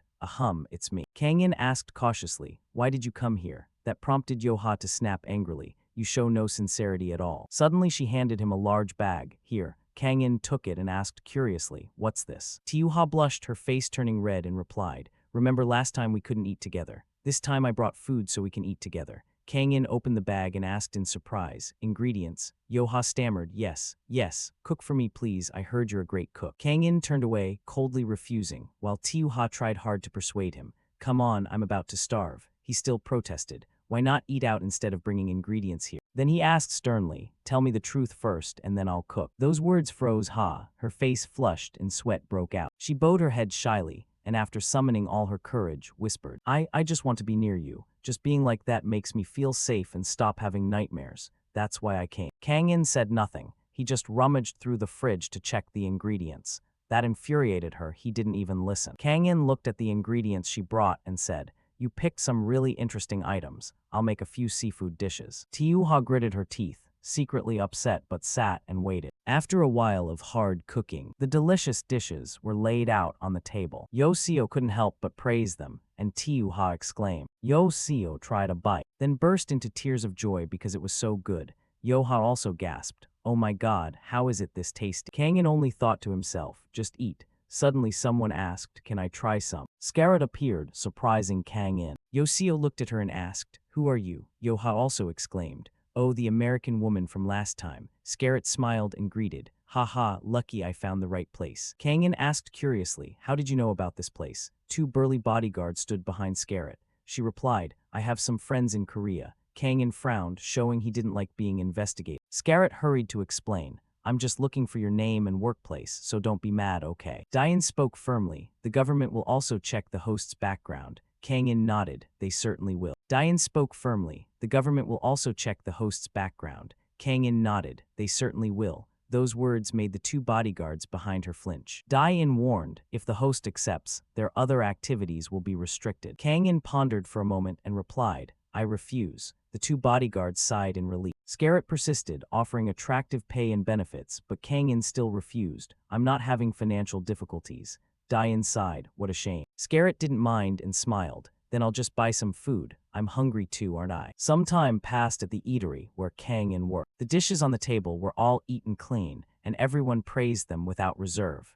Amazing. Scarlet, astonished by the taste, exclaimed, it's better than anything I've had at the finest restaurants. Yeehaw was annoyed, muttering, it should have been mine. Scarlet approached Kang-in, grateful. Thanks for the meal. I have to go now. I've got a flight today. Kang-in replied perfunctorily, safe travels. Scarlet produced a business card with information about Omega technology, and in a wink continued to pitch. If you can't be a bodyguard, could you work as a part-time chef? I'm hosting a yacht party in Korea soon. Diane kept urging Kang-in about possible future financial troubles, saying taking her number wouldn't hurt. Kang-in fell silent to consider, then took the card and replied, I'll let you know when I decide. Scarlet smiled and said, thanks, text me, I'll save your number. Yeehaw, annoyed, raised her voice. What? You gave away such a valuable number. Scarlet suddenly remembered her presence and hurriedly recovered. Oh, that. Yeehaw grew angrier. Now you notice me. Even after we ate together. Scarlet quickly apologized. Sorry, I was too focused. Tiyuha pointed at herself, asserting confidently, make sure you remember me too.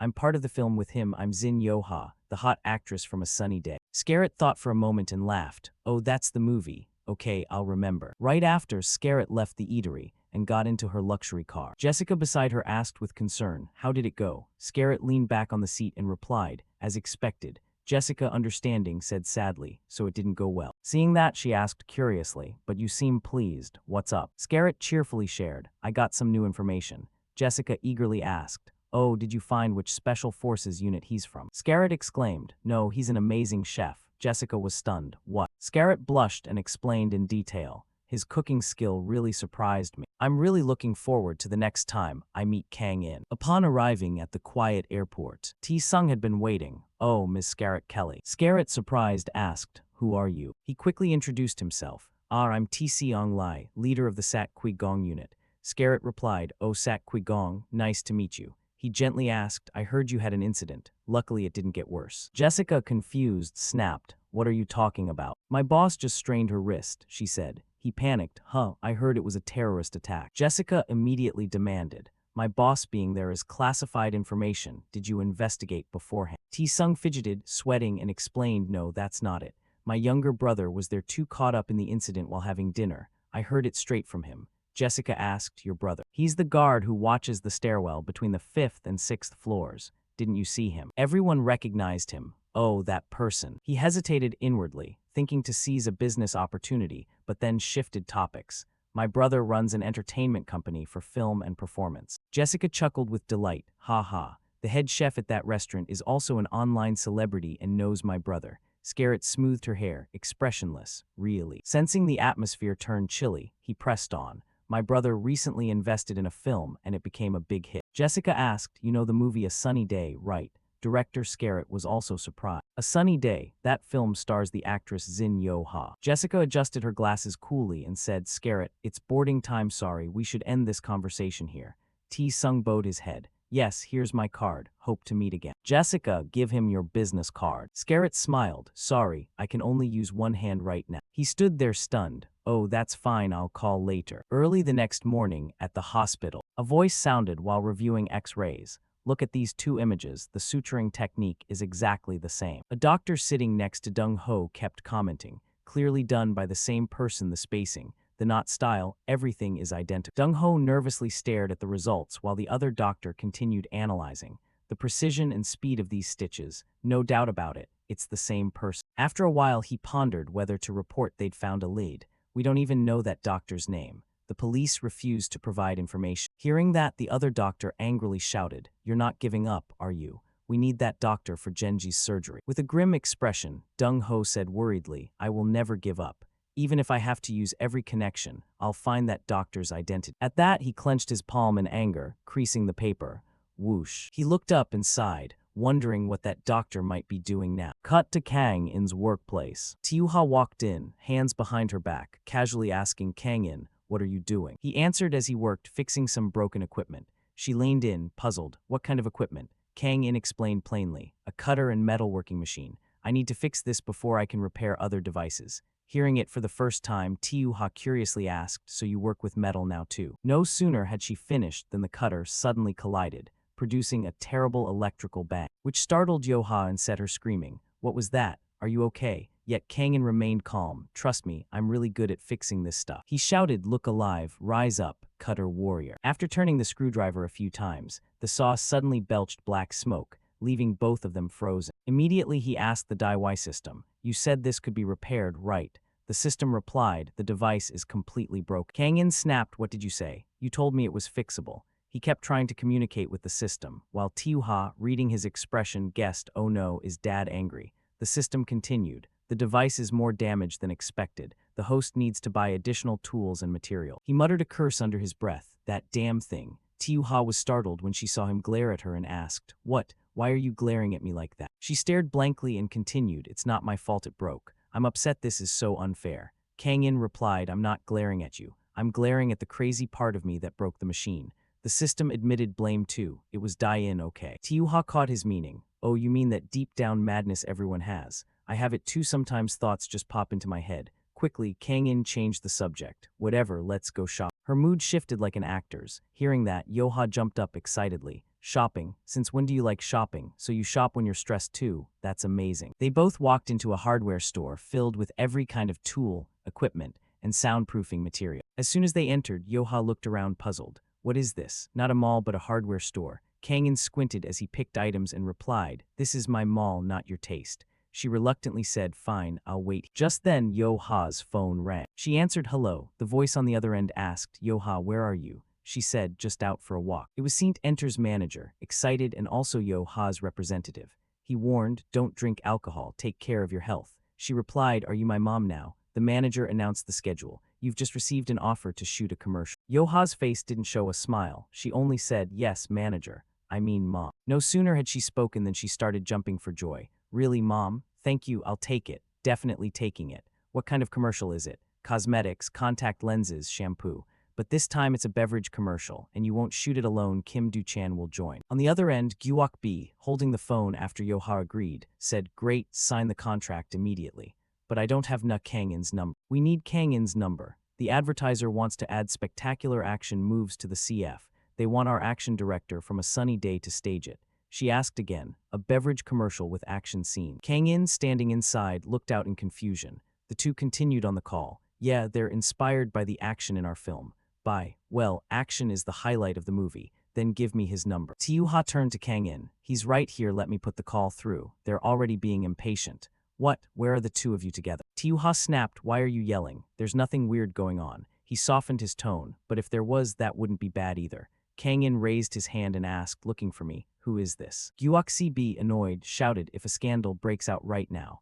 Tiyuha explained, there's no way a scandal will happen. We're just at a hardware store. As Kang-in picked up, the voice on the other end changed tone. Na Kang-in, right. He replied, I'm Na Kang-in, I'm at a hardware store, not on a date. Yoha just happened to come along. She stood outside yelling too, no, that's not true. I only dropped by chance. At that moment, Yoha's manager also introduced himself. Sorry for the late intro. I'm Yoha's manager and the director of SA Entertainment BUSP. I'd like to discuss the beverage commercial. Kang-in answered briefly, yes. The system inside him reported, host, expanding equipment at the production facility will require a larger budget. Kang-in looked at his phone screen and thought to himself, so they want us to take this CF, aren't we supposed to be on an infiltration mission? At that moment, still thinking, he put the call on speaker.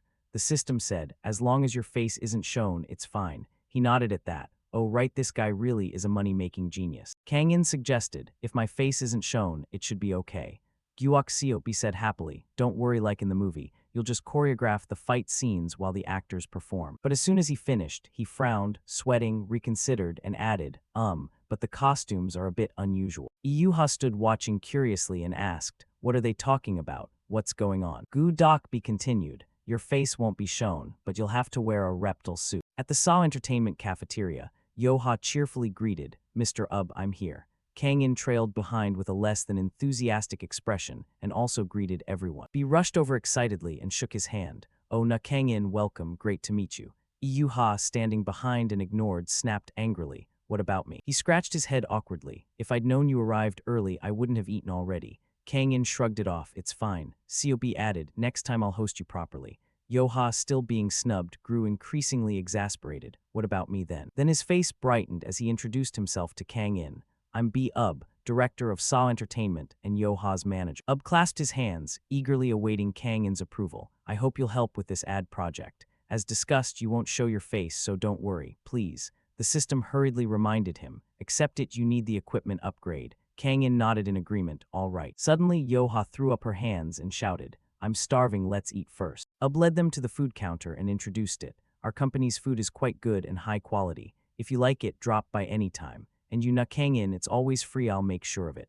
Kang-in's face didn't change as he replied, oh thanks. Diane chimed in, the food looks delicious, I'll come off. Then Ub carried the plates away and said, Yoha, you two eat, call me when you're done. I'm heading upstairs. Yoha startled, just the two of us. Outwardly feigning reluctance while blushing, inwardly she was delighted, a triumphant look secretly pleased. Yes, eating alone. Suddenly Zhang-hon appeared from nowhere. Recognizing Kang-in, he called out, Kang-in. Why are you here? Iyuha grumbled, annoyed that someone was intruding on her private meal with Kang-in. What the someone else crashing this again? The three sat at the table, and Zhang-hon said excitedly, Goddess Yoha, you're with SA Entertainment now. His face flushed with excitement as he kept saying, I'm a hardcore fan, it's an honor to eat with you. Yoha stammered a casual reply, yes, yet inwardly seethed. Why does someone always have to gate crash whenever it's just the two of us? This must be a conspiracy. Kang-in quickly asked, Sung-hon, what are you doing here? He answered immediately, oh, I'm here to check the server security system. Another company was recently hacked, and SA Entertainment heard about it and called me in. Yoha reacted in alarm. What? Is this company crazy? That's serious, you should hire a specialist, not be stingy and call in some part-timer from an internet cafe. Zhang-hon looked hurt. None know what you said stings. Realizing she'd gone too far, Yoha quickly softened. Sorry, Sung-hon. He was putting a bite of food to his mouth when Kang-in said, Sung Hoon is a white hat hacker. He's very skilled. Teo-ha was surprised. Really? Why would someone so talented work at an internet cafe? Kang-in chewing replied, yeah, why? I don't know either. She suspected a hidden agenda. That internet cafe is suspicious. First in Oppa, a super talented guy works there, and now a brilliant hacker too. Who exactly runs that place? Kang-in asked blankly. What are you talking about? Zeong-hoon was surprised that Kang-in knew his identity. He stammered. Wait, I never said I was a hacker. Kang-in, how did you know? The system answered Kang-in after saving Sung-hoon. Logically, he and that agent would have first met at the internet cafe. He exclaimed, oh right. Kang-in said little, scooped food into Sung-hoon's mouth and said, I just have a good feeling. Sung-hoon, try this, it's delicious. Seeing that, Yo-ha laughed happily. What are you doing? Suddenly, a voice called from behind. Sin Yo-ha Sunbi. 1, 2, 3, 4 beautiful girls stepped forward to greet them. Yo-ha, hello, we are BPGS. Zeong-hoon stared excitedly without blinking, tongue-tied and unable to speak. The 4 girls chimed together. Hello, hope you enjoy your meal. Yo-ha replied cheerfully, thanks, you too. Zeong-hoon blushed and gushed. No, you're amazing, you're able to chat so naturally with BPGS. She fumed, propping her chin in anger. I'm famous too. You say you're my fan, but you react completely different. Taken aback by the reproach, Zeong-hoon pulled out a lightstick BPGS's lightstick and launched into a monologue. I really am a fan, actually a hardcore BP stan. When I got the hacking request and learned it was from BP's company, I was thrilled, but I couldn't meet them and was so disappointed. Seeing them in person before I leave is perfect. I can die satisfied now. I even brought the lightstick. Yo-ha burst into tears and sniffed, I hate you. Kang-in thought, a genuine superfan, but one of them looks strangely familiar, similar features, though they're not sisters. Then he turned and asked, Sung-hoon, are you done here? Zeong-hoon cheerfully, oh yeah, I came early this morning and finished everything. Luckily there were no hacks. I just need to reinforce security. Kang-in nodded, is that so? He asked again, now that I think about it, why are you here? Sung-hoon replied nonchalantly, to film a commercial. Zeong-hoon was surprised. Oh, shooting a commercial right after the movie. Yo-ha explained. Actually, I'm shooting the commercial. I need Oppa for the action scenes. He grinned slyly at Kang-in and asked, can I be your temporary manager today? Kang-in, still eating, replied, no need, just watch if you want. Zeong-hoon cheered happily. Thanks, man. Yo-ha, upset she couldn't be alone with Kang-in, sulked inwardly, another date ruined. At the commercial set, the producer greeted them warmly. Oh, what a beautiful day. The stunt director, nice to meet you. I'm the PD for this beverage commercial. Kang-in greeted them back. Ho also greeted Yo-ha. Yo-ha, welcome. She returned his cheerful greeting. Suddenly, the producer was so relieved he nearly cried, grabbing Kang-in's hand. Our previous stunt director was injured. We almost had to cancel the shoot. I'm so grateful you accepted at the last minute. Kang-in asked in surprise. Starting today, why do so many people in this line of work get hurt? Ub looked at Kang-in with a pitying expression. I thought the shoot was tomorrow, but the schedule was tight, so we had to do it now. I'm really sorry for the sudden request. He raised a pleading finger and stammered, is your schedule okay? Please help us this time. Kang-in whispered to the system, okay. It answered immediately, no problem, make the money first, fix the equipment later. That's a sound strategy. Hearing that, Kang-in didn't hesitate, I have the time. Yo-ha dragged the manager aside to speak privately. What do you had to tell me first? Ub scratched his head and stammered, sorry, I didn't know either, but this is a good opportunity for you. Besides, you don't have other commitments. The producer led the way, this way please. Zeong-hoon was curious, I have to watch this. Ub stood behind, smiling. Kang-in, I'll handle the contracts while you film, and I'll oversee everything to make sure they don't take advantage of you. With that, Dayan hurriedly added Ub to his list of good people. Kang-in, surprised, there's a list like that? Then Ub announced, all right, please change into your costume. At the costume and makeup room. After changing, Kang-in stepped out with bluish-green legs. He couldn't believe they'd forced him into a bright, full-body green suit, sealed like an alien. Standing before the mirror with a helpless look, Kang-in whispered to the system, this is even more ridiculous than I imagined. It's 2082 and we still have to wear this, Dayan exclaimed. With technology this advanced, why are we stuck with these embarrassing suits? Kang-in hurriedly asked. Did you say embarrassing? The system smugly replied. The host should be the one embarrassed, he's the one wearing the tight green suit.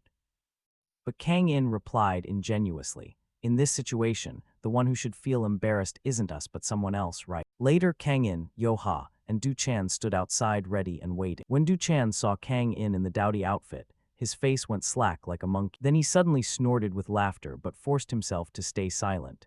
Kang-in innocently asked, are you laughing? Du-chan held back his laughter until tears came to his eyes. Stifling it, he sneered, sir, you look amazing in that skin-tight suit. Yo-ha, embarrassed, covered her face with her hand and glared. Oppa, are you stupid? Why would you go out wearing only that tight suit? At least put on blue shorts over it. Kang In looked, then put on an even tackier pair of blue polka dot shorts and asked, "You two done?" Yo-ha turned away in shame. "I don't know anything." Du-chan couldn't hold it any longer and burst out laughing, losing all composure. "Those shorts make no sense, it isn't underwear." Kang In, exasperated, "Today's shoot is going to be rough." Du-chan, still amused, covered his mouth and said, "Is the skin-tight suit uncomfortable? Starting already and you're suffering." Kang In replied coldly, "No," but his eyes flared bright with murderous intent. "The ones who'll suffer are both of you." Du-chan, frightened, hurriedly apologized. "We're sorry." Yo-ha squirmed, "I wasn't laughing, go easy on me." Kang In stood with his arms crossed and asked, "Hey, is this really everyone's costume? It doesn't suit the big action scene." Without explaining, the two of them took off the outer cloaks. They too wore outfits no less tacky than Kang In's. Du-chan said confidently, "Actually, we have to wear these too." Yo-ha embarrassed, "I hate this so much." Kang In thought, "Dogs complain about cat's fur." Suddenly stepped forward. "Kang In, I've finished the contract. Just sign electronically right here." Then he suddenly looked panicked. Wait, the Wi-Fi just dropped." "What? It was fine a moment ago." Zeong Hon from behind asked, "Director, is your laptop offline too?" He sat down to fix the computer. Exclaimed, "Oh, security expert friend, you installed that security program on my laptop earlier, right? Check it."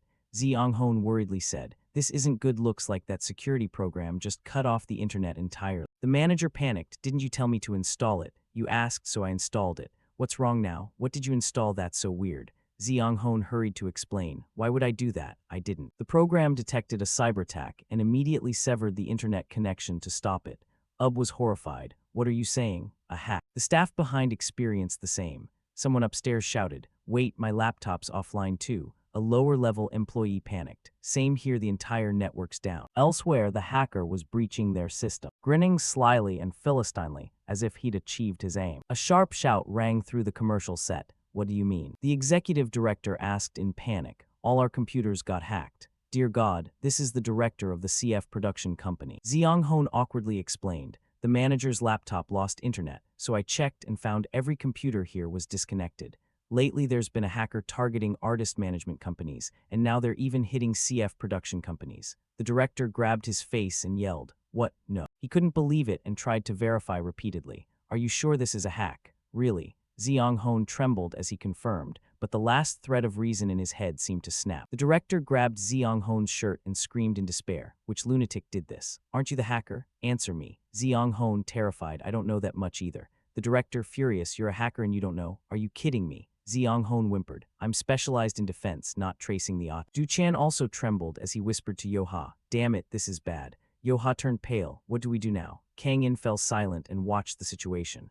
At that moment, the director shouted, "Do something. If this is about money, I'll pay you 10 million gun, take my money." Hearing the money mentioned, though expressionless, Kang In thought to himself, 10 million gun, huh? Zeong Hon wept. Tracing isn't something just anyone can do. It requires cooperation from investigative agencies. With that amount, it's better to hire a professional firm. The system spoke up, "Host, no wonder your tight-fisted mention money, and even I can't stay still." Kang In asked it, "I recognize your tone now. You're planning to pocket that money, aren't you?" The system replied, "I'll immediately demonstrate the strong hacker defense capabilities of a military-grade combat support." And Kang In stepped up to Zeong Hon and the director and said confidently, "Leave this to me." Zeong Hon jumped. "Kang In, are you joking?" The director, surprised. "What?" Zeong Hon advised, "If you said stuff like that in this situation, people would actually believe you." Kang In replied, "I'm serious." Zeong Hon was stunned. "Even I couldn't do it, how could you?" The director, clutching at a straw, yelled, "That damn hacker. You can find their location, right? Oh my God." Kang In answered calmly, "Possibly. 10 million gun is more than enough." The director urgently pressed, "Then please check it right now, immediately." A laptop was pushed over to Kang In. He plugged in a USB, thinking to himself that luckily, he still had the tracing program from last time. His nimble fingers danced over the keyboard. The system, guiding Kang In's hands, said, "The trace won't take long. Remaining time for tracing, 240. Zeong Hon stared at the screen in astonishment. Yo-ha, clueless, just peered in curiously. Kang In kept a calm face, thinking, 10 million gun for 240 minutes, easy money. The system began counting down, 239, 238. Kang In thought, startled, "Wait, that fast?" Lines of complex code appeared on the screen. Zeong Hon kept exclaiming in surprise, What? Wait, how are the results already shown? How did it penetrate the security layer so easily?" Kang In kept typing away. Yoha stood wide-eyed watching. Ziong Hon asked in admiration, "How did you do that?" Kang In replied indifferently, "I don't really know either, my friend." After a moment, Kang In stopped typing, turned, and announced, "His current location has been identified." The director was stunned, that fast. He stared at the laptop in disbelief. "Found already, are you sure? Can we call the police and start an investigation?" "Call the police." Ziong Hon's admiration for Kang In grew. "Amazing." Kang In said nonchalantly, "If you don't trust me, verify first and then transfer the money." The director worried and puzzled. "How did you trace the hacker in just 4 minutes? Am I charging too much? My money?" Kang In turned and glared at him. "You think it's expensive? This could decide your company's fate. If you want to get hacked again, don't pay me." Hearing this, the director, afraid of losing face, loudly said, "Tracing a hacker is cheaper than a pair of shoes." At some apartment complex, 2 police officers stood at the door of an apartment. Officer Kai Dung knocked and waited. Inside, someone came to open the door for the 2 of them. Looking anxious, "What's going on?" Kai Dung flashed his police badge and introduced himself. "We're the police. There's a report of a cyber attack, so we'll do a brief check." With that, he and the captain stepped quickly into the apartment. "Permission to enter." The suspect whimpered in fear. Kai Dung approached the computer. It's still in its original state. The hacker was sweating and panicking. "I didn't mean to use it for anything bad." Kai Dung sighed, watching him panic. The hacker kept trying to justify himself. "I was just curious, so I only took the phone numbers, I swear." Officer Kai Dung muttered a curse under his breath, then asked, "What were you planning to do with those phone numbers?" "Hacking phones to steal photos, eavesdrop, then sell numbers." Hit right in the nerve, the hacker fumbled. "I'm sorry, I just wanted to try if I could hack a phone. It was just a joke, I only hacked one." Kai Dung took out handcuffs and asked, "Captain, cuff him." He handcuffed the hacker, escorted him away and said, "You have the right to an attorney now, when you learn this lesson by heart, okay?" The hacker wailed. "I'm sorry." Kai Dung showed no mercy. "Go apologize to the Jade Emerald." He handed the hacker over to another officer, tucked his hands into his pockets, and asked the captain, "Captain, how did that company know the hacker was here?" "They're not a big firm, just a CF production company." The captain, with a cigarette in his mouth, replied, "They said they hired an expert to trace it." Looking up at the clear blue sky, Kai Dung sighed. "Must be some crazy skill." Back on set, the producer burst in, elated. "Boss, the hacker's been caught." He recounted the incident. "Some lunatic hacked in just to dig up celebrities' info." Ub, standing nearby, exclaimed, "Kang In, no kidding, you do martial arts and now you're a killer hacker. Is there anything you can't do? Just ask." But Kang In replied seriously, very confidently, "The only thing I can't do is fail." Over here, whatever Ziong Hon told Yoha had her gushing. "Was what you did really that impressive?" Ziong Hon corrected solemnly, "Impressive? No, it's crazy." Hearing that, Yoha turned to look at Kang In, face flushing, heart racing. What the? Is he the ideal husband material? After everything was handled, the studio lights were turned back on.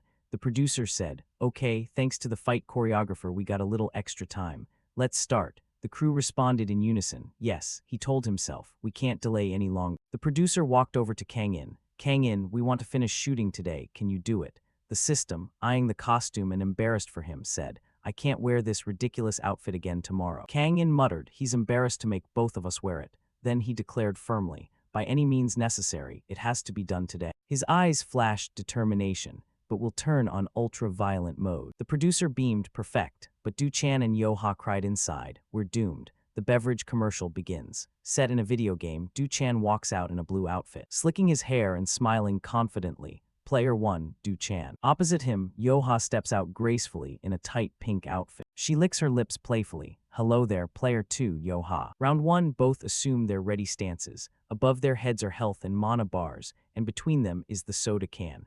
The countdown for this round is 99 seconds. Fight. Player Du Chan charges in, throwing a righteous punch. But the punch hits empty air as Yoha ducks and counters with a jab right to Du Chan's stomach. He steps back to gather momentum and throws another punch. But it's blocked by Yoha. She raises 2 fingers to her lips and blows. A burst of flame erupts, forcing Du Chan to somersault backward. Unluckily, his pant leg catches fire, and Du Chan starts hopping around like a cha-cha dance. Player Yoha breaks into a cold smile, then takes a fighting stance to launch an attack. A straight kick to the stomach sends Du Chan flying, a straight punch to the chest, finishing with a stunning combo of kicks. Game over. Du Chan is defeated, sprawled on the ground. Then Yoha steps forward to claim her prize, the strawberry-flavored soda can. Pops the can open, takes a hearty sip, and doesn't forget the ad line, delivering it with full expression. "So refreshing. When you want refreshment from the inside out, choose B." Everything was quickly resolved. thanks to Kang In's golden touch. After watching the footage and the slick effects, the director couldn't help but marvel. Hey, this is insane. He was so thrilled his nose practically grinned,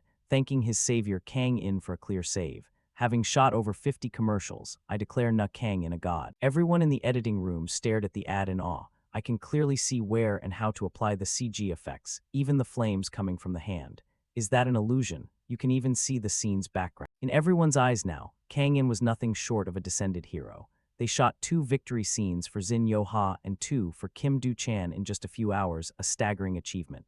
The fight director was amazing. After finishing his stunt work, Kang In asked for feedback. How was the shot? Everyone replied, if it's Kang In, there's nothing to criticize, it's beyond perfect. You really worked hard, Na Kang In. Let's review the takes. And now, the final step was the most satisfying for them. Even in the shot where Jin Yo-ha executes a kick, as Kim Do-chan throws the prop, as Jin Yo-ha soars into the air, and not stopping there when Kim Do-chan leaps high. Na Kang In's touch was everywhere. Do-chan confidently raised the chilled strawberry juice can to his lips, as if about to unleash the ultimate refreshing move for the audience. The moment the sip slid down, his face lit with bliss, energy surging as if instantly recharged. His health and inner power refilled, making Du-chan ecstatic as if he'd found a healing potion.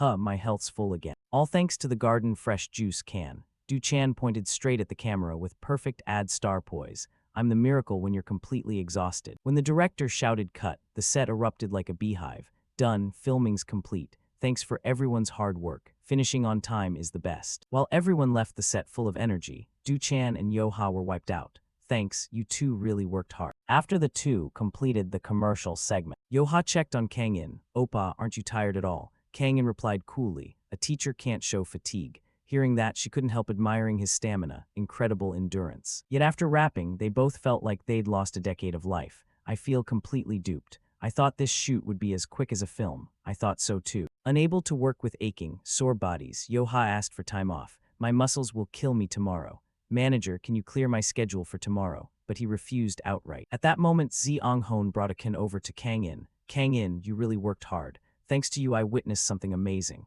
He refused politely. I already drank. However, right then, a strange sensation suddenly ran through Kang In's body, freezing him for 5 seconds as he stood there dazed, not understanding what had just happened. Before Kang In could pull himself together, Dian spoke to him. Host, based on my observations, sound technician Quack Ko-cyan is about to have trouble. Immediately reported the shocking news, detecting a risk of electric shock. Sure enough, the sound rig was being electrocuted. Someone was about to be electrocuted. From Jae-in's quick observation, the power source was 220V and the control unit was unsafe. The only way to save her was to immediately cut power to the device.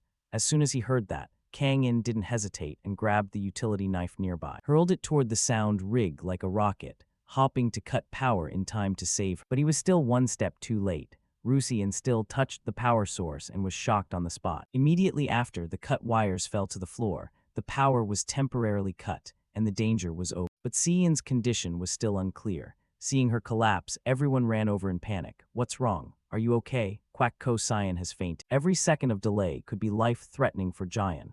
Kang In sprinted to her side, and Jae-in reminded him to check the victim's condition first. After confirming the power was cut, Kang In dared to place his fingers lightly on her neck to check for a pulse, then opened Jian's eyes to check her pupil. After a brief preliminary check, he could finally breathe easy. She was electrocuted, but the contact time wasn't long enough to be fatal. Her bodily reactions were normal. When the director ran over, he was wide-eyed and dropped his jaw. What? Are you sure she's okay? Kang In reassured him. She's alive. This level of shock isn't lethal. Hearing that, the director relaxed, though his heart had been racing. I was terrified. He still wanted her to get better care and suggested, even so, she should be taken to the hospital. It was dusk by then, and they didn't hesitate to call an ambulance. Of course, call 911 now. Recalling the moment later gave the director goosebumps. What is happening? If something had gone wrong in that final minute, we'd all be done. But he was curious and asked, Kang In, how did you know someone was about to be electrocuted? If you hadn't detected it in time, it would have been a disaster.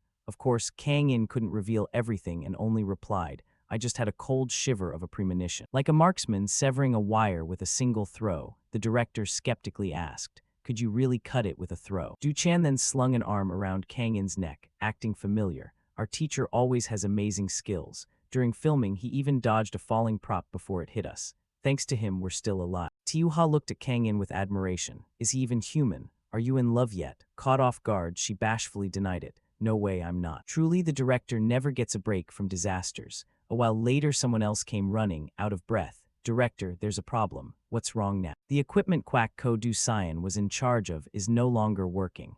Well, of course, its wires were cut, didn't you see? But not only that equipment, the computer we were working on also burned out. Hearing that, the director panicked. What? Wait, does that mean all the edited footage is lost? The client is very superstitious and obsessed with luck. If they learn there was an accident, they might move the project to another company. We can't let all our work go to waste. Just then, amid the chaos, the director heard a melodious sound coming from somewhere. He immediately turned around and stood there, stunned. In front of him, Kang In was holding a guitar, softly humming the line, "When you want to feel refreshed." And that was exactly the ad line for the strawberry fruit kin from earlier.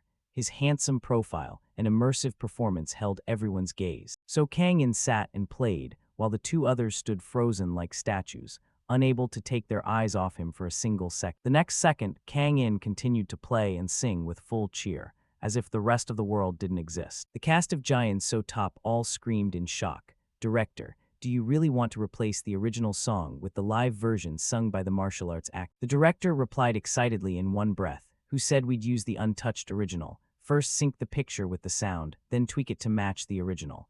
Of course, we'll also record Kang In's voice separately, but we should be a bit careful. His voice grew more determined. The director said, In's voice has to sound good first. Who knows, the live cut might even sell better than the original.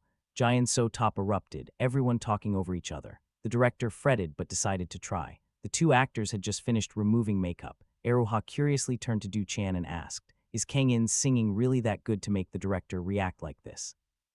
Du Chan awkwardly rubbed his neck and replied, I haven't heard it either, I was busy changing. Eruha called out excitedly, Kang In, can you play the commercial song from start to finish on the guitar? Kang In was still wearing that green costume, plucking a few notes on his pink guitar. He turned his head and whispered to the J-In system, play it perfectly from start to finish and play the guitar too. The system answered immediately, of course, activating guitar performance program to boost team morale. Kang In added, I'll sing, you adjust the pitch to fit.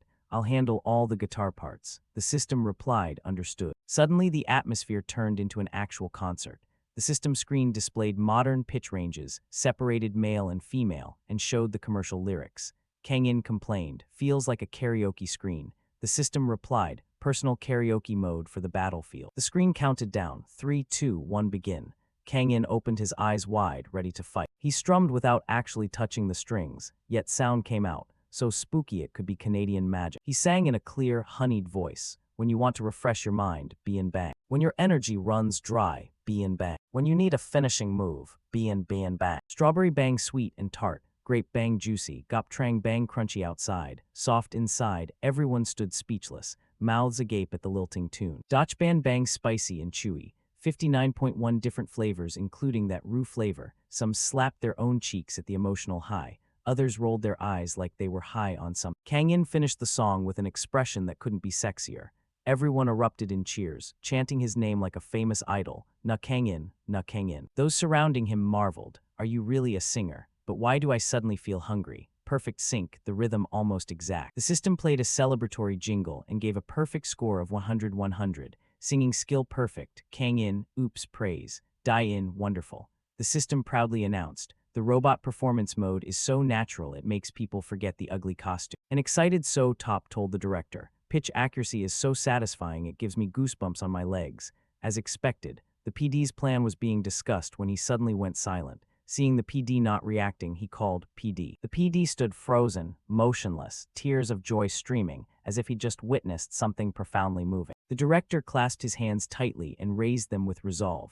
We must use Kang In's version for the commercial. So Top beside him asked in surprise, but what about the original? The director beamed and gave a thumbs up. If the live is this good, imagine how amazing a studio recording would be. We'll use both the original and Kang In's version. They chatted a bit more, saying the variety would please the advertiser. This will be a huge hit. All right, we're pulling an all-nighter. No way. A week later, Adai sat hugging herself watching the YouTube video. Suddenly suspicious, she asked Ziyong Hon behind her. This singer's voice sounds so much like Kang In. Ziyong Hon pushed up his glasses and grinned mischievously. Why do you think that? He laughed, leaning back and bragging. Adeem, don't you know, that's really Kang In singing. I even heard him perform live. A deem screamed in surprise. Really? Next time take me with you. Yuseo came in, clueless about what's happening. After watching the video, Yuseo giggled. Seriously, Kangin Oppa is ridiculously talented. So cool. She leaned closer to watch the video, then said, Yuha Uni is showing her true self again.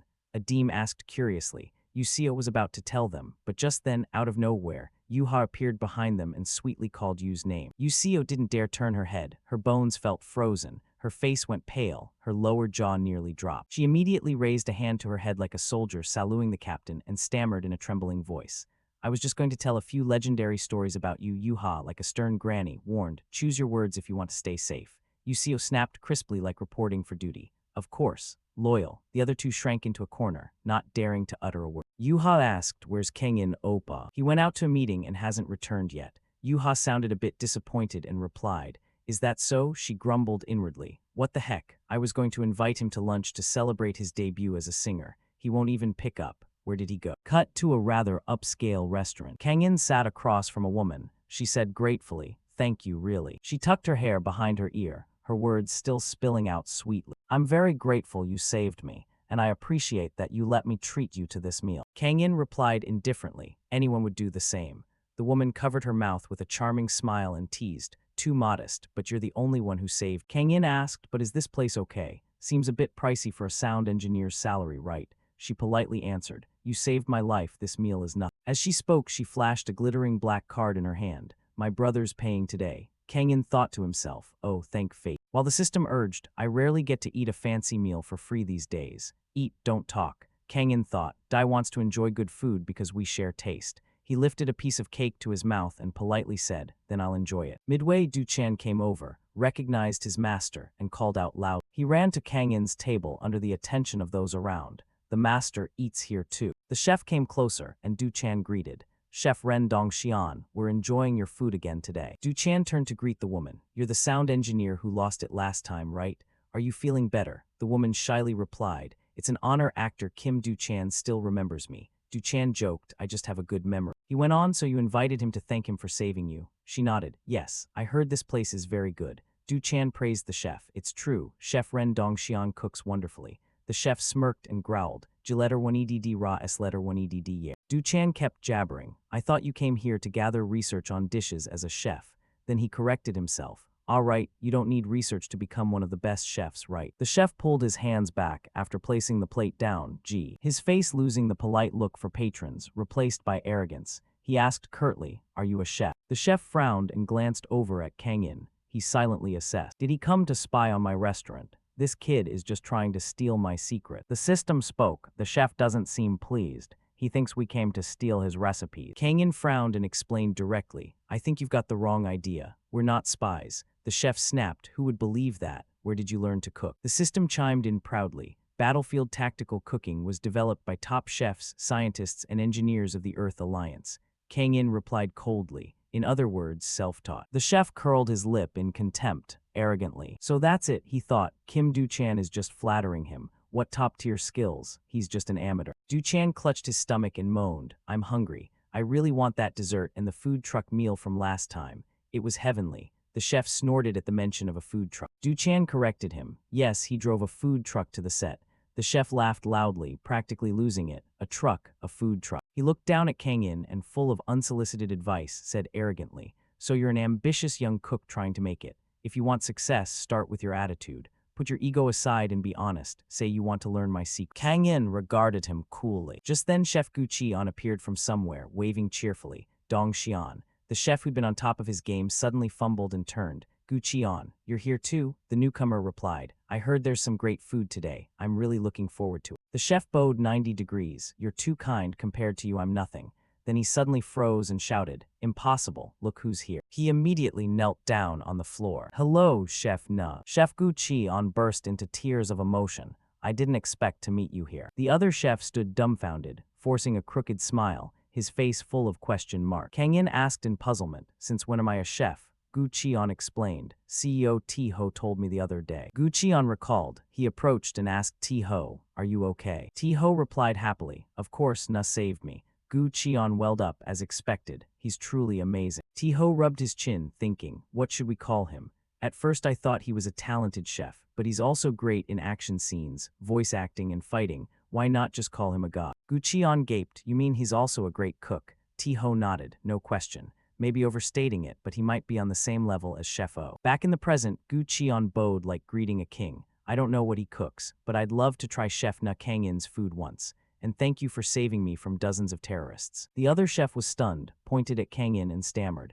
That brat, I mean the food truck chef, saved you from terrorists. Gu Qian replied with a radiant smile. Yes, if you saw it, you'd be astonished. The sound engineer added, he saved me too. Du Chan also pointed at himself and me. A big, loud guy suddenly cut in, and he saved me too. The chef nearly toppled from the shout behind him. Who are you? An embarrassed voice rang out. Nice to meet you. The man introduced himself. I'm composer Quack Ko Chanks, brother of Quack Ko Jian. Kang In was surprised. You wrote that commercial song. Chanks replied warmly. Yes. Du Xian was also the sound engineer for that shoot. She said she wanted to invite you, so I thought we could meet, though honestly I wanted to see her alone. Also, you rearranged my song right? It sounded pretty good. Anyway, you saved my precious little sister's life. I'm truly grateful. System assessment. Despite appearances, he seems very devoted to his family. Kang In muttered, you shouldn't judge someone by looks alone. Jian eagerly held out her phone. Nong In, can I get your number? Kang In agreed, taking it. Sure.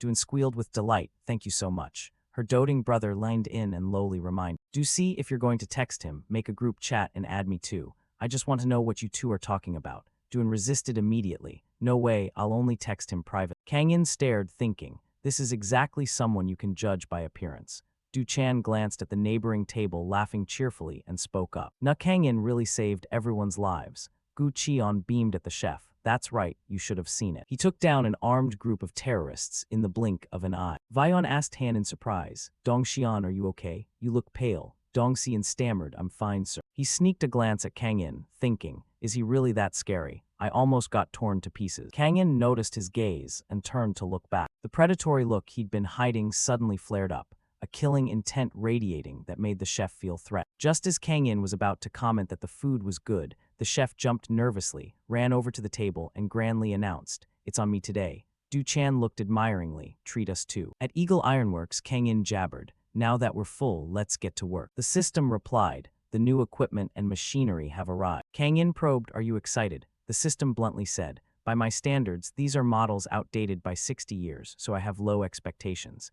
Kang In teased unbelievingly, but your voice sounded more upbeat than usual. All right, start by cutting some metal. The keyboard clacked. He pressed the cut button on the control panel. Kang In watched thoughtfully. Cuts pretty smoothly. Do you actually know how to use these machines? The system answered. I learned to use them by looking things up online. He wondered, I want to make some personal gear. What should I make first? The system reminded. The host currently has no weapons. We need one. Kang In came up with a sword. If we cut the metal right, we can make a blade. The system objected. No, a gun is better. Make a firearm first. Kang In balked. Guns in Korea. Do you want us arrested? The system, unconcerned, said, as long as we're not detected, it's fine. Kang In cleared his throat warningly. Watch your words. He continued, make armor first. That's not illegal. With this equipment, what kind of armor can we make? System analysis. Given the current situation, I suggest a custom-tailored dragon armor set. Kang In asked, what's that? A bulletproof vest. The system explained, it's a bulletproof garment protecting shoulders, chest, and abdomen. Kang In assessed, it looks like 100 thin armor plates assembled together. He observed closely, why does each plate have a slightly different shape? The system explained, they're precisely calculated to disperse impact forces based on an individual's body structure, so the plating must be assembled extremely accurately. Kang In concluded, so basically it's a high-end bespoke masterpiece. The system corrected, more accurately, a personalized bulletproof vest. Kang In hesitated. Can we make it thin enough to wear under clothes without being noticeable? The system laid out. Thicker types protect better, but it can be made thinner. The host can choose the suitable model. One type that can fully disperse impact forces and stop a sniper round of 5.56 or 7.62.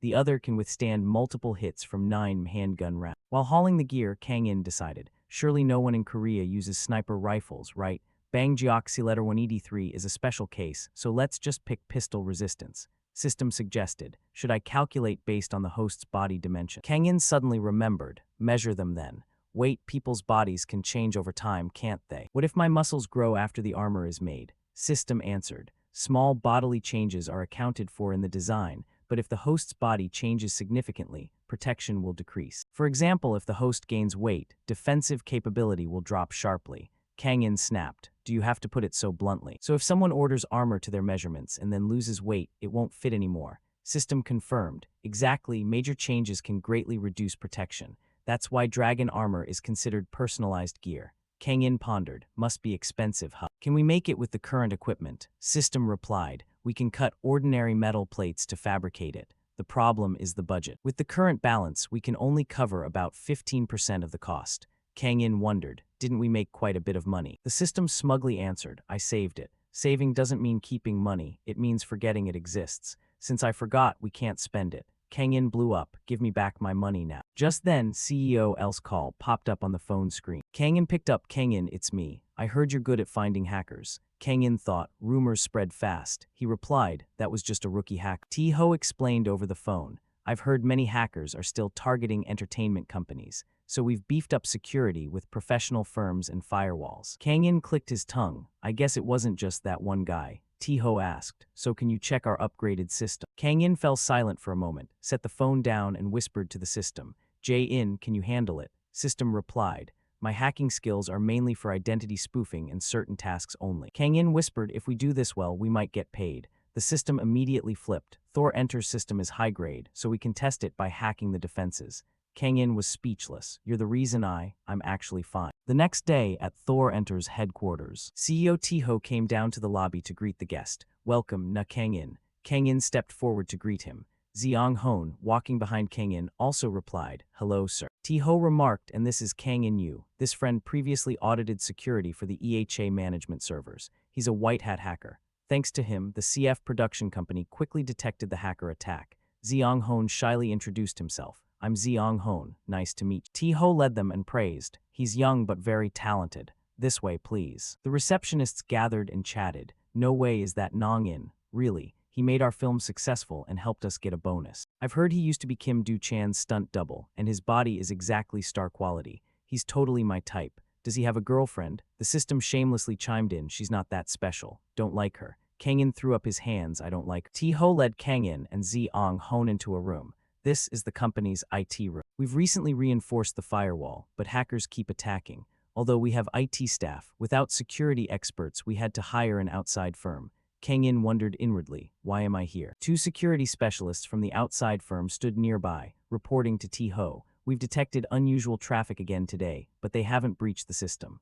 Our latest security patch can block most attacks, so don't worry too much. Kang In asked T-Ho, if the experts have it handled, why call me? T-Ho, a bit embarrassed, explained, even with the firewall reinforced, I still feel something's off. I trust people more than systems. The two outside company experts grimaced, speechless, thinking, why does that sentence sound worrying? Did he just say that right in front of us? They chimed in to reassure. Since the patch was just installed, there shouldn't be any problem, right? Really, is it necessary to test a perfect patch? They smirked smugly and scoffed. Sorry, but even if you look, all you can do is watch. Our system has no vulnerabilities ever. T-Ho remained adamant, turning to Kang In as the two experts froze. Kang In just double-checked to be sure. The system began to chime in. You in? No, I mean you should follow T-Ho's advice. Kang In wondered, was it about to call him a money printer? Before Kang In could finish, T-Ho waved happily and cut him off. Thanks. Kang In stared intently at the code on the laptop and began typing commands on the keyboard. Xiang Hon tiptoed up beside Kang In and whispered to the system, find anything. System detected.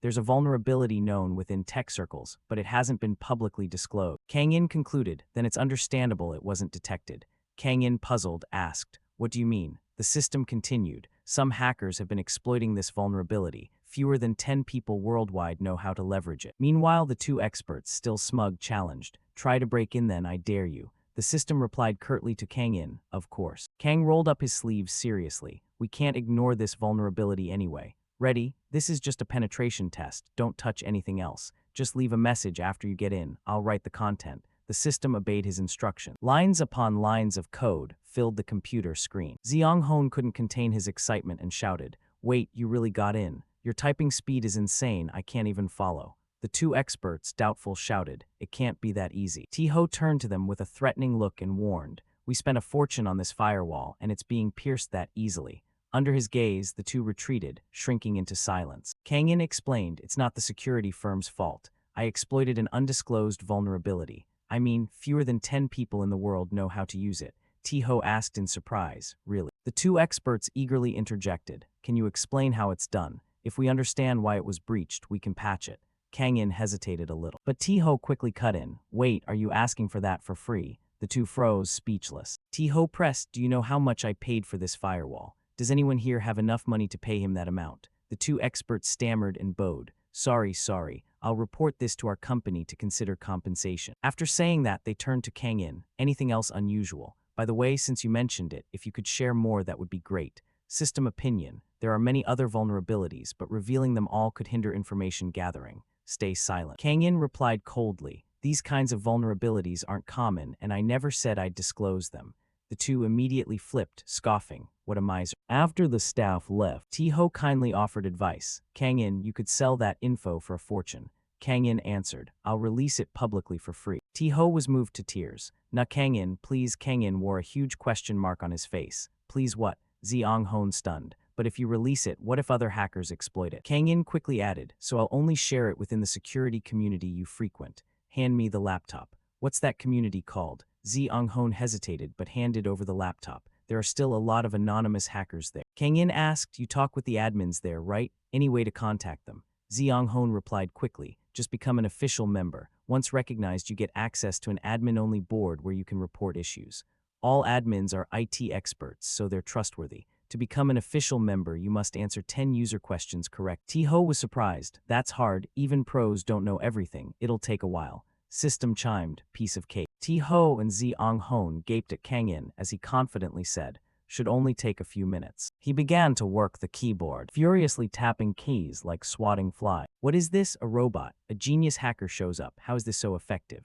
Who on earth is Do Ra Bit? The screen displayed odd exclamations. Crazy it can be solved like this. Someone must be hiding answers because this is valuable info. Following Do Ra Bit's method would slash resource costs. Unbelievable, one person answered every question. Ziong Hon, watching beside him, couldn't stop complaining. I've never seen anyone type this fast. From behind a monitor, a curious voice asked, Do Ra Bit, who is this person really? The Ha-I Circumflex Mosu security community, admin said decisively. We have to approve this person. Should we approve Do Ra Bit as an official member? Official member notice from the Ha-I Circumflex Mosu community. System reported. The host has just become an official member of Ha-I Circumflex Mosu. Kang In said, I'm officially a member now. Tiho and Ziong Hon were so excited their eyes nearly popped. That fast. Kang In quickly continued, then let's report it. He clicked the vulnerability report command.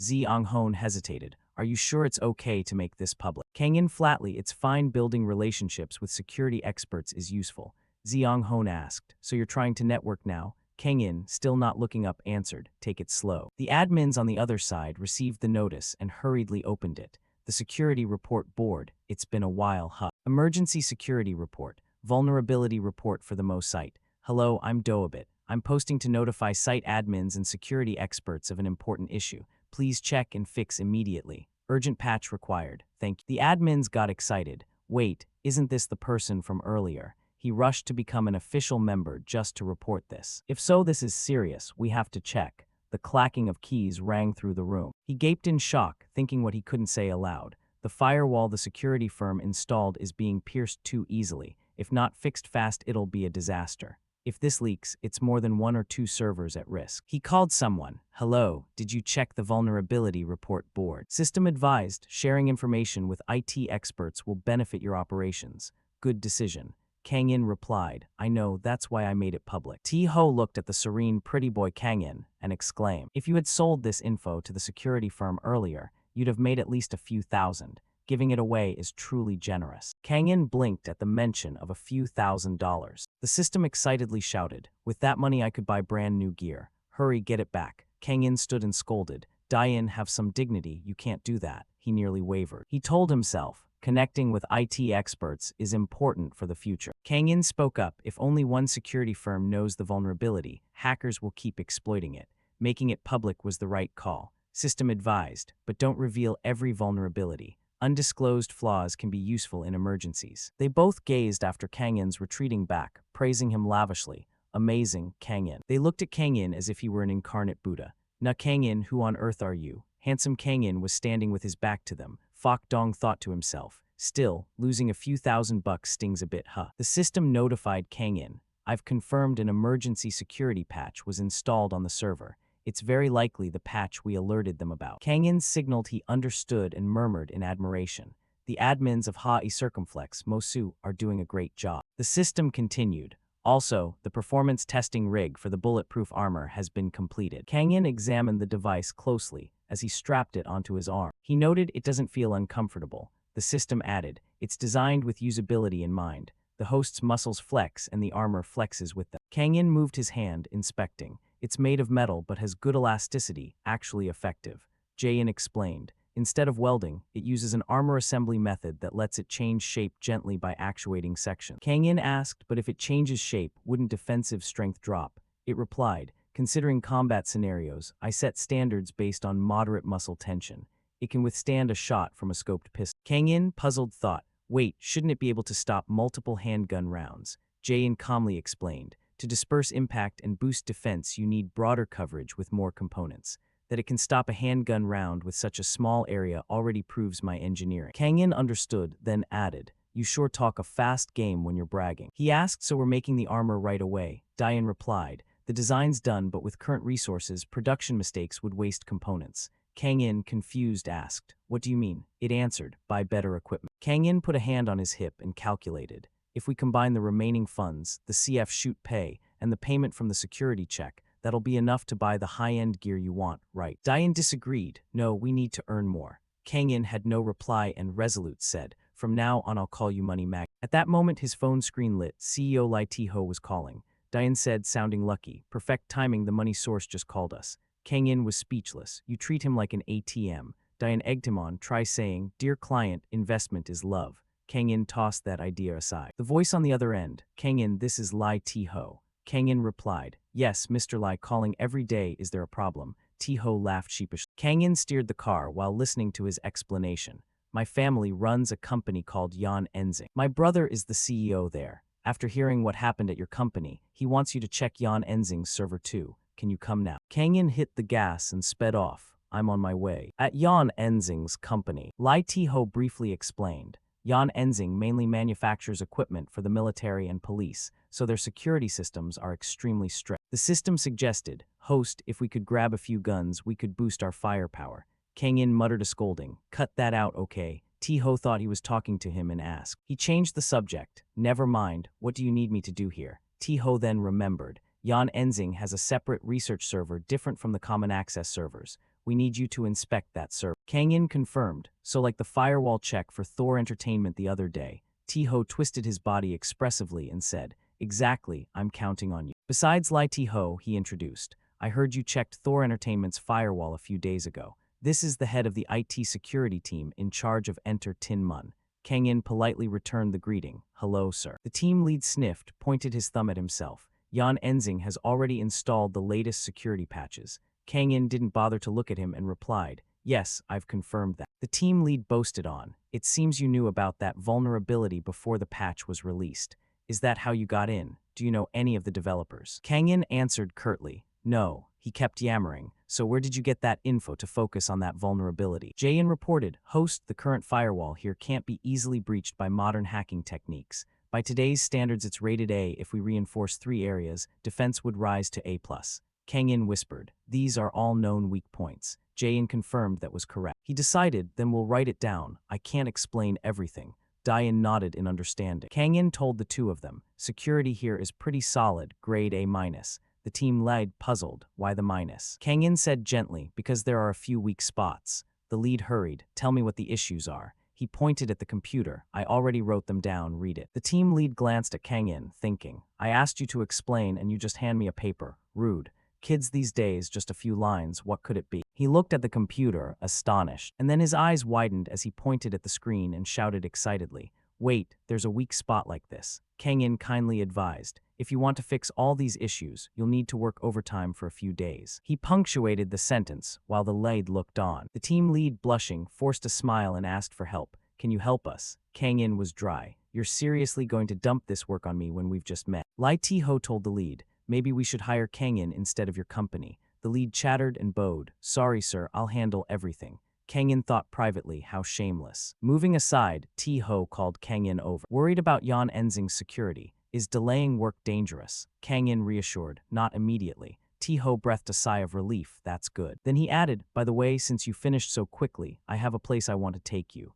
If you're free, Yan Enzing has a firing range for outside guests. The system chimed, host testing different weapons yields valuable data, and this is the closest chance to get hands-on experience. Go try shooting. Kang In thought, Jae-in is getting excited again. At Yan Enzing's testing firing range, T-Ho introduced. Yan Enzing specializes in weapon accessories like scopes and also makes bulletproof vests. They keep experimental guns there, all government approved of course. Kang In asked curiously, does Yan Enzing actually make guns? T-Ho rambled, we've just developed a new type of gun, but it's still a prototype, not delivered yet.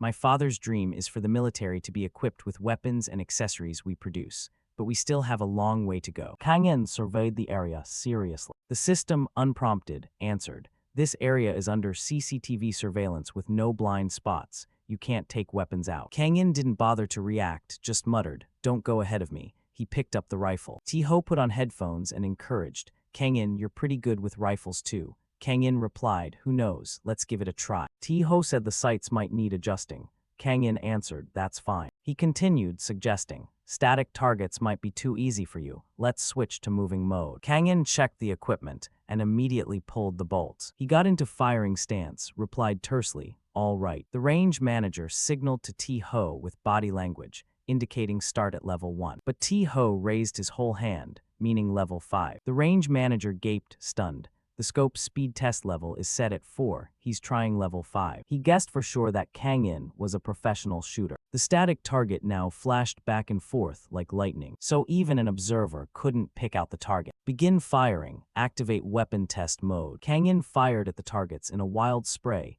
as if shooting randomly. But actually, when he aimed at a target, even with a slight deviation, Jae-in would autocorrect. The test phase ended, gun smoke drifting dreamily. Bullets struck precise vital points, head and heart. Kang In noted, this gun shoots well. The two observers stood there slack-jawed, practically drooling. For Kang In, testing this rifle was a piece of cake. I'm not sure about durability, but it hits targets solidly. Yet T-Ho gaped at him. Crazy, I thought that was impossible. He'd never seen such an uncanny spectacle and couldn't believe his eye. You really hit all 30 rounds, and in just 10 seconds. Meanwhile, Kang In glanced over at another shooter nearby. The dummy that person was shooting wasn't ordinary. It had a bulletproof jacket integrated. Seeing that, Kang In was a bit curious, testing a bulletproof jacket, but the next second T-Ho denied it. Oh, that's not made by Yan Enzing. An individual brought their own vest to test. One person. Nodding Kang In's puzzlement, he clarified this DIY trend. Some people occasionally build gear themselves. Each has their own theories and crafts equipment their own way. But given what he knew of the country's laws, Kang In was more confused. Isn't it very hard to use guns in this country? T-Ho answered bluntly, that's why they come here. We keep this place running so people can level up their testing experience. My father struggled with testing gear before, so now we rent testing space to make it easier for others. If they register, they can rent guns, target models, and the testing range. Faced with these services, Kang In couldn't help but be impressed. And of course, as a servant of capitalism, T-Ho's goal is money. Naturally, there's a fee. Ammo and target dummies aren't cheap. Those scarecrows cost a lot. While talking with T-Ho, Kang In received an unexpected notification. A request came in immediately. Agent, we also need to live fire test the dragon armor. Kang In asked to confirm, don't you trust your product? Is the manufacturing quality so poor we need to verify performance? Although Kang In wasn't keen on this, after some back and forth he relented. Do we really have to go that far? Does the host want to get shot through? Fine, we'll test it. You keep messing up anyway. After receiving the task, Kang In turned to T-Ho with a resigned face. Can I take a look? Unlike Kang In, T-Ho was eager. Of course, let's go. Next, Kang In and T-Ho walked over to the owner of the bulletproof suit to talk. Hello. Kang In widened his eyes at the fancy gear before him, his face frozen as if his brain had crossed wires. You made this yourself. He didn't hesitate, immediately confirming, of course. Without waiting for questions, he nonchalantly introduced his product. The dragon armor I made can perfectly withstand 7.62 rounds. Hearing that, Kang In froze for 5 seconds. Huh. After regaining some composure, Kang In queried the system, as if about to expose a national secret.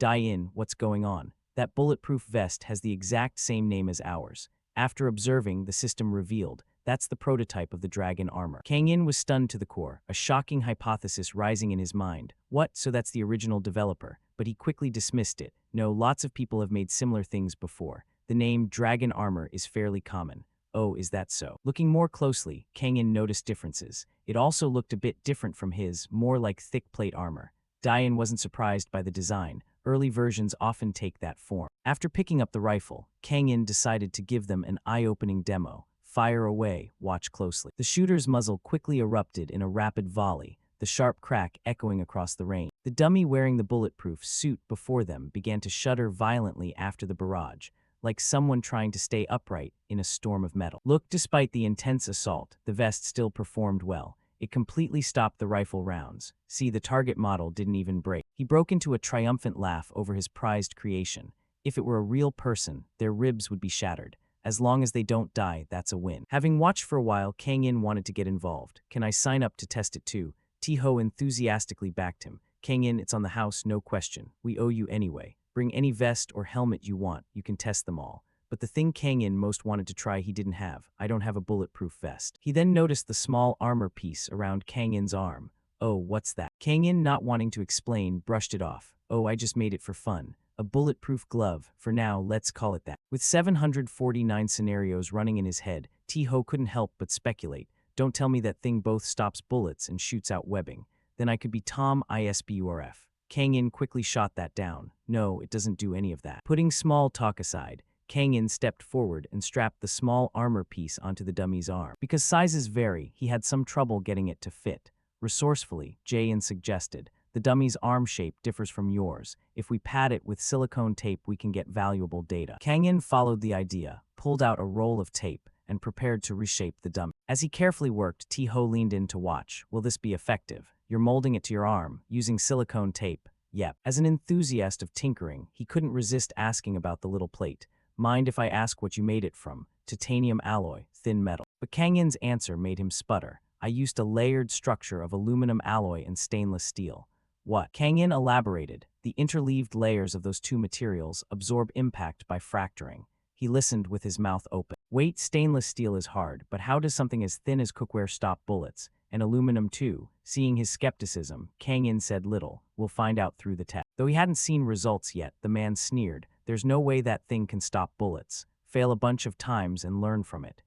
Anyway, I already went through that stage and produced a finished product. He laughed smugly, holding his beloved creation. Although Kang In is calm and easygoing, Jane couldn't stand it. Even the Earth Alliance Logistics Corps wouldn't touch stuff like that.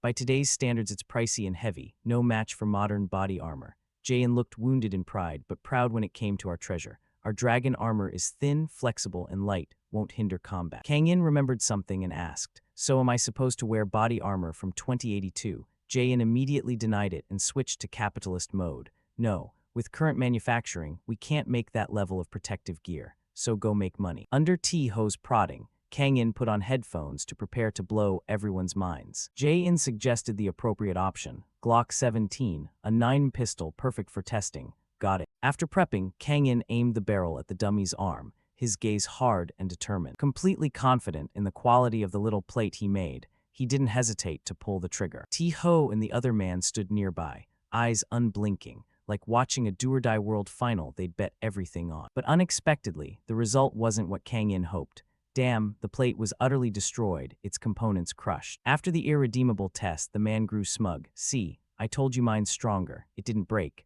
But looking closer, there was a small crack where the bullet hit. T-Ho was removing the plate from the dummy when he suddenly froze. Wait, what's this? The man asked, what's wrong? T-Ho's eyes widened. The dummy's arm, it's literally not over till the new year. After a careful inspection, the result left both stunned. The arm remained intact, with no damage at all. The man stammered. Of course, the glove stopped the bullet. No, I mean it's unharmed. He stood open-mouthed, speechless. Meanwhile, Kang In remained utterly calm, as if he'd predicted this. It absorbed the entire impact. You saw the sparks, right? The bracelet shattered, but it still stopped the pistol round. To make the result more convincing, Kang In spent a full 3 minutes explaining it to the man. Yet the man stubbornly refused to believe the bizarre Canadian magic spectacle before his eyes. That thin bracelet did that. How on earth? Faced with the other's seething jealousy, Kang In stopped explaining and simply smiled. satisfied with the test result. After the meeting at the range, Kang In strolled alone down a busy street. He hummed as he walked, perfectly at ease. The 1 million gun from today's security test had been transferred. Nice profit. Once Kang In finished a mission, Jae In immediately urged, I saved a list of the area's best restaurants, perfect to stop by on the way home. After a light argument with the system, Kang In realized life's truth and concluded, you don't like homemade food. I'd rather eat what others cook than my own steak. Jae In nodded, sounds reasonable. You earn money, go eat something good. Cutscene, Tae-seung sat gloomily at his desk like a sulking dragonfly. When a subordinate entered, he fired. 1 hour of testing for 10 million gun, 10 million per hour. Based on what he'd heard, the subordinate quickly reported, but the guy did point out 3 issues in the security system. Tae-seung's face twisted like he'd bitten an unpeeled lemon. And you say, it's not urgent, right? Despite the boss's look, the employee pressed on, but it really was worth more than 10 million gun. With no choice, Tae-seung decreed, fine, pay the guy. But it didn't end there, the employee continued. And there's something odd at the public range, someone brought a novel device. He pushed a tablet forward for the boss to look over. In CEO John Tekup's office, Junin asked about Tae-ho's side. So did you treat actor Na Kang-in well? Tae-ho followed his father's orders and treated Kang-in like royalty. I had him run a security check for us yesterday. Pay him 10 million gun. Dong-min didn't like that move, a security check. If you want to repay him, give him a good role. Don't make him do security work. After meeting Kang-in, he had to admit some respect. I introduced him because you asked. Kang-in is great at fighting, but his hacking skills are even crazier. Just then, as they were talking, Tae-seung stormed in, making them both jump. Oh my god, again. Didn't anyone teach you to knock? But this panic had a reason. Father needs to see that. He played the clip of Kang-in testing the armor's toughness. Tae-ho watched, fully excited. Oh that, from yesterday's test, I was there too, still impressive. The sparks looked like movie effects, but Tae-seung stared at Tae-ho with a skeptical, life-questioning look. Movie effects, that's all there is. Tae-ho confused, what else should I look for? It stopped the bullets pretty well. Tae-seung rewound the video. He pointed at the screen. When the rounds hit, look closely. Tae-ho strained his eyes, but still saw nothing unusual. They hit different spots, the chest and the arm. The arm should have rocked hard when hit by a bow rifle, but it didn't move. Tae-ho jolted, heart pounding, face frozen mid-frame. Tae-seung explained from experience. J-pow rounds and bow rifle rounds have different power. They struck different spots, chest and arm. The arm should have convulsed violently when hit by the bow rifle, but it didn't move. Tae-ho gaped as if snow from Mars had ambushed him. What's going on? Dong-min grew serious. You saw it with your own eyes, so you should know better than anyone. What kind of glove is that? Tae-ho, an ordinary guy, couldn't figure it out either. No idea. It stopped around and then shattered. Tae-ho, an ordinary guy, couldn't figure it out either. No idea. It stopped around and then shattered.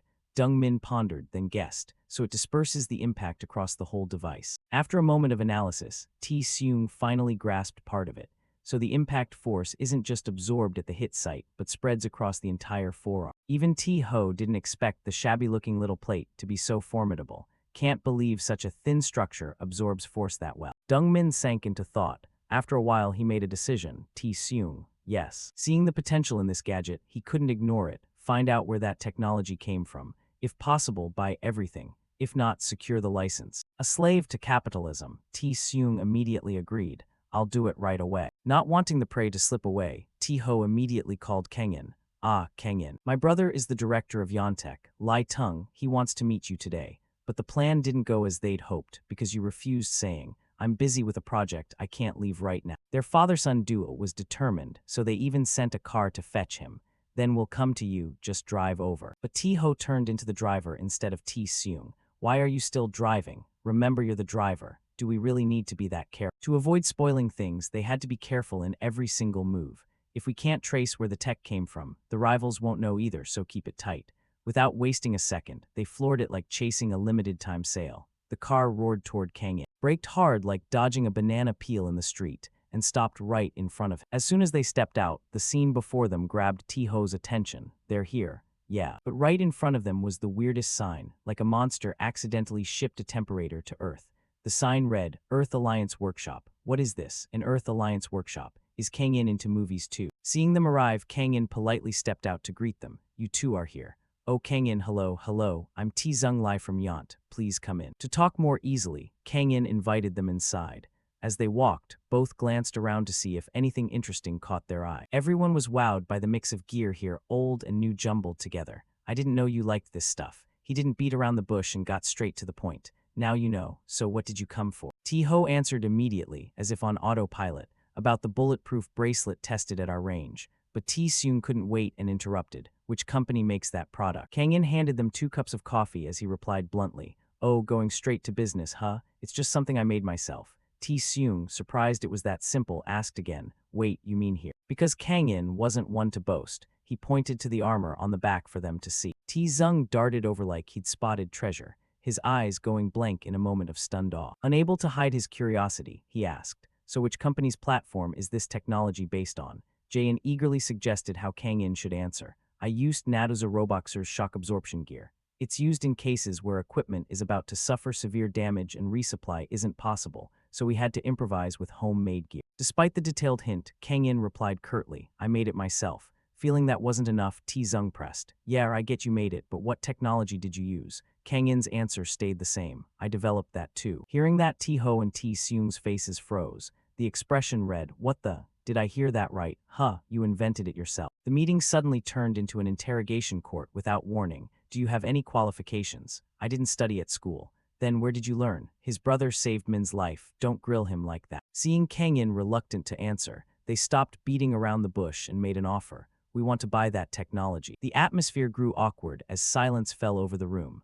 Of course, before going deeper, Kang-in needed to understand their intent. "What do you intend to use it for?" He answered immediately, no hesitation. "Mass-produce bulletproof gear, sell it on the market, to foreign militaries, police, civilians. We'll sell to other countries too." Unsure of their plan, Kang-in asked the system for support. Jae-in, "Is this feasible?" Knowing the nature of things, it disagreed. "This deal, Dragon armor, is custom-tailored. With current tech, it can't be mass-produced." Kang-in explained to T-Seung, "Custom-made. Equipment that doesn't fit won't stop bullets. Mass production isn't enough." Hearing that, he stammered, "Custom-made." Kang-in continued, "Because this is proprietary, it's personal and highly precise. We measure body dimensions accurately and handcraft each component, then assemble the armor." T-Zung understood but insisted, "So it's a high-end handmade product." "Exactly. Then sell us the measurement and calculation method. We'll use it to develop a mass production process." Kang-in firmly refused to change his mind. No. They assumed he was a slave to capitalism and made an enticing offer. "What? Why not? We'll pay you handsomely." Kang-in kept his sharp gaze and stated plainly,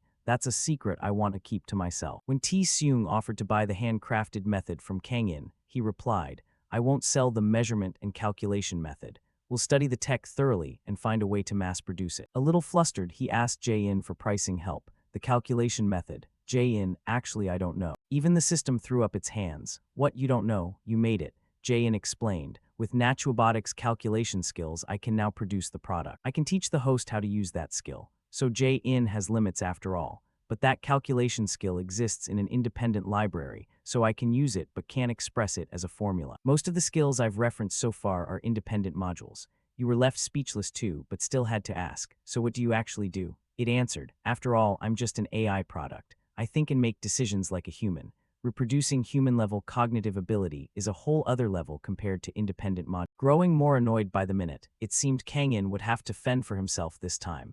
He concluded, "In short, you don't know anything." To avoid inviting trouble, Kang-in refused. "That's my personal secret. I don't want to share it with anyone. I rely on intuition, so it's hard to present it as formulas or theories others can grasp." T-Seung didn't expect such a vague line from the source. "What did you just say?" "Wait, are you saying you really invented and developed that bulletproof bracelet yourself? Alone? I mean, how did you even do that?" Indeed, the bracelet was made by Jae-in, but Kang-in had to stay calm to avoid being exposed. "I'm sure I'm not the only one thinking this. You even built a whole shooting range. Shouldn't you know that stuff better than anyone?" He was dumbfounded by the awkward situation. True, but no one had ever tested technology of that scale solo before. For someone born with a silver spoon like T-Seung, he always thinks money solves everything. Is there really anything impossible in this world? With enough budget, there's always a way to learn it. He doesn't want to share the tech, or is he trying to drive up the price? Would he sell if we offered a huge technology transfer fee? While T-Seung was still flustered and unsure what to do, something caught his attention. It seemed someone was calling Kang-in at that moment. And what froze T-Seung was the caller's identity, Scarrett Kell from Omga. He paused their conversation and picked up, "Hello, Kang-in, it's Scarrett. What's up?" Turns out she was calling to tell Kang-in, "I'm coming to Korea, want to meet. Do we need to meet?" Hearing the voice from the phone, T-Seung started sweating bullets. It's definitely her. but scare it on the phone reminded him of an event. I'm talking about that yacht party I mentioned. We're planning a big event. Come help Lur prepare the food. Kang In, an introverted guy, always refuses invites. No thanks. Hearing that, she continued to persuade him. I'll pay a generous consulting fee. She's a real socialite. Just give some advice and you'll get paid and eat well. Come on, say yes. After a moment's thought, Kang In nodded. Should I agree? Since Jae-in asked me to, fine, send me the schedule. T-seung couldn't hear the call's content, so he just imagined. What is he saying to that woman? Onget is famous for robots and military tech. Does that outfit really have bulletproof tech materials? We need to beat Onget to it. Give it a try. If it doesn't work, drop it. Don't let the chance to get rich go to someone else. T-seung pressed Kang In further. So what do you intend to do with the tech from that bracelet? Clearly, he still wanted to snatch part of Kang In's tech for himself.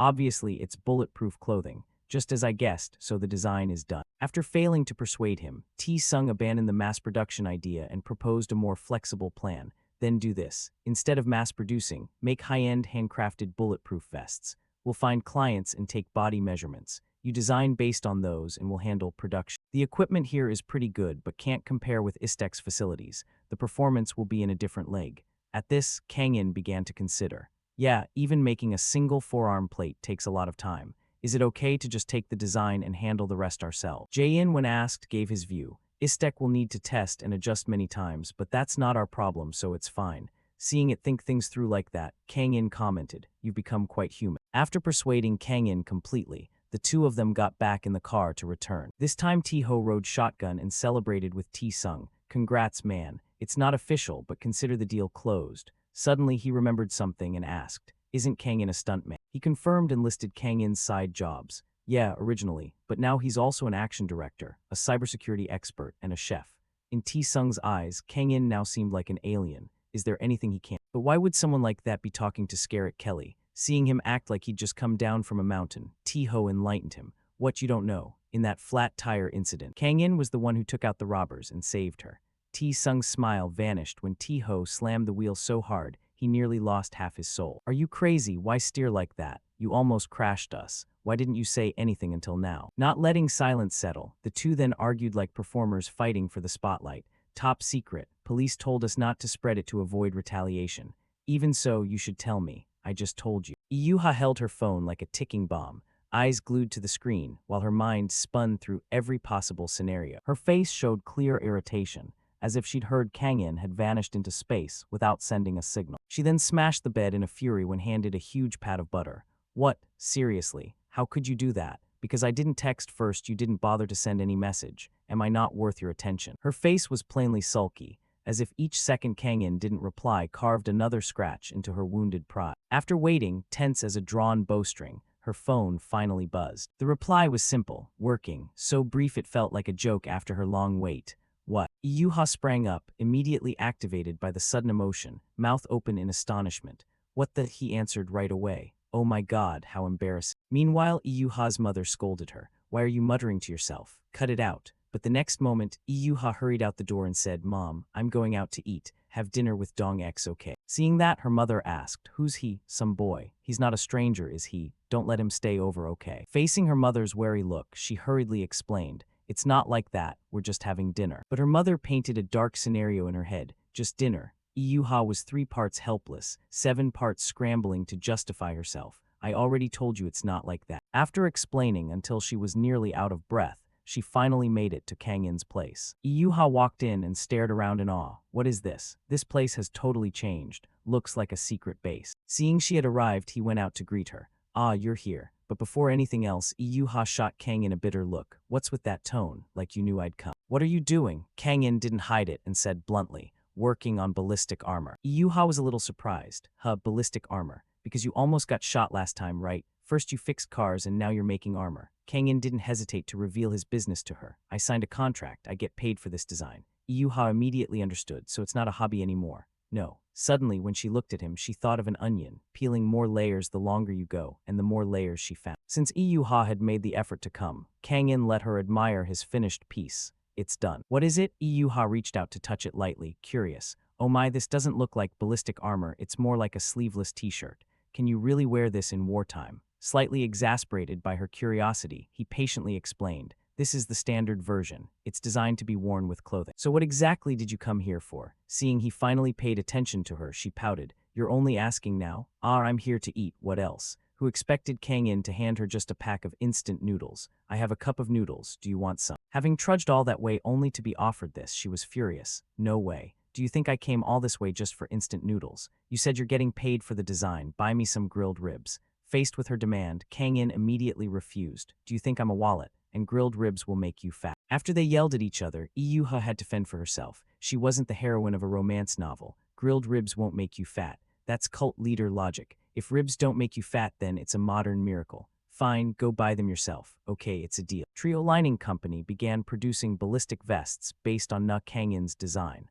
Although many initial trials failed, thanks to his guidance, the work gradually progressed smoothly. Kang-in kept explaining to everyone, it's not like that. A week later, 2 prototype ballistic vests were completed. The secretary came in and quickly reported, the new custom sample can withstand up to 5 handgun shots. The first shot was completely stopped. Subsequent shots hit the dummy. Hearing this, the director glanced with suspicion. What about the 6th shot? The secretary continued. The vest was completely destroyed. The 6th shot inflicted direct damage on the dummy. He seemed to realize something, so it can withstand up to 5 rounds. She nodded in confirmation. Correct. He then asked, was it tested with a rifle? She nodded firmly. Yes. It stopped 1 round perfectly, but the 2nd round penetrated the vest. However, even the 2nd round lost power, enough to avoid a fatal injury. The director's face turned thoughtful as he did the math. So it can stop a 7.62 round. Even if penetrated, it can prevent serious injury. The secretary nodded in agreement. That's right. He quickly asked, have you figured out how such a thin vest can provide such high protection?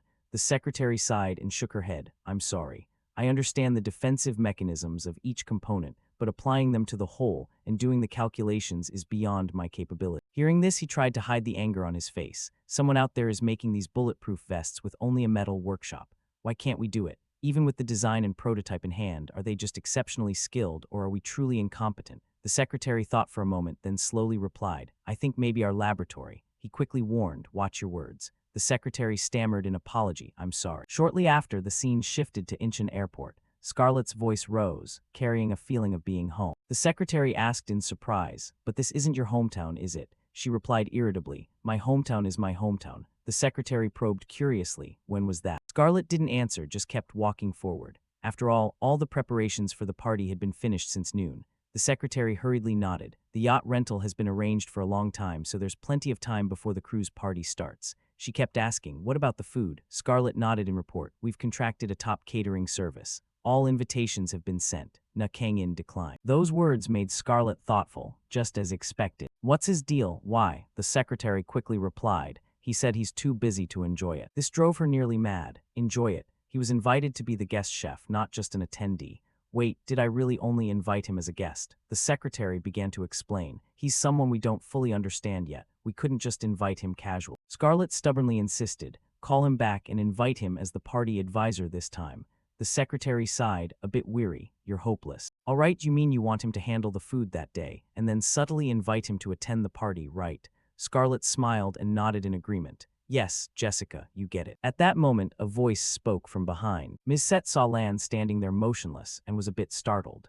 The director of Trio, Lian Enin, Jang-L, suddenly asked, you come to Korea often, don't you? She replied coldly, I have some business here. Train Nian asked further, didn't receive an invitation. He nodded in confirmation. Of course, we will send a representative. Scarlett asked curiously, a representative. T.Y. continued to explain, my younger brother will go in my place. As you can see, I have to travel abroad. Hearing about his younger brother, Scarlett involuntarily remembered the man mentioned, that guy. She kept running into him. Got it. The story was told. LZ Ong left the country to attend a bidding event for specialized equipment for Southeast Asian governments. Chin Enning was competing against 3 foreign companies, and today was the day to present to senior official. Tesser Yan turned back solemnly and reminded, we really owe you a favor.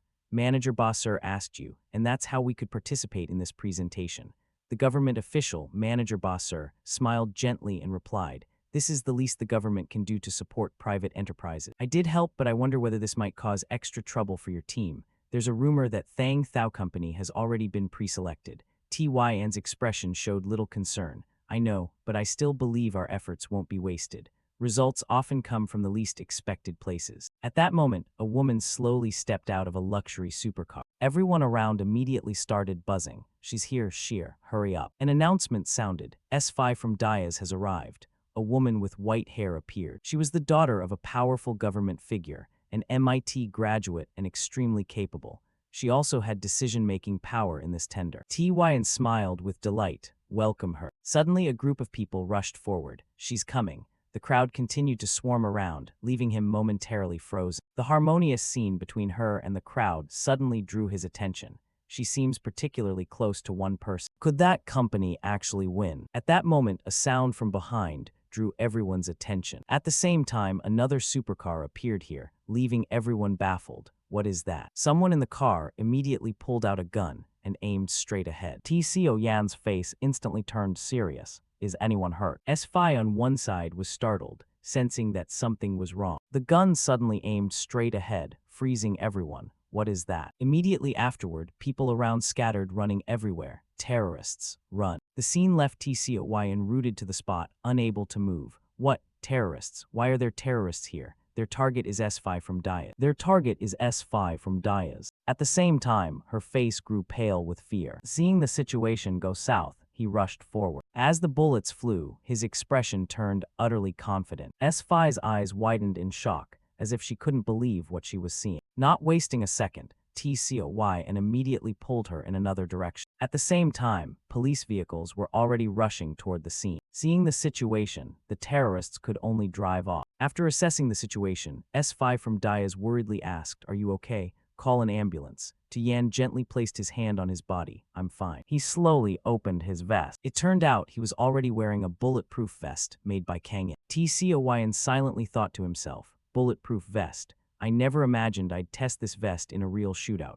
I didn't expect its performance to be this impressive. I knew it could stop most rounds, but I didn't expect it to hurt so little. Why? Because it fits perfectly." At that moment, police cars slammed into the terrorist's vehicle, bringing it to a halt. Meanwhile, black cars continuously boxed them in, preventing the terrorists from escape. The scene grew increasingly chaotic, and the people around kept talking among themselves. The terrorists have been neutralized. Well done. The bodyguards hurried over to Zhe. Are you all right? She suddenly turned to Xiao Yan and said, "Thank you. You're from Chio Lian and Xin, right?" Seeing her attention on him made him jump, bewildered. He quickly placed his hand on his chest and introduced himself. "I'm Lur Yan, director of Colin Enning." She laughed in surprise. His movements were unusual, as if he'd been a special forces operative. He shook his head and recounted, "I'm familiar with this gear because I test it regularly." Her face immediately brightened with anticipation. "You tried it yourself. Then can you explain that bulletproof vest?" Seeing his chance, a satisfied smile appeared at the corner of Tco Yan's mouth. He stepped forward before everyone and introduced, "This product is called the Dragon Platter. This is our company's latest bulletproof vest model. So let me begin the presentation." Jessica pointed to the clip of Tien and asked, "Set, have you seen this? This part here when Lur Yan of Colin Enning was shot. He took 3 hits but was completely unharmed." She nodded in understanding. His movements were very natural. And this outfit was the one he was wearing at the airport, which means this ultra-thin bulletproof vest can provide that level of protection. If it hits the market, current bulletproof vest manufacturers will have to shut down. Jessica nodded in agreement at his side. "According to the information, it has a weakness." Scarlett, curious, asked, "What weakness?" She pondered, then shared what she knew. It has to be custom designed to fit each person's body precisely, so it can't be mass-produced. Those words caused everyone to fall silent and think for a moment. "I see, so then, will Nuk Hangin come to the yacht party?" Jessica turned in surprise to look at her. Why did the topic suddenly switch to Nuk Hangin? She excitedly explained, "I decided it would be hard to get him to come, so we're going to go to him right now." Though a bit helpless, she declared, "I've got his address. I'll do your makeup properly." Scarlett screamed with delight, "That's Jessica." Sometime later, seeing the 2 women standing before him, left Kangin completely puzzled. "What brings you here? I don't recall giving you my address." Scarlett hurriedly explained, "You kept refusing, so I came to ask in person. At least invite us in for tea." Jessica beside her looked a bit exasperated, truly shameless. With no other option, Kangin had to invite the 2 of them inside for tea. Kangin lifted his cup of tea to his lips and asked, "So what's going on?" The system screen suddenly spoke, "Too hot." She began to explain, "I came to invite you to the yacht party." The system kept whispering in his ear, "The sea helps heal," but he paid little attention to that and said, "I'm a bit busy. I hope you can find a good chef. Even though Kang In declined, Scarrett wouldn't give up. Of course, we've hired the best event service. Kang In, I know you won't mess up, but please just check the food. Right then, the system suggested again. The host needs to eat the best food to recover strength and learn more cooking techniques. Looking at the situation, he could only sigh and think. If you want to eat, fine. With no other choice, he said, if it's just to taste the food. Scarrett nodded excitedly, exactly, and while you're at it, attend the yacht party too. But what is this? Am I some cosplay enthusiast or what? Time moved to the next day, the day of the yacht party. On the ship, wealthy guests were still happily chatting with one another. Kang In walked while looking around. The system suddenly praised, this place is full of famous faces. At that moment, a voice called out, Na Kang In. He turned around in surprise and saw Yoha appear, leaving him bewildered. What? Why did you follow me here? She replied sheepishly, sorry, I should be the one asking that. Just her presence raised the party's prestige. Get it, you're an A-list star. Kang In stared at her in astonishment. Aren't you ashamed to say that out loud? She snapped angrily, whatever, why are you here? He explained seriously, I came to check if there's any problem with the food. I'm off now, if we run into each other at the party later, see you then. Those words left Yoha frozen for a moment. Her face suddenly flushed, but she still nodded in agreement. After a while, Yoha moved closer to the railing and said to herself, coming out here really shows how beautiful the Western Sea is. Cool breeze, great for having fun. Kang In also. At that moment heard someone call from behind, Yuha. She hurriedly warned, forget what I just said. At this point, everyone will think we're trying to set up a date. Du Chan, surprised, asked, what are you talking about? CEO Ha was there too. Seeing this, she turned around in surprise, and seeing her appear made the CEO very astonished. So the film's entire main cast is here. Looks fun. She snapped angrily, watch your work. Du Chan cut in, right, I'm the lead, you're the supporting, let's be clear. She was so angry she froze. Should I punch him and send him to jail? Senior actors Zhang Mi, Dai Ong, and Min were there too. CEO Lai laughed and recounted. They said they could bring family along. At that moment, a little girl seemed to realize something. The little girl ran excitedly toward Kang In, brother In. He looked gently at the girl. Min, long time no see. The girl nodded and glanced at him. I'm fine. He gently reached out to pat her head. Good girl. I'm about to get some delicious desserts. I'll go fetch. Kang In's face brightened immensely as he talked with Min. The sight left Yo-Ha frozen for a moment. Noticing her odd expression, Du Chan suddenly teased. I was wondering why you were staring blankly at the sky. Turns out it's because of Kang In, that little stray cat. His remark made her extremely embarrassed. What are you saying? That's not it. He still wouldn't give up and kept asking. Weren't you the one who invited Kang In? She shook her head and hurried to explain. Mr. Kang In came as a culinary advisor. See. After a while, Kang In carried a tray of fragrant pastries forward. Little Min watched in awe at the sight. She pointed excitedly at the sweets. Hey, what is this? He answered gently, a variety of cakes and mixed candies, try them. Driven by curiosity, the girl took a bite. The flavor spread and she immediately widened her eyes. So good. Crispy and rich, soft and sweet. Seeing that, those nearby immediately paid attention to the new dessert. They swarmed around Kang In's food cart. Where did this come from? Give me some, give us some too. Everyone ate with delight, whispering, this is really good. Which company made this? It doesn't look flashy, but the taste is top-notch. People chatted merrily with one another. They forgot all their worries and fatigue. A cheerful atmosphere filled the yacht. The sea waves began to grow larger. Beside the massive yacht, a small boat rocked that could capsize at any moment. The man on that boat was the pirate leader Nak Gui. He stared coldly at the luxurious yacht ahead. On the yacht's deck, a sailor grabbed a rope, swung it a few times, then threw it straight toward Nak Gui. He held the rope tight so his comrades could climb up. Seizing the opportunity, the pirates climbed aboard. Moments later, Nak Gui's foot stepped onto the deck. His face became deeply contemplative. His gaze was ice cold as he scanned the area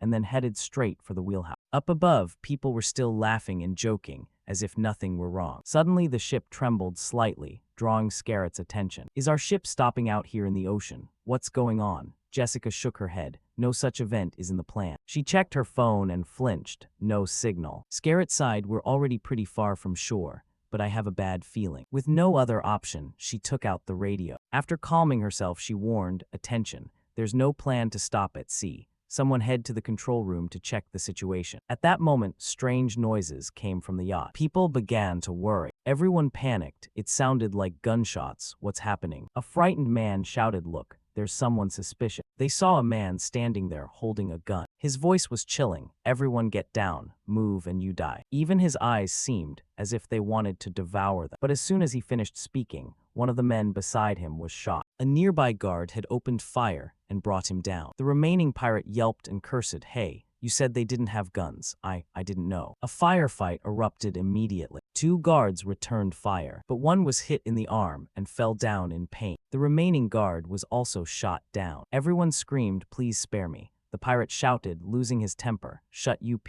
Whoever yells again, I'll shoot." Everyone fell completely silent. Over here, Kang-in also had a bad feeling that something was wrong. In the kitchen area, Kang-in heard the gunshots. He frowned. Gunfire. The system immediately spoke. Someone just fired a gun on the ship. Kang-in, puzzled, what? The head chef called back, "What was that loud noise just now? And where's the extra help?" The cook replied, panicked. He said he went to the bathroom. The head chef called back, "What was that loud noise just now? And where's the extra help?" The cook replied, panicked. He said he went to the bathroom. Kang-in nodded, "Probably. Let's go." He immediately turned and left, ignoring the curses behind him. Where's he going again? Isn't he just a part-time worker? The system warned further, "Wait, there are quite a few enemies. We need weapons." Kang-in turned back, full of confusion. "Where do we get weapons now?" The system answered, "No guns in sight, but there are plenty of knives." At the same time, on the deck, Nak Gui roared in anger. "This is Korea. Why do the guards have guns?" A henchman hurriedly dropped to his knees. "Sorry, boss." Nak Gui growled, "Prepared this sloppily. You want me to throw you into the sea." The henchman trembled. "Please spare me." Someone nearby whispered,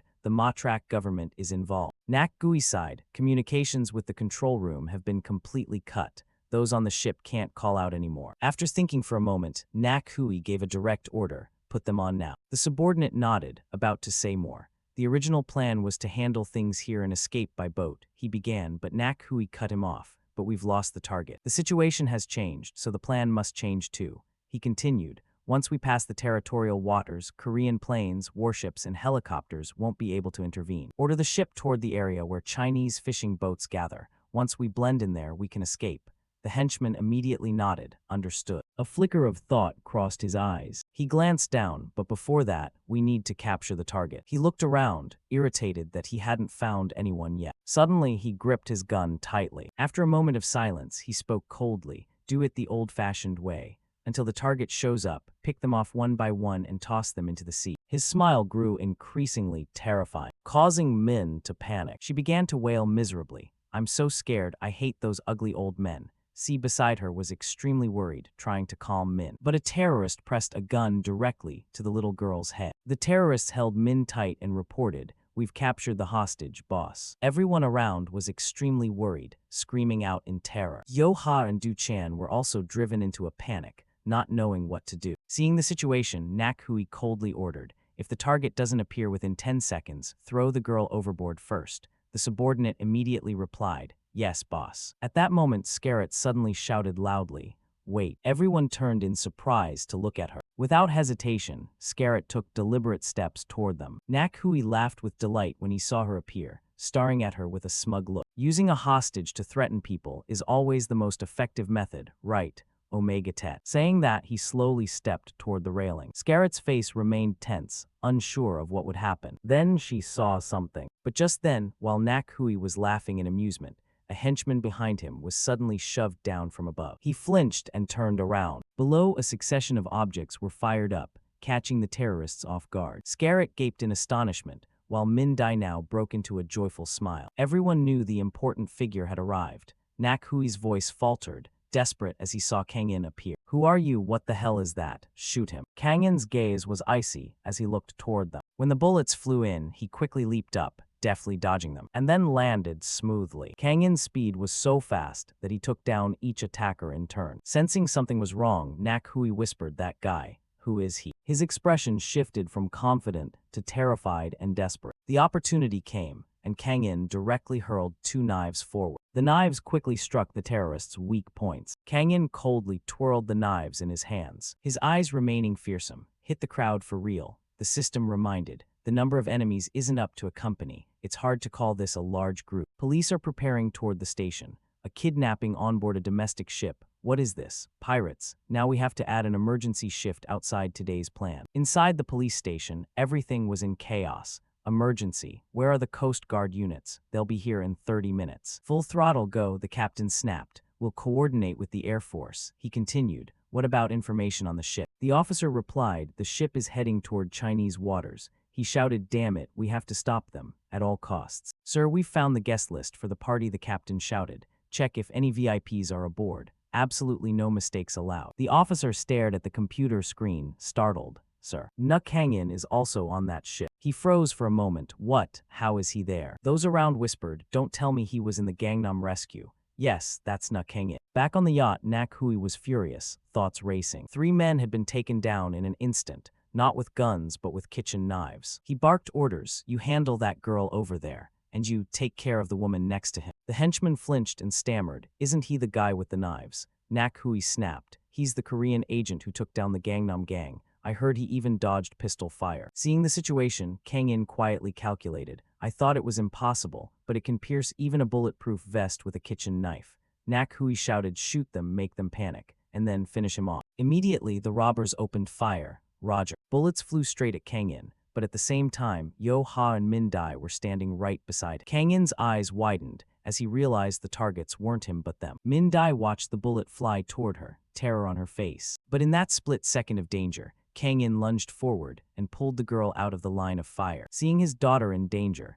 Mi Dai Sai also quickly rushed out to shield her. Mi Diang hurriedly cautioned, "Wait, Kang In signaled us not to move, we have to trust." At that moment the robbers aimed at Yo Ha, making her scream in fright. Fortunately, Kang In's knife appeared just in time, preventing him from injuring her. She urgently pulled Min into her arms, as if to protect the little girl. On the ship, Kang In continued to take down the robbers from multiple directions. His speed was incredibly swift, leaving them no time to react. Things not going to plan made Na Gui so furious he ground his teeth.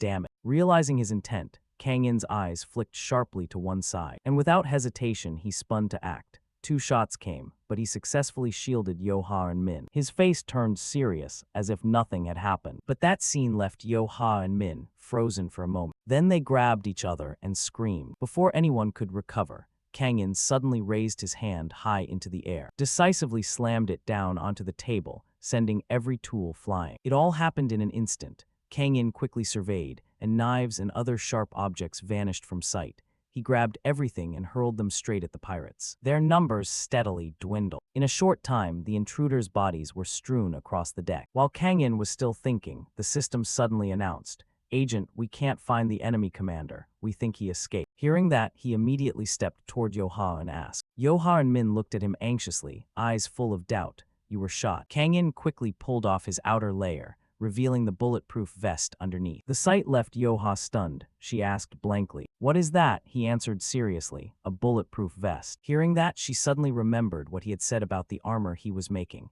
"That thing you said you were building, right?" He nodded in confirmation. "Yes." Her voice faltered suddenly. "I actually thought you were really shot. I was so worried I thought I'd die, you know." Kang In was speechless and only reminded her, "Calm down, you're making me dizzy." Mi Dai beside her looked at him with admiration. "Oh my, thank you, so cool. But why didn't you dodge the bullet? My dad said you could dodge it." The system suddenly displayed an explanation. If he had dodged, both Zin Du-chan and El Minji would have been shot. Kang In smiled. "Today I just chose not to dodge bullets." Min's eyes lit up. "You're really strong, so you can pick the mood you want to." At that moment, people around began to chatter excitedly. What just happened? Did he take down those gunmen with just a fork? I even saw him use knives. Did you all see that? Anyway, we're alive. We survived. While people were still hugging each other in relief, Scarlett stepped forward and called out loudly, "Kang In's thank you. I owe you again." Kang In glanced at her in bewilderment. "They were aiming at you." Scarlett laughed and nodded. "Yes, they want access codes to the top-secret server." Those words surprised Kang In. Top secret. Scarlett sighed wearily. "Yes, the company's top-secret server. I can't disclose it. There are confidential files inside." Yo Ha beside him looked confused. What are they talking about? The system continued to notify. "There may be information we need inside." Kang In's eyes grew skeptical. "Isn't that speculation a bit vague?" The system replied, "Natick's implanted hatred will develop through experience." While Kang In was still pondering, Scarlett suddenly suggested, "Want to know more? There are too many eyes here. Let's meet privately later." Hearing that, Yo Ha spoke up. "Why meet privately later?" Scarlett looked at her in surprise. "Aren't you the rising actress from A Beautiful Sunny Day?" Yo Ha snapped angrily. "Call me Yo Ha. More importantly, why do you two need to meet private?" The two of them kept arguing. "Kang In saved me. He saved me too." Their exchanges left Kang In standing to the side, exhausted. Yo Ha pointed at him. "He even took a bullet to save me." Scarlet surprised. What? A bullet. He was shot while I was being evacuated. It must have hurt. Where? His chest. Oh my. Seeing the two of them fighting over inspecting the bulletproof vest made Yo-ha tremble with anger. The bullet's still lodged in there. It's that hard. How fascinating. Seeing them fight over checking the vest made Yo-ha shake with anger. Stop touching Kang-in's chest. I haven't even had a turn.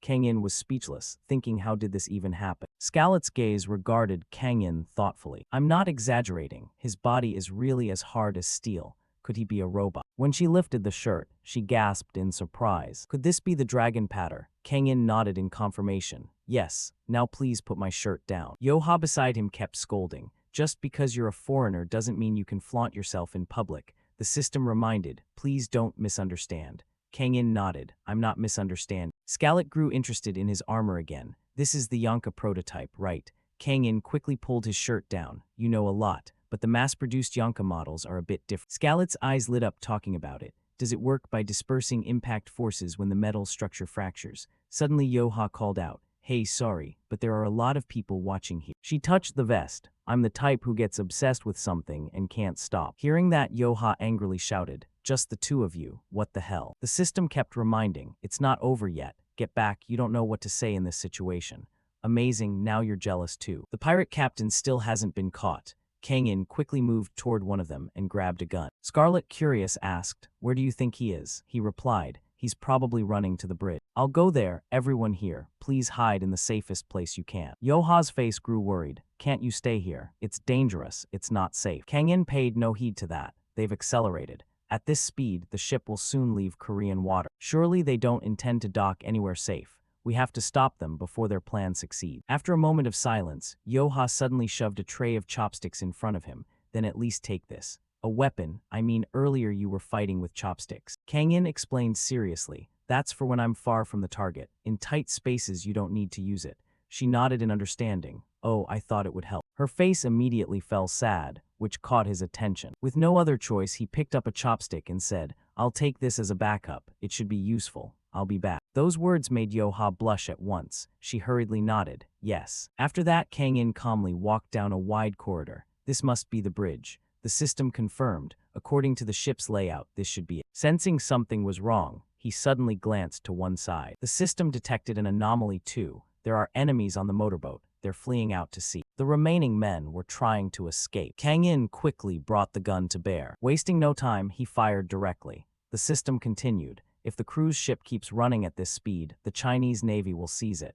We need to turn the ship back. He snapped irritably. Deal with those guys first. Bullets quickly sprayed toward the motorboat trying to flee. The system didn't fail to remind him. Hitting a fast-moving target at sea from this distance is not easy. Kang-in hurriedly turned and ran for the bridge. The Coast Guard will act as soon as they hear gunfire. It warned, don't fake a miss. Hitting them is part of the plan. On this side, the gunfire made Yo-ha start and pay attention. She worried, I just heard a lot of shots. Could Kang-in have been hit? C comforted her. No, don't worry. The ship is changing course. It was heading toward China. Now it's turning back toward Incheon. You need to get to the bridge to help steer the ship. Mi-dai, puzzled, asked. Can't Kang-in handle it himself? He nodded in confirmation. Right, I also want to see for myself. Those nearby then offered. I'll go too. Jessica, come on, are we going? A crowd quickly ran toward the ship's bridge. While everyone was still dazed, a familiar figure appeared. Before Yo-ha could react, a hand suddenly yanked her forward. Nakhui seized her as a hostage and screamed wildly, back off. Anyone with a weapon, drop it now. Seeing the situation, everyone was terrified. At that moment, a familiar voice rang out. So the ones who escaped by boat were your men. Hearing that, Chan was startled. Seeing Kang-in standing there unruffled, he snarled, bastard. Kang-in slowly jumped down from above, landing perfectly. Leader who lets his men run ahead. How pathetic. Those taunts drove Nakhui into a frenzy. Shut up.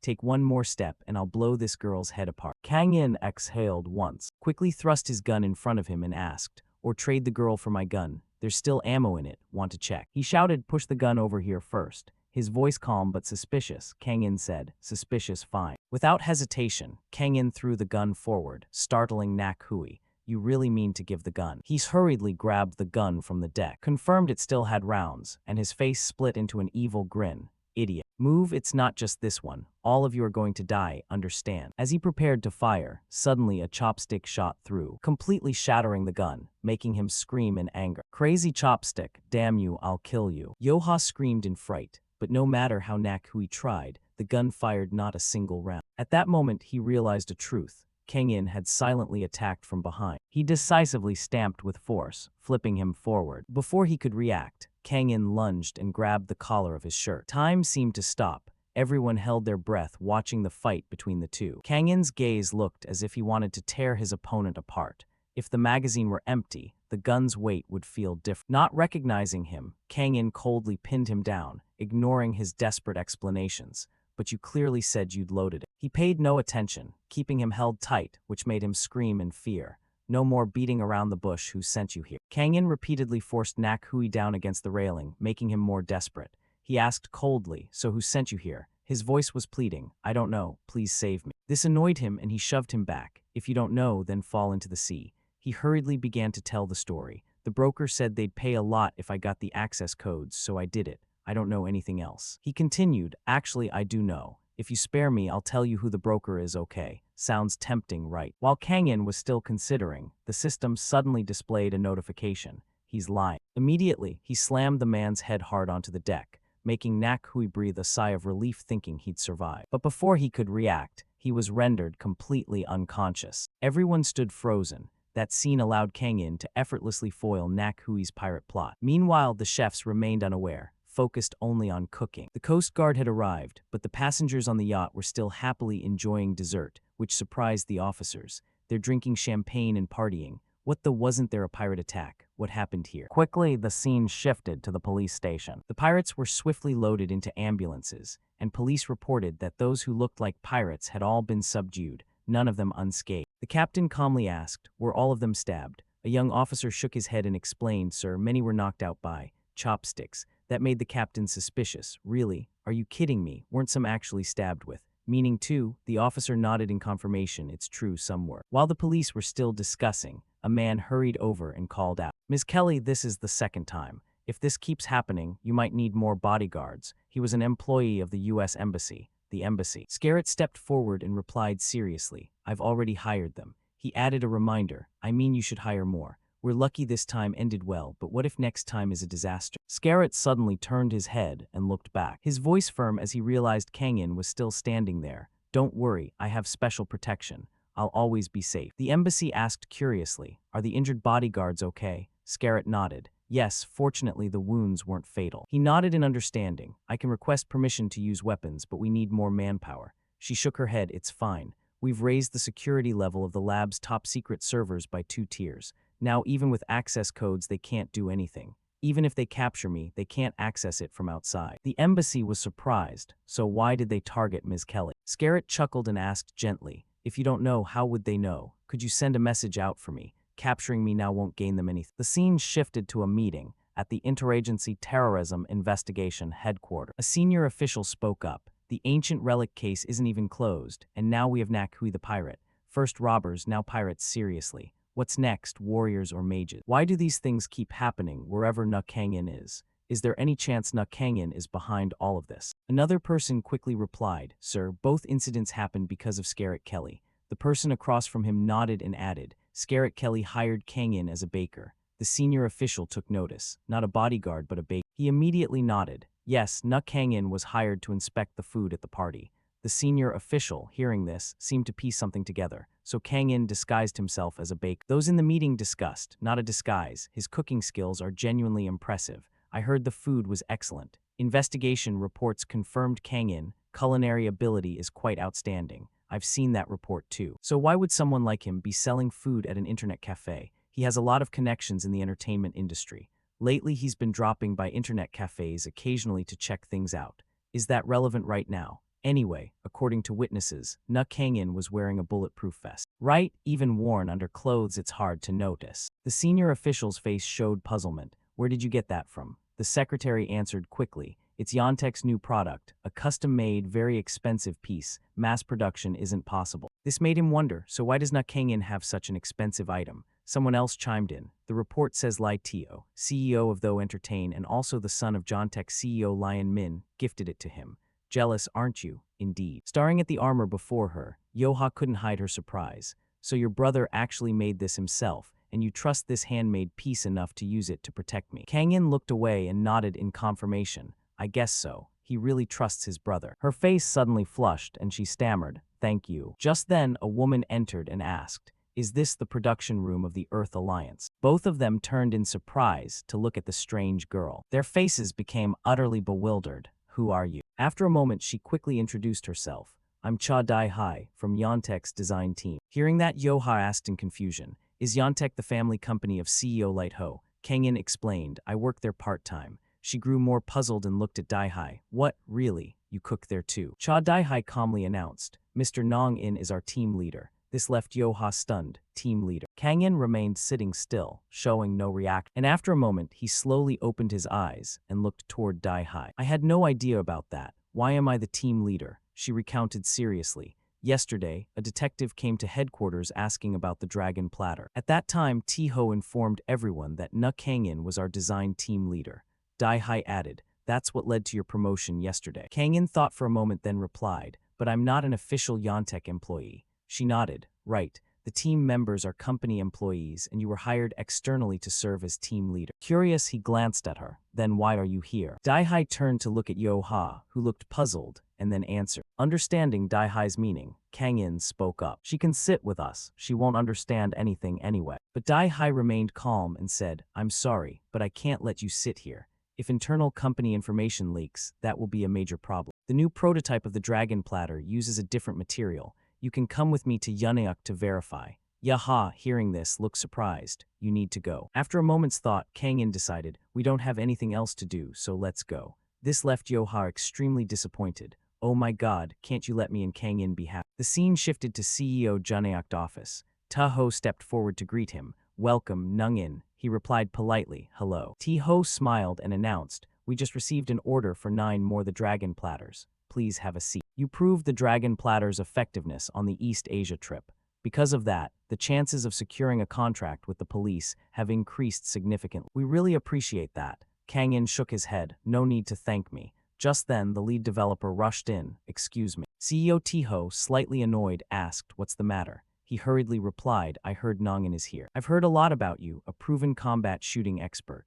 If you plan to test fire today, could you try this?" He handed over the gun. Kang-in looked puzzled. "What is this?" The system immediately chimed in to analyze. "Agent, this is a prototype spit stack from the Earth Alliance. It's an early test model of the Spate Sta, a scope the Earth Alliance used in 2082. Seeing Kang-un engrossed in examining the weapon, Ta-ho was at a loss. "But we're in a meeting. No matter how relaxed company culture is, this should wait." He quickly explained, "I'm sorry, I'm just impatient. The meeting will finish soon. Please wait outside." Hearing this, the lead developer nodded. "Yes." A confident smile crept across Kang-in's mouth as he pondered a new lead related to the Earth Alliance. The scene moved to the live fire weapons test range. Seeing Kang-in arrive, the lead developer greeted happily. "You're here, go straight into the test." He was surprised. "Are you sure this is okay? I'm just an outsider." The developer didn't care. "Outsider what? You're the team leader, even if part-time. And I've heard you're an excellent shooter. And since you're reputed to be a great shooter, you'll of course be paid. Participants in the firing test get 1 million gold." The system then reminded him, "This is a great chance to both gather intel on the Earth Alliance military and earn extra money." Kang-in nodded, warning the system, "I know, don't be loud, you idiot. This is an early 2082 generation scope used by the Earth Alliance military, which means Yonka must have ties to the Alliance." The system replied, "That's wrong. From my memory, this isn't Ison's. It belongs to another company." Hearing that, Kang-in flinched. "Which company?" The system shook its head, seemingly helpless. "I can't find it, but it's definitely not Yonka's." Recalling something, Kang-in asked, "Is this device called a spear?" The lead developer shook his head. "No, this is a hockey safe." He quietly asked the system another name. Could the bastard who destroyed Yonka have sold this technology? The system nodded in agreement, very like. Kang-in, holding the gun, suggested, "While testing the scope, try it on the Dragon Platter armor too." The lead developer nodded. "Yes, we'll prepare it right away." Afterwards, the armor was placed up front. Kang-in decisively aimed the gun at the armor, and without hesitation, fired multiple rounds in rapid succession, until there were no bullets left. The system immediately remarked, "Yonka's manufacturing and armor assembly have improved a lot. There's no obvious weak spot you can punch through on the first shot anymore, though it still isn't as good as what we make ourselves." Kang-in assessed seriously. The armor's design looks solid. As for the scope, he quickly grabbed a pen and paper and began drawing something attentively, which made the lead developer stare in bewilderment. After a short while, he handed him a sheet with detailed diagrams of the components. It works fine now, but I've marked the points that need improvement here. Do this and it'll be much better. Taking the paper, the lead's face lit up with joy. This is something we never considered before. If we adjust it like this, the hit rate on fast-moving targets will increase. He was moved. Thank you so much. Did you really sketch this yourself? Kang In replied irritably. So what? If the armor performs worse than the test results, it's just a sizing issue. Make sure to note that when you submit the test report. He nodded quickly. Yes, I'll report it directly to headquarters. Thank you so much. With that, Kang In quickly returned to where he needed to work. The phone rang. He picked up. Hello. A voice replied. Hi, this is Team Lead Cha Dai Hai. We just received an order for 10 sets of dragon armor. Hearing that, he asked in surprise. From overseas, like you said. She shook her head. No, domestic. Suspicion gradually crept into his eyes. But the dragon armor lacks government certification. We can't sell it to officials. She nodded. Even so, they insist on using it and have contacted us. So someone from the government wants to meet you. Should I give them the address of the workshop from last time?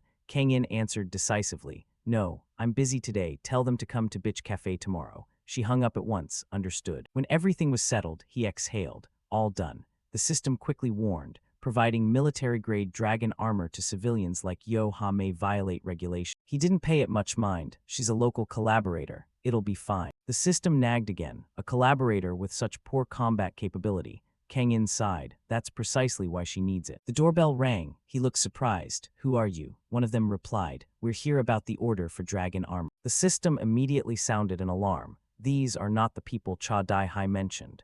They need to be investigated. Kang In glared at the two standing before him in annoyance. I asked who you are, not why you came. The man wearing glasses chuckled smugly. Keep it confidential. We want that too. This is an unofficial request. Then come in and talk. He reluctantly let them in. The woman exclaimed when she saw the armor sample. You even have a women's model. Kang In repeated, I asked who you are. The glasses wearer said, we're from the National Intelligence Agency. Because this is for armor requirements, we intended to wear 2 sets ourselves. He frowned. 2 sets. Then, losing patience, he asked, which department are you from? He pointed and introduced. Call me Manager Kim, and this is Manager Lai. Kang In didn't bother. I'm asking which department. Manager Kim lost his temper. Why are you so nosy? Manager Lai hurried to stop him. We can't disclose that. Kang In pointed toward the door. Then get out. Both of them looked stunned. Sorry, what did you just say? His eyes turned icy. I said get lost. He continued in a judgmental tone. How do I know you're not planning to rob a bank with these armors?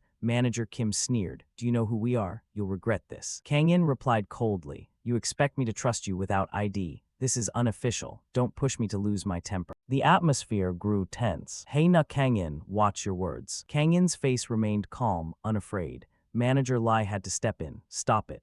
We give him a chance to serve the nation and he shows attitude. Kang In suddenly shouted. Hey, they both turned. Get out. His voice was so cold it made them shiver.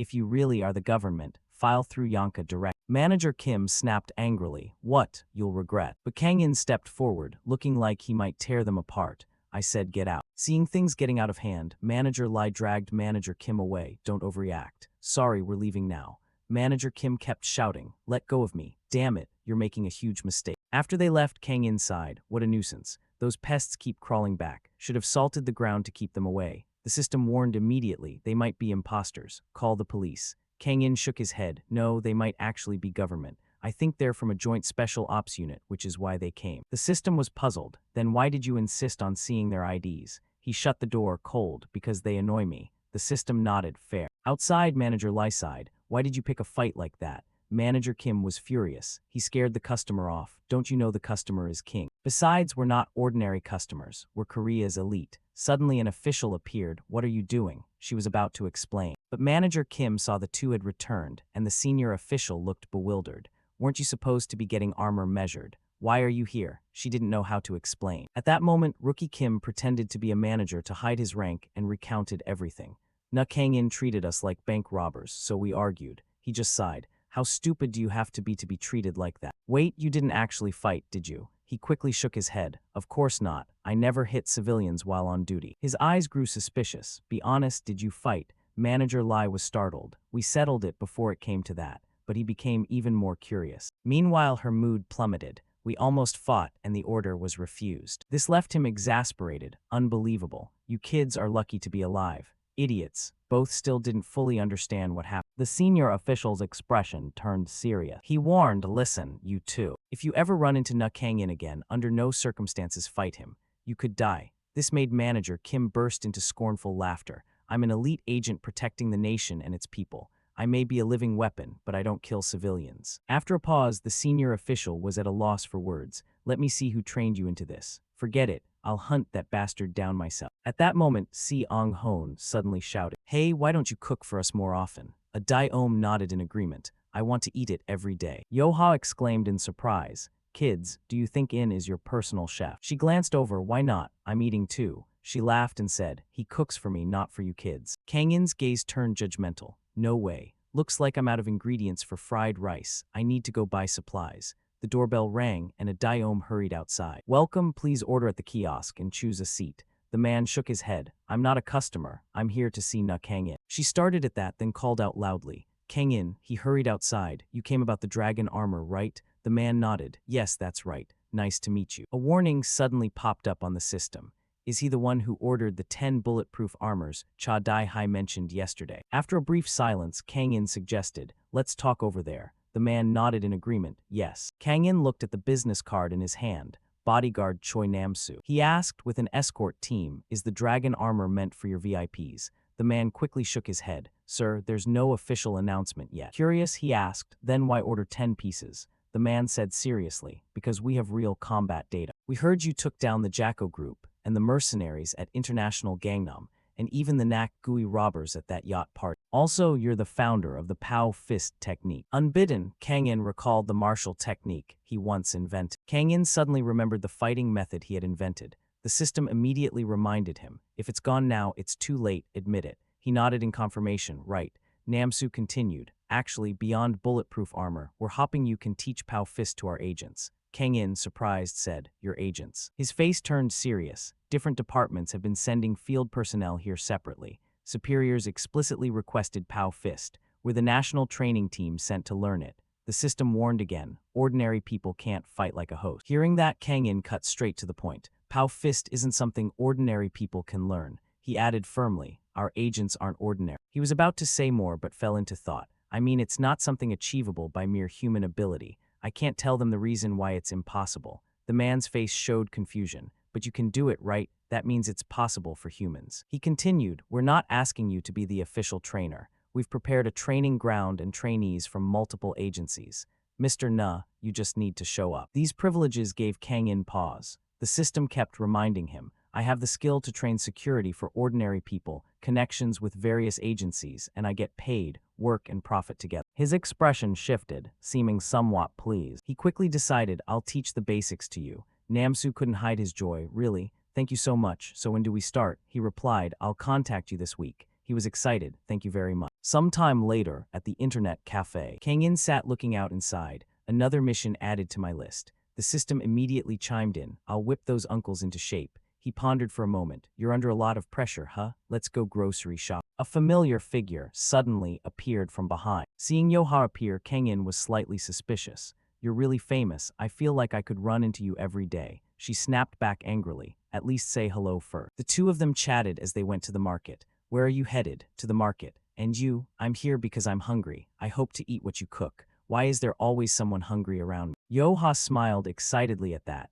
You complain, but you'll still cook for me. By chance, they spotted film director Choi Jae-wook sitting there. He kept complaining, I'm going broke. Seeing him looked familiar, Yo-ha immediately recognized him. Isn't that director Choi Jae-wook? He must be filming. She quickly moved forward to greet him. When the director saw her, his attitude changed at once. Oh my, isn't that Yo-ha? What are you doing here? She laughed and explained, I was just passing by. But why are you sighing so heavily? Jin-uk complained. I want the fight scene to look more powerful, more spectacular, but we can't capture the right angles. That's the highlight of this week's episode. I don't want it to fall flat. Yo-ha laughed with delight. Perfect timing. There's someone here who can handle that. Jin-uk turned to Kang In curiously. Who is he? She quickly introduced him. Na Kang In. He's the martial arts director for our film. Those words changed his expression immediately. What? Oh my, it's an honor to meet you, Director Na. I've heard rumors about you from other directors in Youngmudo. They say you're a master of fast action choreography. Kang In nodded, yes. Jin Uk's eyes lit up with hope. If you don't mind, could you help with our action scenes? We'll pay generously. He still hadn't grasped the full meaning. What would I need to do? Jin Uk continued to explain. We're filming the scene where Lai Bao's bag gets snapped. You'll stunt for the male lead, riding by on a bicycle, stopping calmly to catch the thief, then disappearing. The villain just runs away and you handle the rest. He was surprised. That's all there is to it. Jin Uk nodded. Yes, that's it. At that moment, Yoha smiled and offered, Director, can I do a cameo? His eyes brightened. Really? Sure, we'd love to have you. Yoha was thrilled, thinking, I'll be filming with Kang In again. Suddenly, a voice rang out. I don't like that. Bao Go slowly stepped forward, his face annoyed and reproachful. Yoha, please don't participate this time. The remark left Yoha stunned. What? Immediately, the system displayed a notice, querying database. The name Lai Burr, a supporting actress in this film, has had several notable roles. She personally favors the drama A Thousand-Year Rookie Love. Kang In suddenly thought, A Thousand-Year Love. Bao Go, hearing this, was startled and bewildered. Oh my, you've watched A Thousand-Year Love. The system added, though a small role, her performance was highly regarded. He still didn't fully understand the situation, while Bao Go's attitude shifted. Wait, you're a fan of mine, right? I'm a fan of director Natu. At that point, Yo Ha interjected, trying to break into the conversation. How close are you to Kang In to call yourself a fan? Bao Go replied irritably. Why? Everyone in the industry knows he's #1 at martial arts and cooking. Yoha grew more annoyed. Can you be serious? Bao Go didn't forget to smile and ask, then give me his phone number. If you don't mind, he's exactly my type. Yoha snapped immediately, in your dreams. The two argued nonstop. How close are we that you talk to me like that? Who uses honorifics with an old classmate? You little brat, do you know where you are? Kang In realized, so they were classmates. They do look alike. Just then a voice called out, stop wasting time, let's start filming. This man was the film's villain, known as the bad guy actor. Jin Uk reminded everyone, okay, calm down, we're rolling now. Everyone nodded, yes. Looking at Kang In's figure, the bad guy actor thought to himself, so I just need to run and he'll handle the rest. I can play the villain, but I'm also a stunt expert. My gut says something's off. Let's see what his skill level is. Director Uk's voice rang out, ready to roll. Bao Go quickly took his position, strolling down the street. She smiled expectantly. Once I turn this in, my life will change. This USB contains 3 years of work. If someone snatches it, forget it. That won't happen. I'll submit it quick and go home to sleep. What a beautiful day. No sooner had she finished than the bad guy actor snatched her bag. Her face froze as she realized something was wrong. Her expression went blank as she realized something was wrong. Unfortunately, she tripped. She looked utterly pathetic, bawling. It hurts, somebody help. Bao Go cried like a child. At that moment, the familiar bicycle slowly appeared. Kang In sped forward on his bike. In no time, he nearly caught up with actor Burr's speed. The system quickly announced, cameras are all set. I'll assist to get the best angle. Kang In silently agreed, and his nimble speed surprised the bad guy actor.